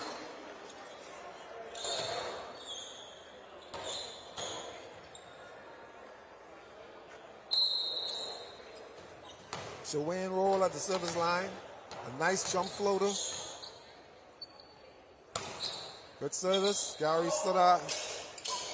Oh, man. Oh! Every now and again. Oh! Thunder. Somebody say thunder and lightning. Every now and again. Yes, that's the thunder. That would shake you up. He comes up with a big one. Yeah, that would shake you up. He's normally a middle hitter, but he's playing on the outside in this game. Good set, good spike. That's telling Exuma stop playing.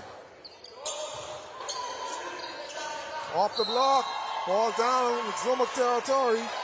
Ball goes back to Columbus Isles. Javari Suddard was waiting on that big block. Timeout, Zuma. Peter Ferguson is not going to let this game get away. Get away, no. He's not going to let it get away. Anytime it gets to more than about 3 yes, points, he calls timeout. Yes. Get the guys back together again. And if you notice, they are gathering around him, so they are listening. And that's good. When you have players walking all around. Going to the bench? Yeah, yeah. Something is wrong. It's not a good thing. It's not a good thing. For some reason, they don't want to hear what the coaches have to say. So if you don't want to hear what I have to say, you can't be on my court. Yeah. Even if you don't want to listen, you got to pretend like you're listening and you mean something. Yeah, you got to make it look good. Yes. You got to make it look good. Yes, I have coaches like Russia Cartwright. If he see you do that kind of stuff, you don't even play in practice. Yeah. You would sit down. Speaking of Russia Cartwright, you got to get Russia to maybe join us a day or so. Of course, we look at the kind of experience, the knowledge that he has, similar to like yourself. Yes, he does. Traveling throughout the world, for that matter. Ah, that was close. That was close. They're going to call that in. No, that's out. The linesman, she's right on the line, so if she missed that one, she needs glasses like me. Good pass. Good run. That's a good. See, the middle player didn't expect him to set that middle because he passed the ball there low, but he got him quick enough to attack. The smart on that set to realize that he did get up. Score is 13-9. 13-9.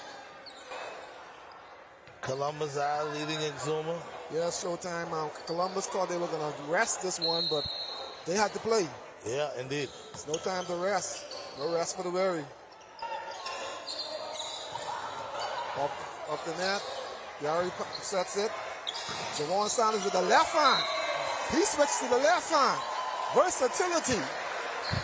Now he's going to, all the hits he had, he's not going to talk about any one of those other than that one. Other than that one. Boy, I hit on my left hand.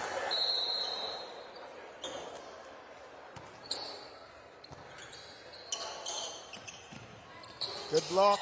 Ball is up. Ball sets up by Davis. Dylan Brown. Oh, I think they're going to call it Zuma yes, for being Zuma in went the net. over. Yes, he went over. Number 14 for Zuma. He went over to the next side. That's Lorenzo Roll. He thought he was playing with Columbus Isles. Jabari stood out. Is still at the line. Good service. Outside.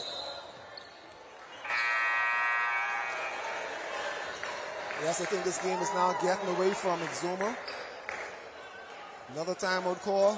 16-9.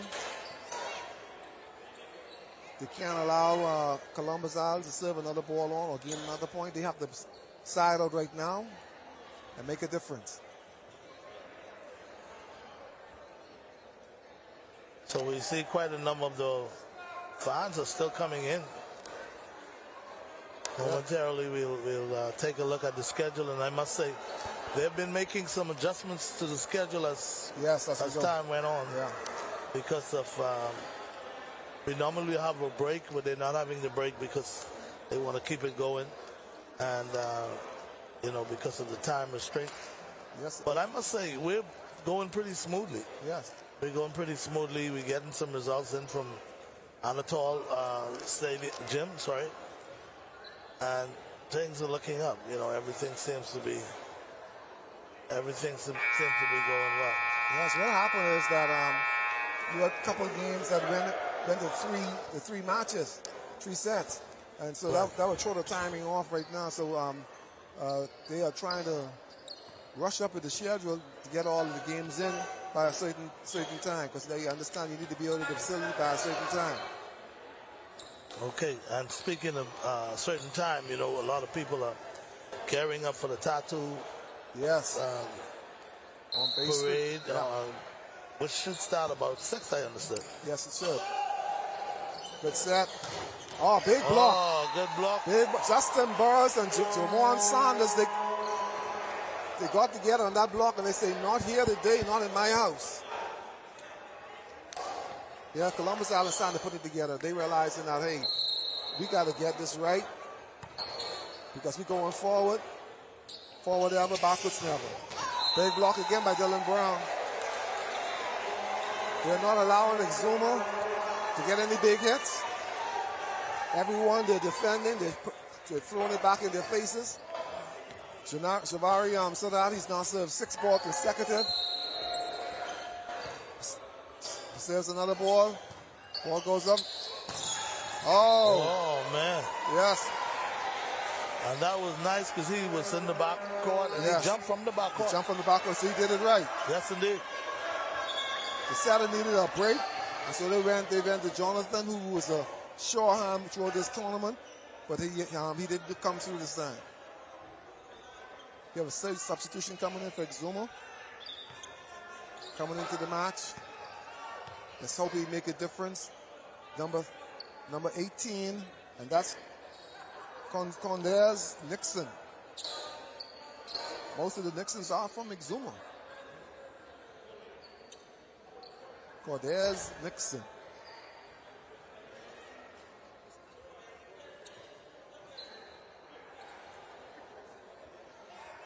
Javari said I still at the line. He served about 9 points this far. Jump float. Good bump. Cordes. Good spike. Good back set. Jawan Saunders. Good dig. Back to Cordes again. Oh, he hits the ball and hits it out. He's another left-hander. The left-handers hitters are kind of sneaky. You're looking for the ball to be hit by the right hand. I guess Jason Saunders feel like Javari has served too many balls, so now he comes to serve the next 5 balls.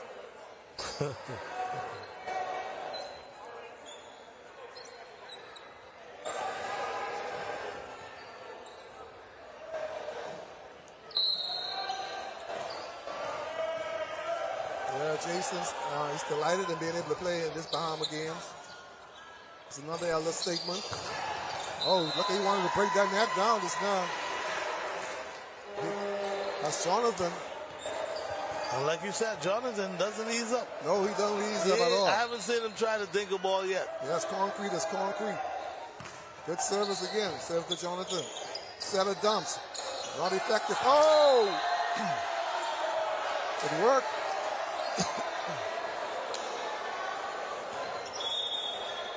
$21-10. Yeah, Jason goes back on the game. I guess he serves 2 balls. That's it. Go back on the bench, cross the street, leans back, and enjoys the match. Replay.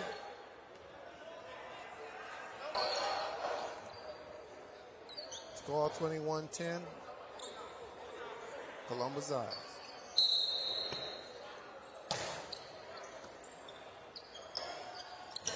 Jawan Saunders, big hit.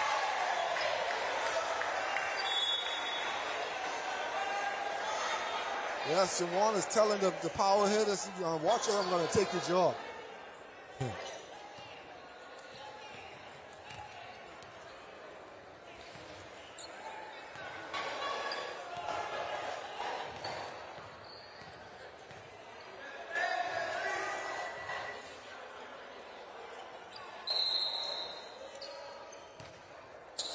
Big serve. Ball's going to just. Ball's going to. Oh, that's the first dink. That's the first ball. He's not hit. Yes. They got to call that. That's on. That's on? Yes. The linesman calls it on. Oh, my goodness. Cross-body shot by Prince Wilson. Blockers did not expect that.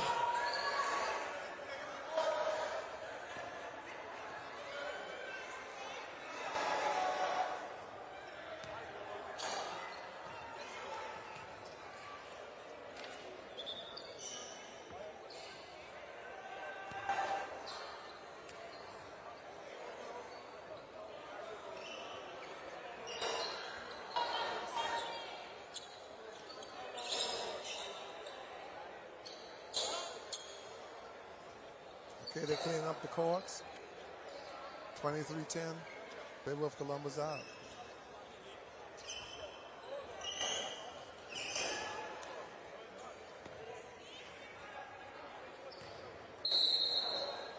Ball is served. Oh, he serves it into the net. So that's what it's all about. When you get a chance to get on the court, you can't make them kind of serious errors. It'll be a long time before you find yourself back on the court.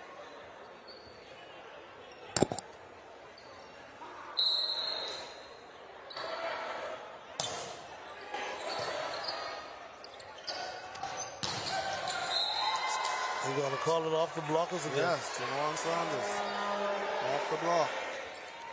Jonathan thought he had that one.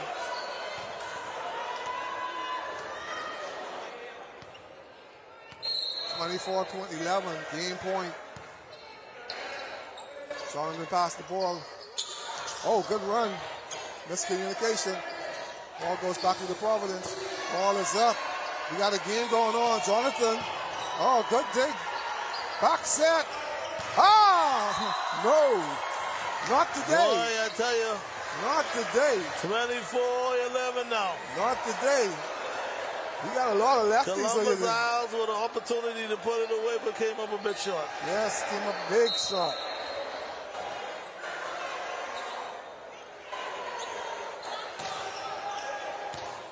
Good pass by Gary Greenfield. Yes. And Sanders. Yeah, he ran also trying to close it out in he ran an extra fantastic fashion. It didn't work. See, they're gonna run combinations right now because they have a big bumper, and so they're gonna run some combinations trying to get that big exploding victory. There you go again. Go again. Ah! No. 4.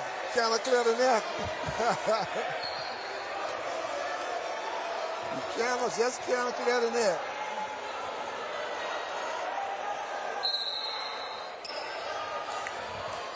Robert just cannot clear the net. Gary Greenslave with the pass. Juwan with a dink. Ball pushed up by Jonathan. Big block. Big block. But the block was not successful. Exuma number 8, Julius Johnson, just show Columbus Isles that, hey, this is not over yet. It's not over yet. Good service. Oh, they give him 3 chances. He had 3 chances. And each ball he put in the net. Sight out, another ball is going to go to him. And Columbus Isles are saying, listen, guys, we want you to close this out. Yes, but he's not doing so. The 3 balls they set, then he put in the bottom of the net. You think they'll go back to him? Oh, I don't know. Knowing Zavari, he may not.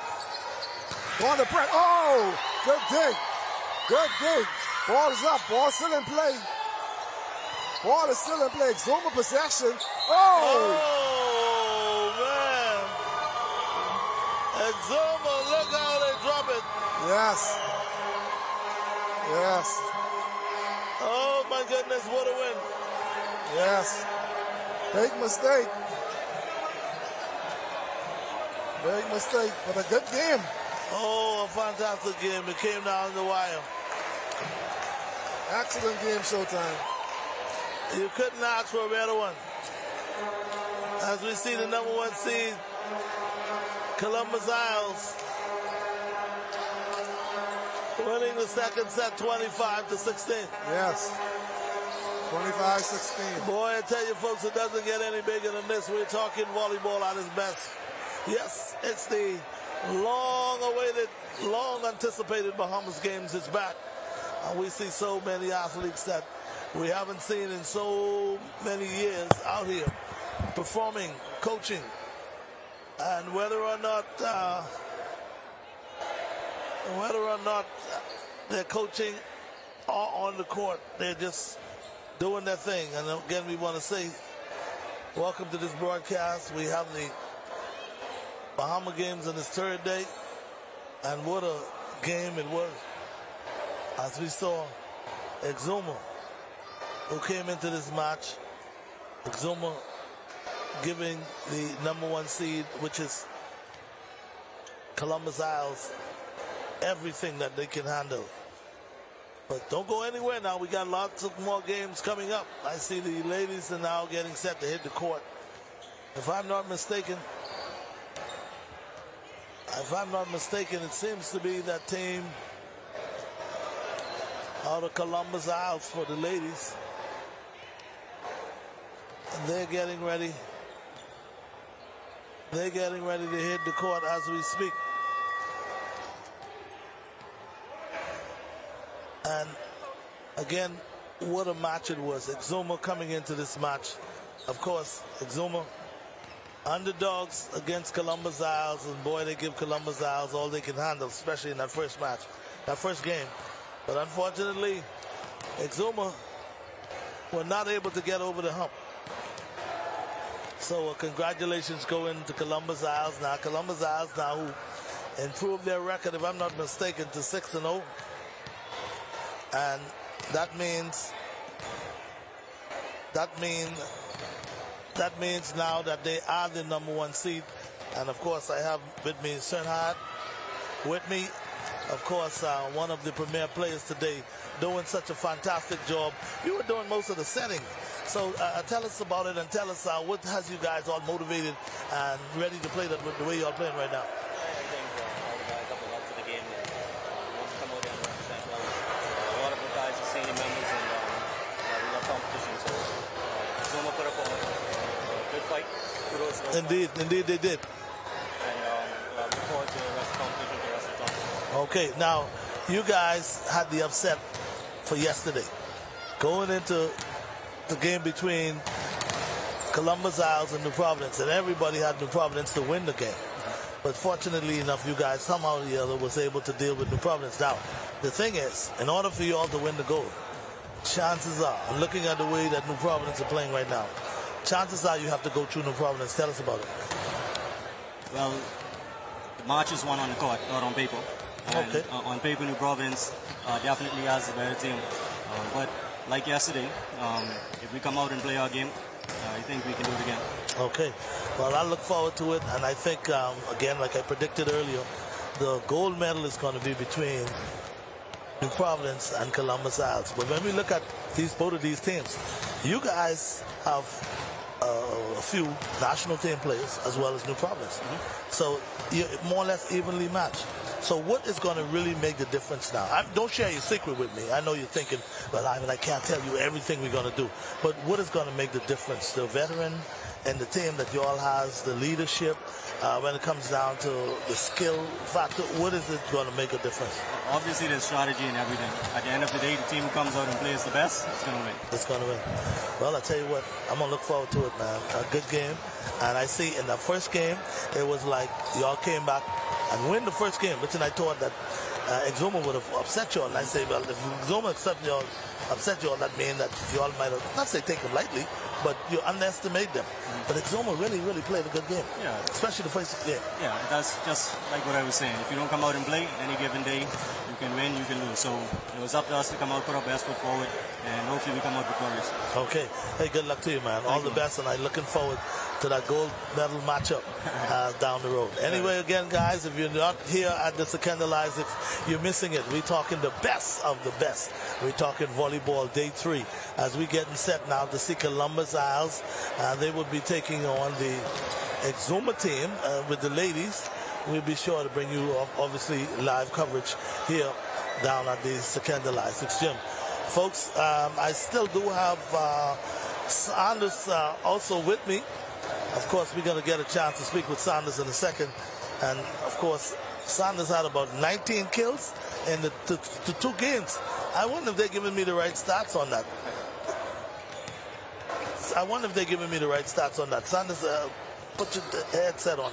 Good afternoon, and first of all, let me just congratulate you. Thanks. Great win, man. Now, I saw you last night for the first time with your dad in the parking lot.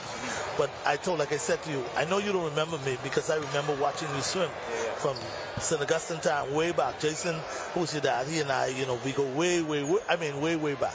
But to see you guys develop in such good athletes, not just swimmers, but of course we're talking volleyball players, you name it. Now first, congratulations to the win, and looking forward to what we can look for as we see this tournament progresses. Columbus Isles, and everybody's saying, and I'd probably say it myself, you guys are going to be the one to play for the gold medal with New Providence. Tell us what you feel about it. Well, that's definitely the goal. We come to this tournament to win, so the only way to win is to be in the championship. So far, we've played pretty well. We're progressing as we go along.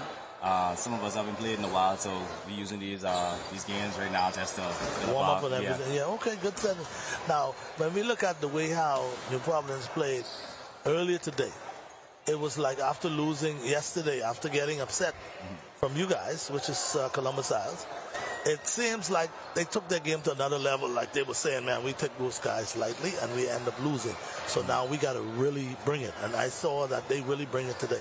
Yeah. Is that any kind of intimidation to you guys, the way how they played? Well, not really. I know all the players on the Providence team. They are a very good team, and they are the team to beat. But intimidation factor, there's none. There's no intimidation. I like that. I like that. Now, you guys are not as powerful, I would say this, as strong, and you don't spike as much as those guys are. But you still feel like you have what it takes to take them down. Yeah, they are a dynamic team, but we have a lot of skill. We have a lot of smarts on our team. We have a lot of senior veteran team players on our team, so we use that. Okay, well, I'll tell you what. I'm going to look forward to it, man. I'm beginning now to see some of our volleyball players have taken their game and putting it to the next level. So I'm looking forward to seeing you all match up with New Providence again.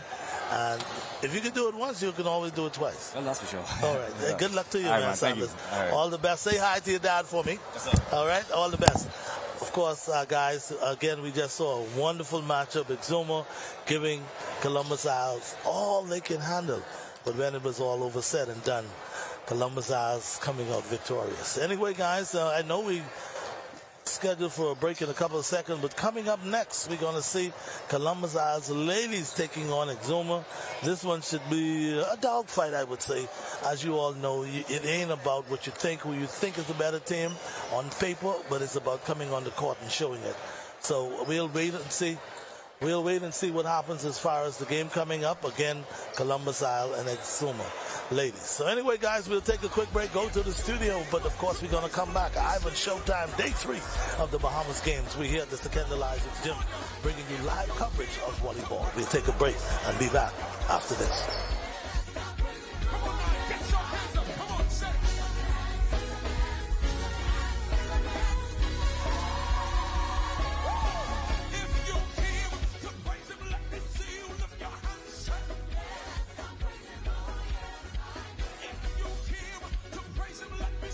Lowe's means a lot to me. Seeing my customers smile brighten my day.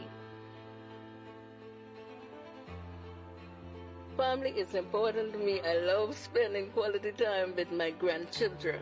I'm happy to celebrate 70 years with Lowe's. My name is Constance Penn.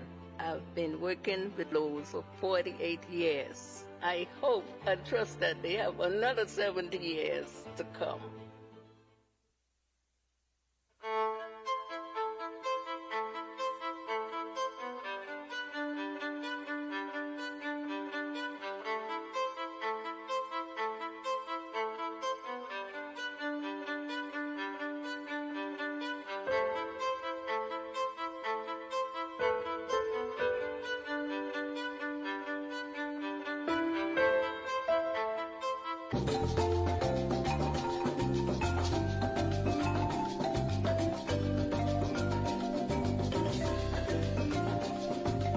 KTH Physiotherapy has a professional team of therapists that stay up to date with the latest methods in orthopedic rehabilitation.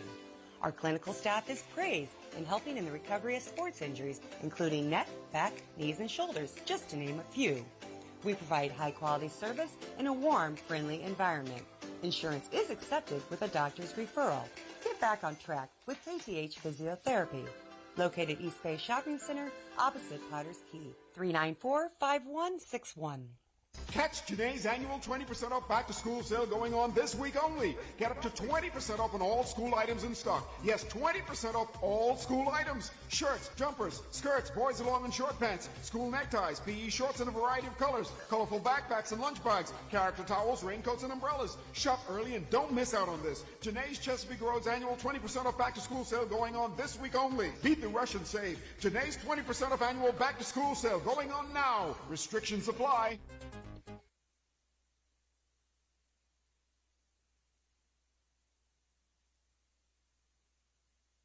Celebrate 70 years with Lowe's. My name is Constance Penn. I've been working with Lowe's for 48 years. I hope and trust that they have another 70 years to come.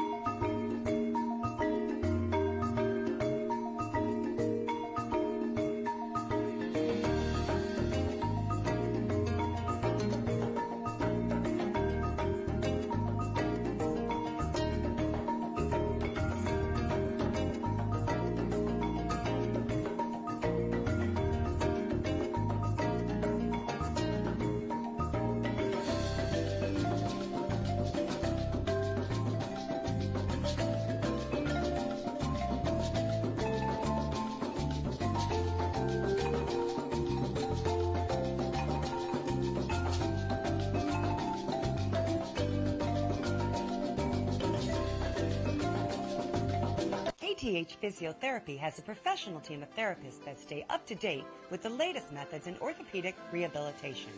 Our clinical staff is praised in helping in the recovery of sports injuries, including neck, back, knees, and shoulders, just to name a few. We provide high-quality service in a warm, friendly environment. Insurance is accepted with a doctor's referral. Get back on track with KTH Physiotherapy. Located East Bay Shopping Center, opposite Potter's Key. 394-5161. Catch today's annual 20% off back-to-school sale going on this week only. Get up to 20% off on all school items in stock. Yes, 20% off all school items. Shirts, jumpers, skirts, boys' long and short pants, school neckties, PE shorts in a variety of colors, colorful back.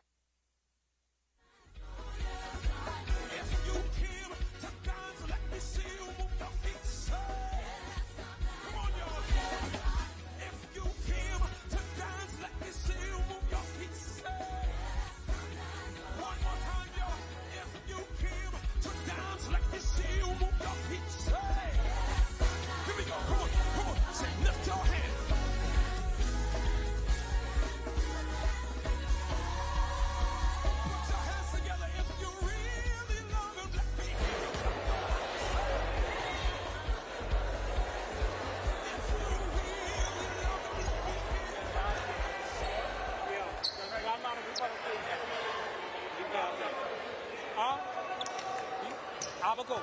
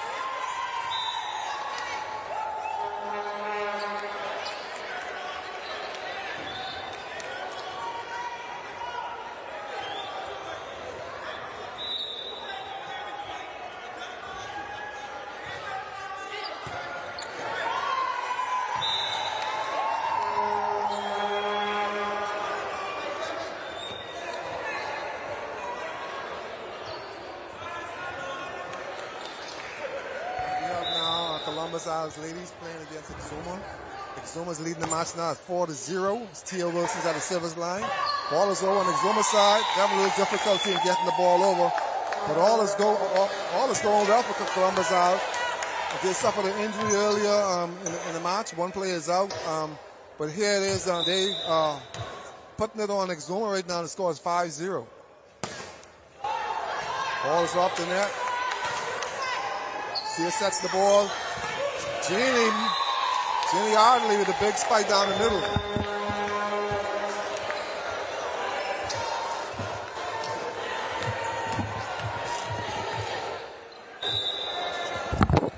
Yes. Ball serve out by Tia Wilson. Columbus Isle has a good squad on the team now, with on the court now with number 3, Brittany Bonamy, Tia Wilson, Laval Sands, Jeannie Adderley. Ball set to Janae Sanders. Big power hit. Janae Sanders showing that she's not only a setter, but she can also hit the ball. Janae Sanders going to the service line. She's a big float server, so she could get about 3-4 points consecutively here. Ball is on. Exuma passes the ball well. Ball's over. Ball's dig. Ball sets out to Brittany. Big hit. Brittany Bonamy with a big hit down the line. A timeout Exuma.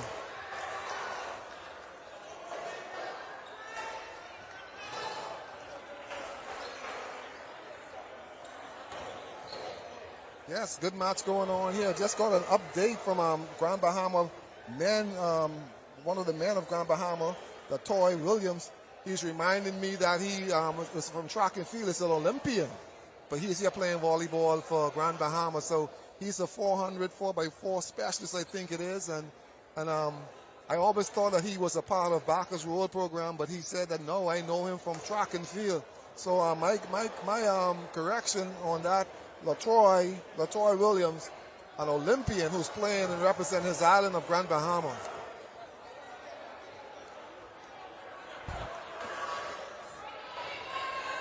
So Wilson, we smack back in the middle of this one as we see Columbus out with a fast start, 8-1 over the Exuma team. Now I didn't get a prediction for you in this one, but watching Exuma play earlier. And, of course, coming to face now, Columbus Isles ladies be talking. Yes. And right now, they're 2-1, which means that they're thinking about that medal round.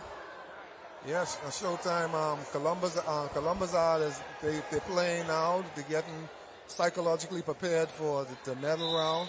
And so they're not going to take any prisoners. They're not going to play around with Exuma. Ball is hopped over the net. You know, Exuma has a good history in Bahama games. They were the silver medalists of the last Bahama games.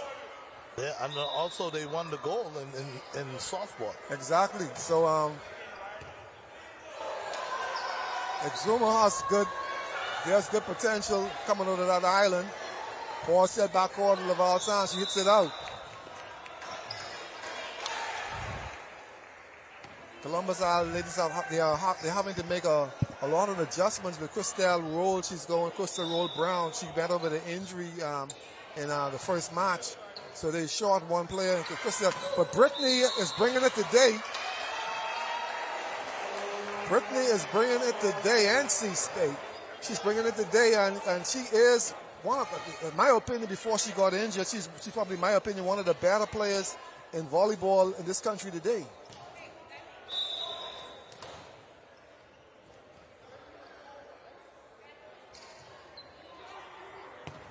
Ball serve, sets by Tia, sets Laval. Edrika Simon with a kill up the middle. So boy, when we look at this Columbus Isle team, they seem to be very focused and they're playing together as a team. Yes, you have on the court right now for Columbus Isles. You have 6 members who would have played on the national team at one point or another. All 6 of them would have played. Ball is up. Laval Sands digs it to set. Tia drives it over. Exuma recovers. Ball is played back over. Ball set back to Laval Sands. Big roll. Exuma still is in the market. Ball hit outside. Exuma is touching everything. No matter the score being 12-2, they are touching every single board.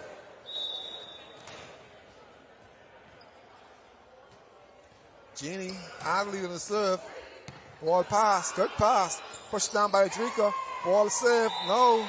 Ball point. So we're seeing Columbus Al just rolling right now, 12-2. Actually 13-2. Yes, they're on the roll. And this is good for them. Jeannie with a jump float. Ball pass. She's passing some good balls in the back there for Exuma. Eugenie with another pass. Ball set to Rika. Miscue. Ball goes back over, and it's on the court. And it's on the court. Yes. What a place. Yes. One of the bright spots this far for Exuma. Yes, I don't know if it was a mistake or whether it was intentional, but it was good. So down these girls are playing. Oh, yeah.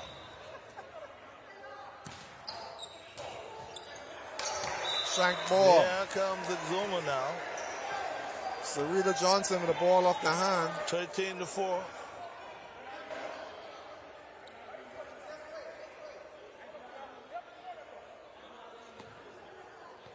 $13-4 Exuma. Columbus Isles. Columbus Isles with a comfortable lead. Ball's off the net. But they better don't take it for Ball granted. goes out to Brittany. She thinks it over. Down the line. An attempt to make a football return. Good try, but no cigar. Yes. Laval Sands is now at the service line. Number 7, Laval Sands, tough server. Always has been a tough server. She's a problem for any team. Good save by Exuma. Ball is coming back. Exuma's playing some ball. Ball sets out to Brittany. Brittany hits it down. Almost knocked her out. Boy, Point. Brittany. She is truly a force to reckon with. Yes, she is. Powerful. Good service by Laval Sands. Yeah, with Brittany Barnaby, if you ask me, she's one of the top 3 Bahamians outside hitter ever in this country. You have people like Margaret Albury and Jackie Conyers and Brittany. She's right up there with those crew. Speaking of Jackie, now Jackie has made her mark in volleyball here in the country for numerous amount of years. Yes, she has. And when she was on the way out, we got Sharice Roll, who's another top 5. We put her behind Jackie so she could learn the skills from Jackie, and that she did. Wow. You know, so we have always been. Jackie used to have another sister who played as well. Yes, Vanessa. Vanessa. Yes, Vanessa played for a number of years. She was also an excellent volleyball player, but she didn't stick with the sport for a while. But Jackie made volleyball her home. There you go. I know that there was one point when she would have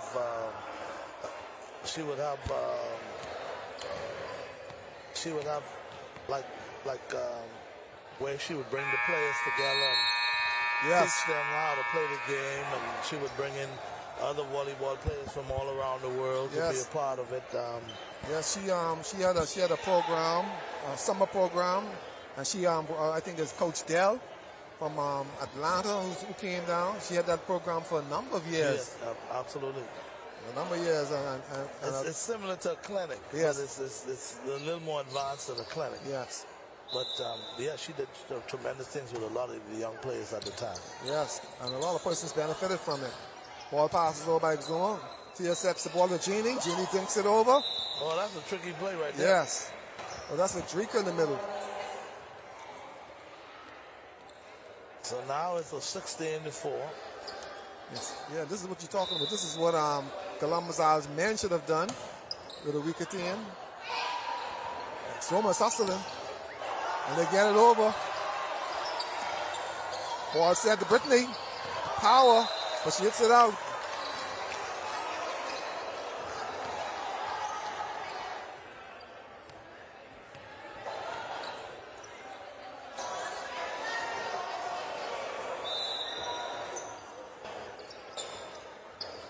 Ball's in the net. Brittany Barnaby's at the service line. She has a good jump float also. Most of these girls jump float nowadays. If she stayed on the ground, she should have jump float. Ball under the net. That's a penalty. Serving the ball under the net is a crime.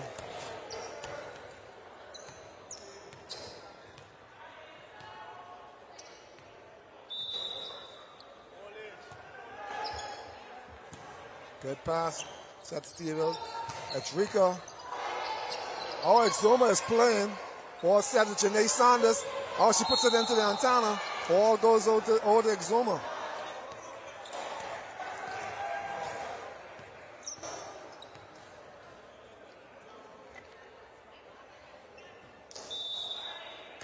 So over the serve. Ball off the net. Edrika Motley. Simon gets the ball out.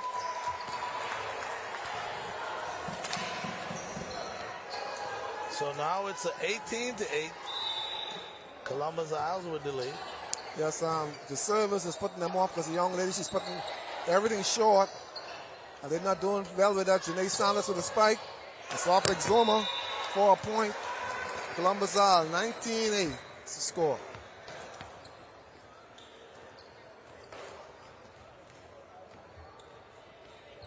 Drika McPhee Simons at the service line. Ball serves over. Pass by Exuma. Yes. Oh, and Exuma with a... Yes. A wonderful return. Yes. An awesome return.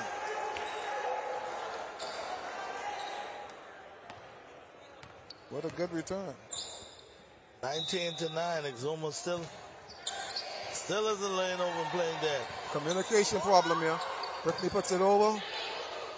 Free ball for Exuma. Gives them back the free ball. Yes, Exuma is fighting. Brittany from the back court. Ball is still up. Ball is live. And it's outside. Good try by Exuma. Yes. Yes. Good effort by Exuma.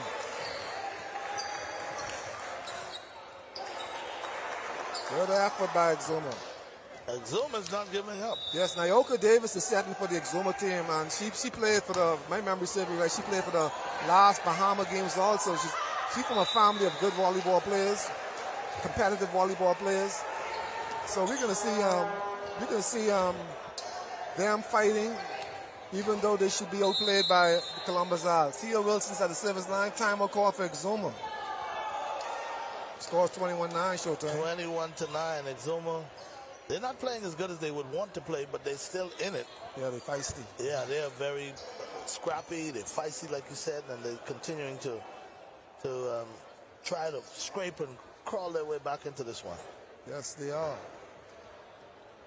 That's why the Bahama games is so important. You know what I mean? Because here it is, you have players who have been inactive for so many years and without no reason to play. The Bahama games give them a reason to play. They want to get back in shape and play. Yes, indeed. Yes.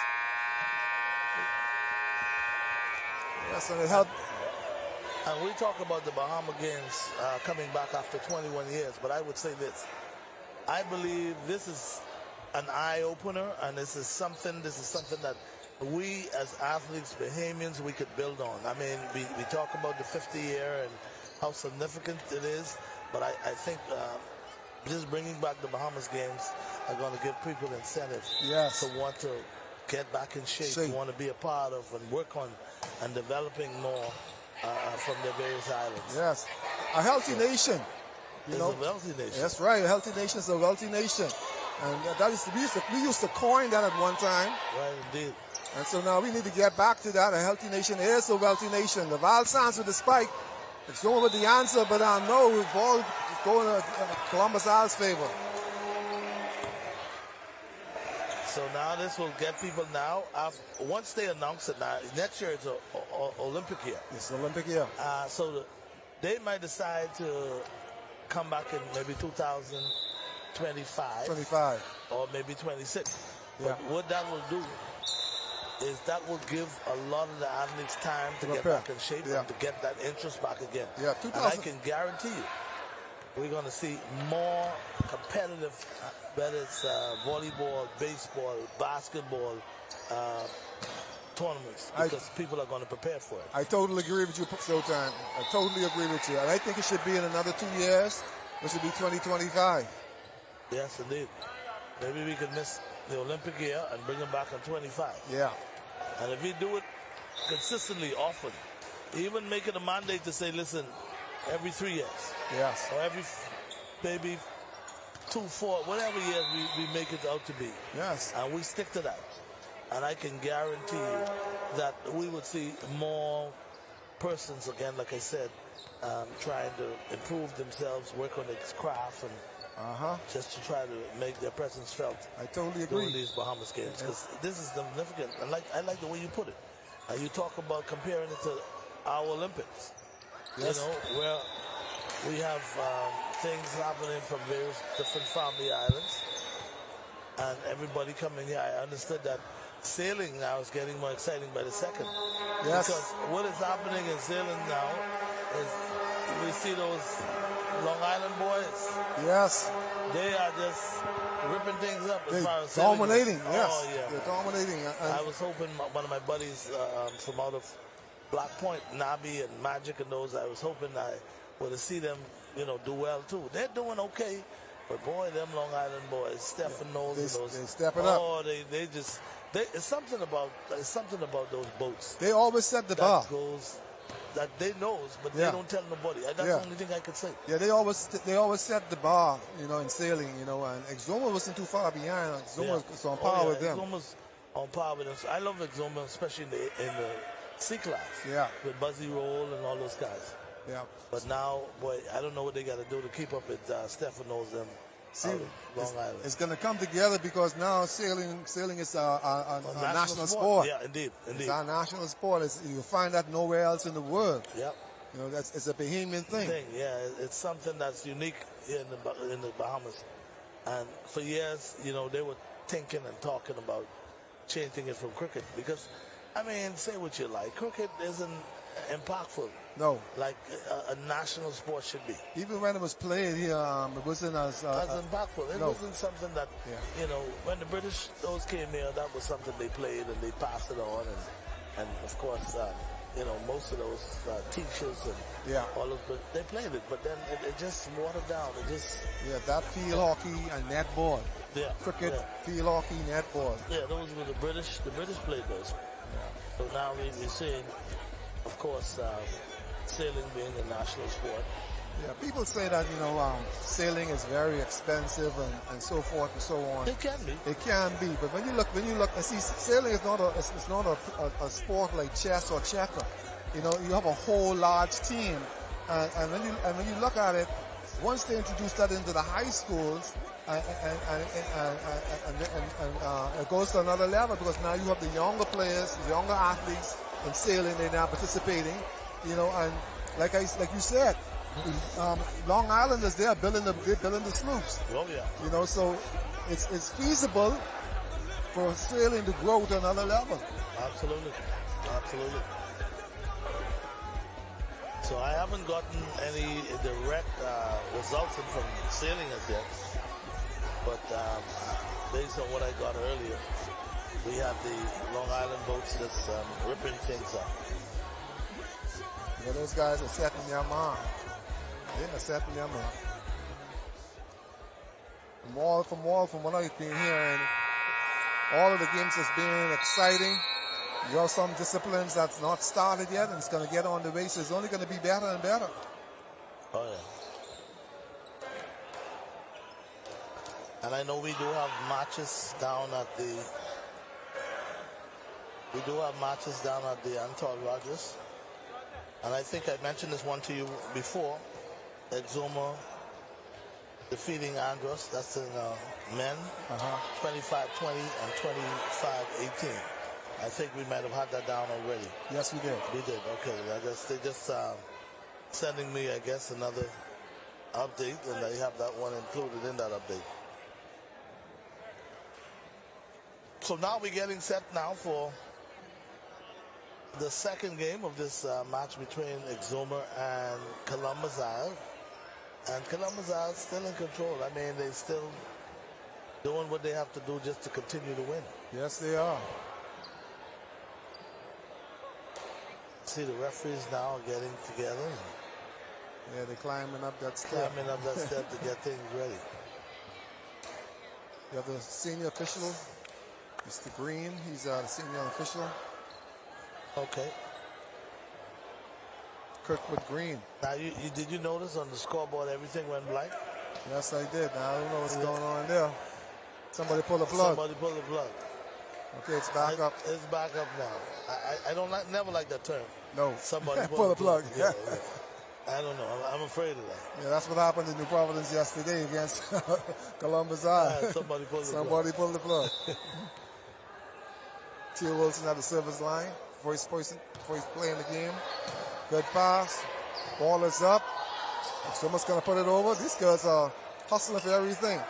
Ball's going to roll by Brittany, and that's going to find the court. Oh, man, what a shot by Brittany. Yes. And a lot of times you find that the folks who are supposed to be in the backcourt, yes, they get caught up, and next thing you know, they leave their position. It's an open. And there it goes, right at the back. Big service. Oh, good serve. Big service. Yes, right now, Columbus Island ladies, they are gelling. They're communicating. You know, they're talking. They're making use of every ball that comes their way. They're staying within their limits. Big service by Tia Wilson. Ball served out. Fortunately, the Exuma player missed it. Yeah, she meant to try to return it. Yeah, she swing on it. And she swing on it, but she missed. And it's a good miss. Yes. We're playing softball, it would have been a strike. Yeah. Good service. Side out. Brittany's in the way. The Val Science roll the ball. Ball is up.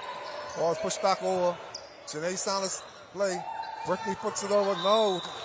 Not successful. So now Exuma with a little more enthusiasm this time around. Yes. And the young lady who's serving right now, she reminds me of how the Japanese are served. Yes, that's side arm. You're right. They turn the entire back. Yes, that's Nayoka Davis. Yeah. They turn the entire back to the court. That's Nayoka Davis. She's related to Tyrone, those. Tyrone Davis? Yeah, she's related to them. Okay. That's what we talked about earlier. Right. And the family.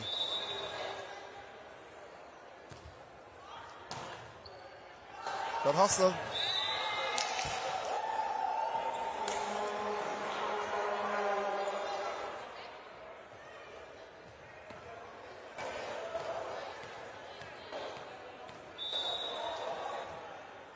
Brittany Barnaby with the service for ace.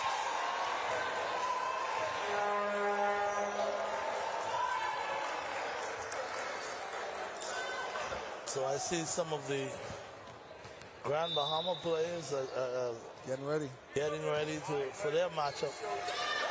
I see my good buddy Commander Feast is here all the way from Abaco. Yeah, man. Feast the Beast. I hope everything is well with you. I know you guys didn't have a too good time as far as baseball goes. Didn't do well as far as baseball goes.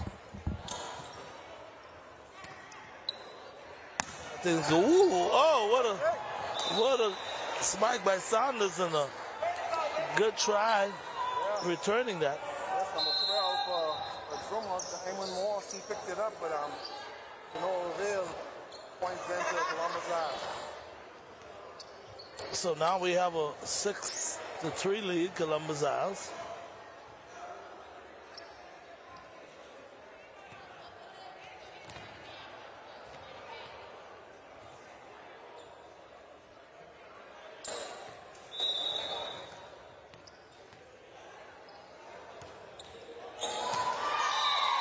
So there you have it, another ace, 7-3. Boy, I tell you,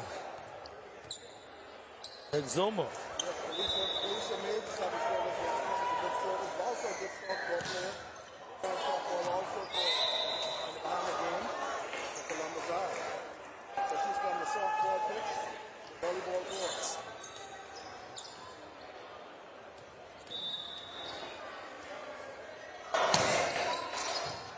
Good pass. Good set. Drika didn't go. Roll the ball over for a kill.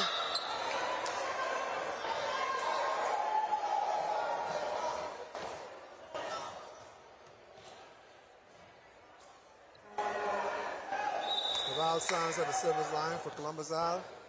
It's on the corner. Kill. Another ace. Columbus Isle Goods are shouting ACE. Ace. Val signs the service again. Ball pass by Diamond with a spike. Diamond Moss with a spike. Janae is saying that's how you hit it if you want to hit it. I tell you, that's Janae something else. Yes. And she is one of the shorter young ladies in the front line. Yes, she is. Both of the other ladies that are in the front line right now is taller than she is. Good service. Good set. Diamond Moss with a good spike.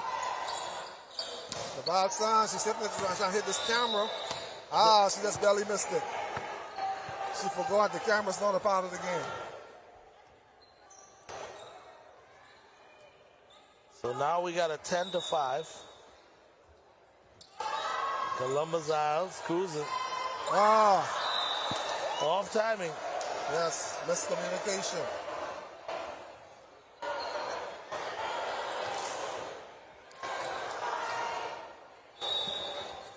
So now it's a 10-6 ball game. Ball pass by Brittany. Tia sets out to Janae Saunders. Ball is digged by Exuma. They carry back. Exuma with a good comeback. Yes, just barely. Just barely. Wait a minute now. They're going to say it went under the net. Yes, it went under. Janae Saunders with the serve. Diamond Moss puts it up. Goes back to Tia Wilson. She takes it over. For a kill. Diamond Moss did not block. Got to be ready to block. Janae Saunders at the service line. Tough. But she stays on the ground. Just placing the ball on. Conserving energy. Ball set to Diamond. Diamond spikes it. Almost a kill. Tia Wilson with a spike. Ball digged by Exuma. Ball still up and play by Exuma. Big spike by Exuma. Janae Saunders takes the ball. Tia sets the ball. Drika puts it over. Back in the corner for Exuma. Exuma sets the ball. Bumped over. Ball set by Tia Wilson. Miscommunication. Victor hit it into the net. What a volley. Yes, it was. Someone's giving us a good showing.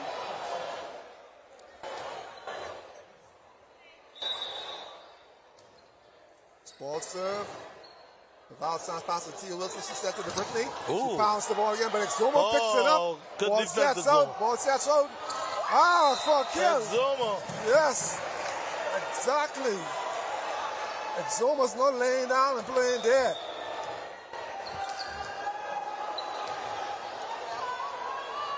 I think they had number 16 is in the backcourt, but she spiked that ball. So the referee missed that call. Number 16 for Exuma, Alicia Ferguson. She's a backcourt player, but she spiked that ball from front court.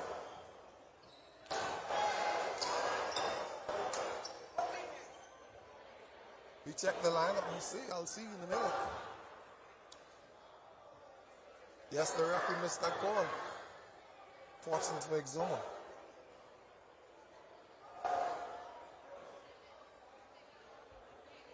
Substitution. Eugenie back in the game for the Providence. Philly is out of the game. At the service line. Udrika's at the service line. Udrika Marquis Simon, she's at the service line.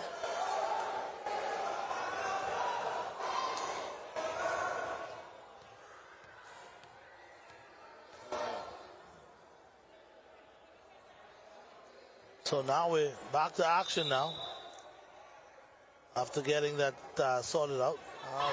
She gets it over. Ball is over. Ball the place. Tia set the ball to backcourt to Laval Sands. She rolls it into the net. Sands is a bit upset with herself now. Yes, she is. After having an opportunity to really. Yes, Sands is a good athlete. Also, she won a number of individual awards at CVC. She won Best Passer. She won Best Libero for a number of years. So she's a defensive specialist. She also can set the ball and she can hit. She's one of those players who learn how to play all of the positions. But she has won a number of awards at Caribbean Volleyball Championships.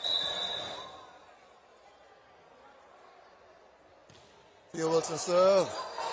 Diamond pushes it up. No avail. So now it's 15-8. Of course, Columbus Isles. Big service. Ball set. Big spike. Jenny blocks. Ball is up. It's over again. And Zuma trying to really come up with a fantastic play. Zuma calls a timeout. Yes, Eugenia, she's a big blocker. And she's not going to let you get anything past her easily or freely.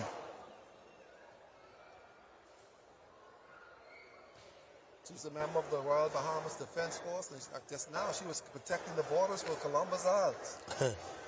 There we have it. I like that. It's all about defense.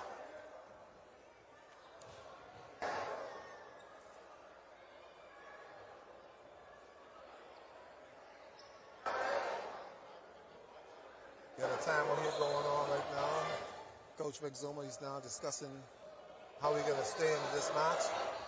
And Columbus Isles, they're just having a sigh of relief right now after losing yesterday to Abaco, I think it was. Or was it New Providence?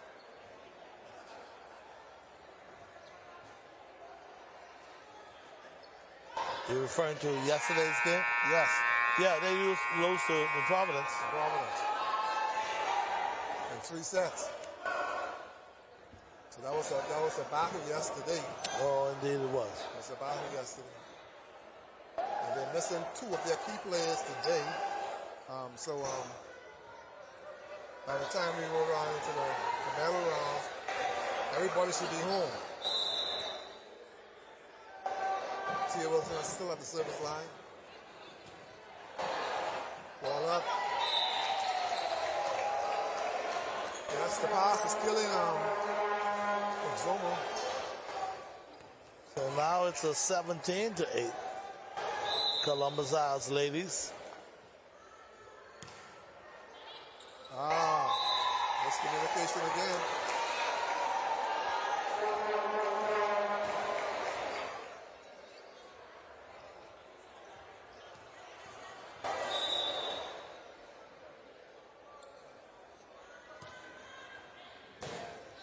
Big pass. Ball is up. Diamond Moss put the ball over. This is over. Yes, it's over, but it's out. Boy, we're seeing now Columbus Isle in full control of this match. 19-8. Yes. Meanwhile, I see the Grand Bahama team. They're getting ready to play the next game. Yes. Diamond should try to put that ball over. They need to just try and keep it simple. Right now, Columbus Isles is not taking any prisoners. They're going to try and get every ball on the court. However, Tia served that ball out, giving the ball back to Zuma. Now, Yoka Davis is at the line.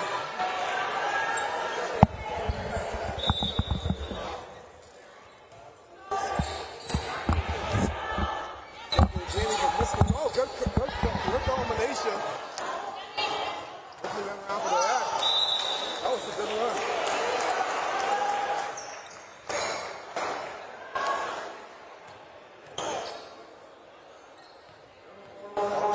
Service line. Good service. Good pass by Zuma. There's a game that the ball spikes out.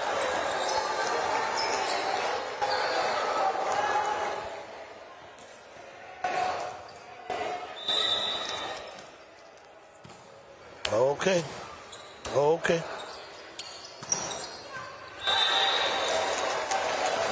Okay, so now it's a 22-9. Sorry, 22-10.